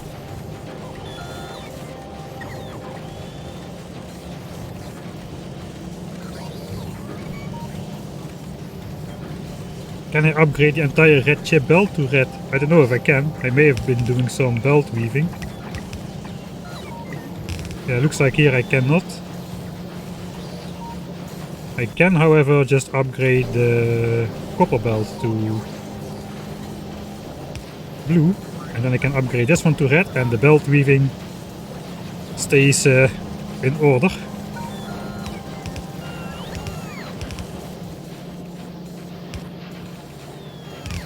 Okay, this is not so much... Whoa, that sound is loud every time, man. This is not so much so the red chip belt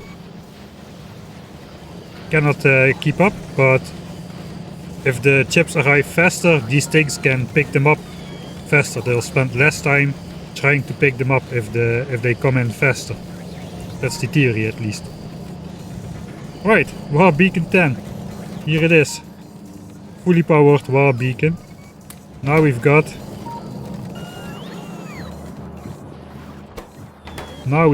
come on, show it to me. 110% productivity. On everything. You may not realize it yet, but this is game breaking. Going above 100% productivity should not be allowed. But I'll save that for my YouTube series. I'm not going to do that in this playthrough. Also, there's an exploit in the game where you can do it without 110% productivity bonus, but that also I'll save for the series. Okay, looks like bitrate has recovered. It is stable again for the last 15 minutes, so that's good.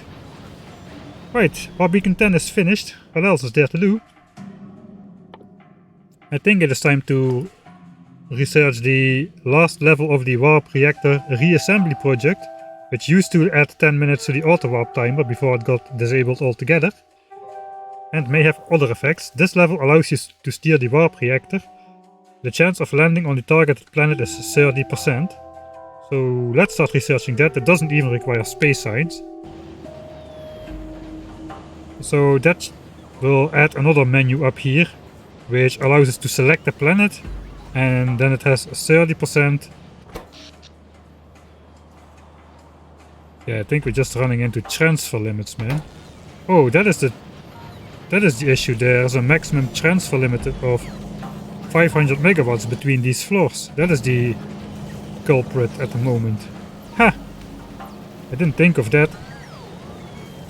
That means we can bring out maximum 500 megawatts out of this floor, because this thing transfers a maximum of 500 megawatts. I thought it would be ages before we would reach that. It kinda was ages, but yeah, now we have bumped into that. Alright, so that is the culprit. It is not this buffer size, it is just a transfer limit.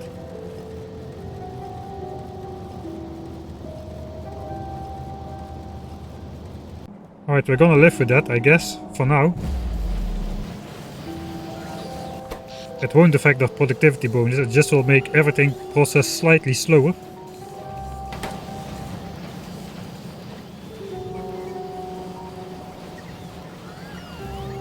Right, I want to get the Spider-tron built. What do we need?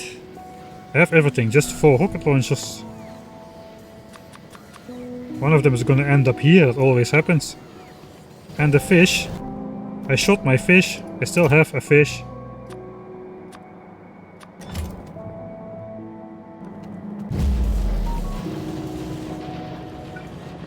Alright, let's make our spider in. Let's put the fish in the chest. Here is the fish. Bend the fish. Here you are. Then we set this thing to make a Spider-tron. Click everything in there. Rocket launcher still being made. We have enough of everything except rocket launchers.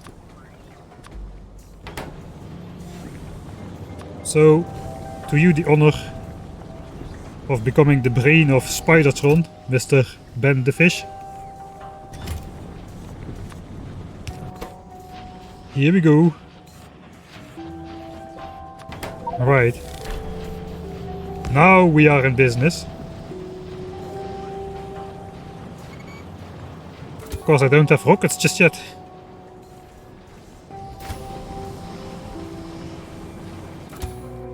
That is going to be a fun target to play with next time. I think I'm going to stand under this guy. Yeah, I'm going to make the end game save right here. Spider Ben. Should have a capital S.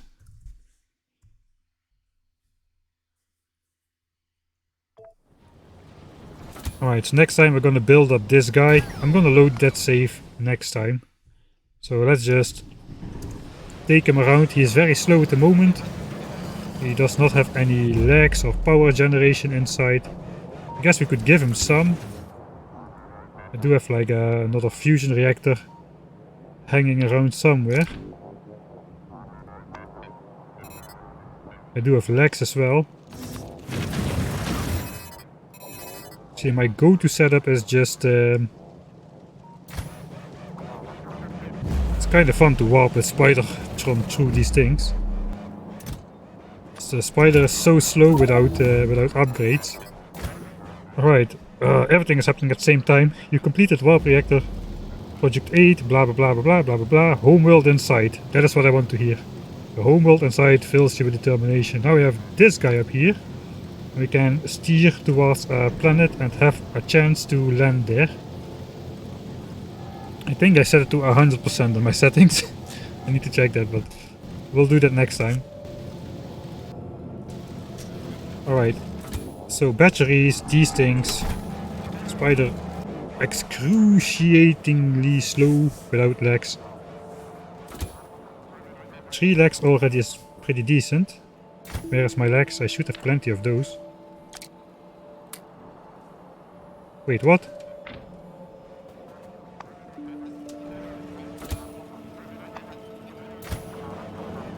I lost my legs somewhere.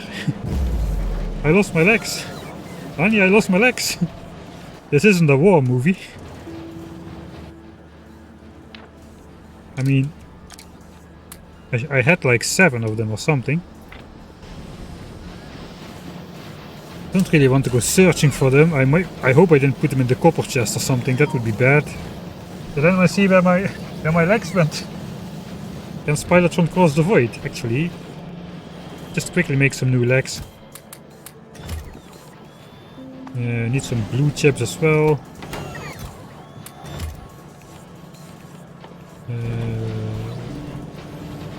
Let's use an assembler because that's faster than handcrafting. Especially with 4 Mark III speed modules.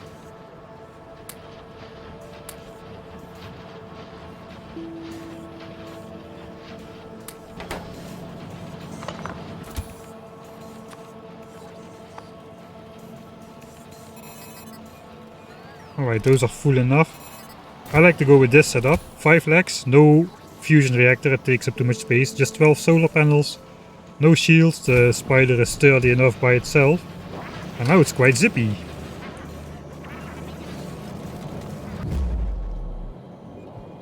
Alright. Let's go stand in a biter nest.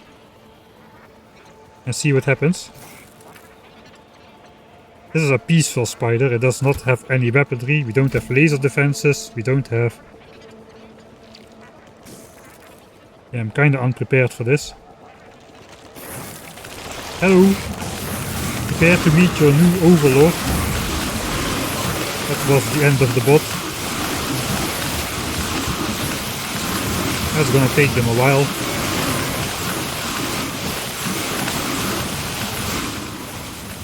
Come on guys, I haven't got all day. Okay, it's a little bit cheating because, of course, there's only small worms in there. And we don't have big biters just yet, so... Yeah. It's not really the era in which you are supposed to use Spider-Tron. Medium biters and medium worms. It's not really doing that much.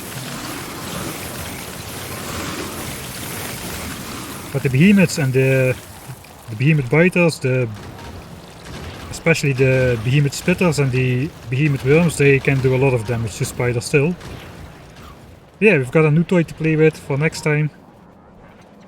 I think this was enough progress for today. We did the rocket launch, we did a bunch of space tech already. I think maybe next time is already gonna be the episode where we complete the homeworld jump. And try to start taking over our home planet, I guess. Not really sure, I should have prepared the series better. I just started a random default settings planet, so there's not really an epic conclusion to be had like in my YouTube series is going to be, where I fine-tuned the homeworld to be a giant continent which we have to reclaim at the end. So yeah, not really sure how far I'm gonna take this playthrough. I don't want to spoil the entire end game for the YouTube series, so we'll see. But yeah, we'll have to see. There's a couple more upgrades, like a warp spider, which requires 8 spidertrons. There is the warp module, which requires 150 Mark III modules, and we need at least 10 of them if we want to fill the warp beacon. But yeah, I don't know if this is going to be that kind of playthrough. Perhaps it's just going to be the get home and be done with it. We'll see. We'll decide that next time. Okay, we're completely out of coal, and I completely missed that. We're not completely out of coal. We still have like half a chest remaining. So, okay, so everything is still fine. This planet does have coal, actually tons of it. I forgot this was a coal planet. I thought we were still on the missing planet, which didn't have any coal at all. Anyway, can it span the void? Easy. It can easily span the void. No problem at all. Kinda looks funny though, so. Don't think we have bigger voids to cross than that one. This not really counts. And on the boiler floor there are no voids at all. At least not yet. Because we could try to go around the water.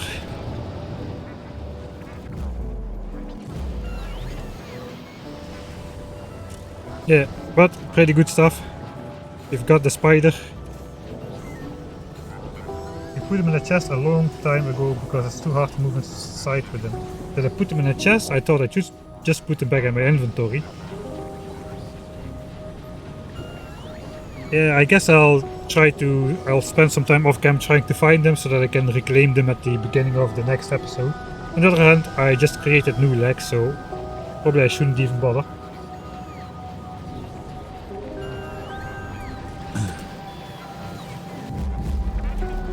Okay, warps are a little bit unexpected. It is a bit too big for these tiny warp portals.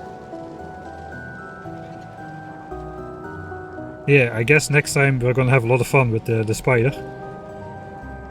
For now, I wish you all the best. Have a nice day. I'm going to end the stream. Thanks everybody for chatting. Thanks for supporting, and thanks all the subs and the gifted subs. That was really a bit much again, but yeah, I just don't know what to say about it.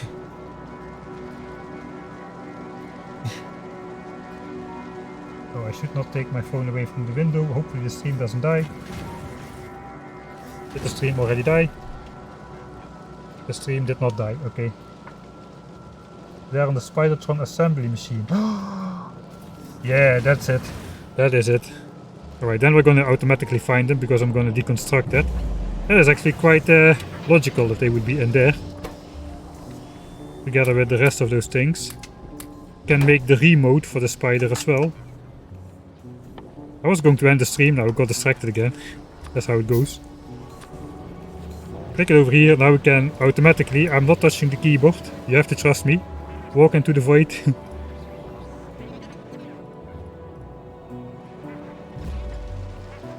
Oh, the points translate? Apparently they do. Yeah, we're gonna have a lot of fun with that. I guess I could set up sort of a patrolling end screen. Let's switch off the stabilizer. I'm too late with that now, but alright.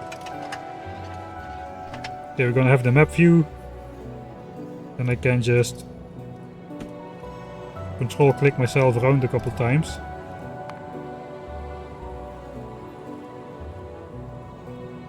And then we'll switch to a diamond pattern. And hopefully we won't get burned in the fire too much.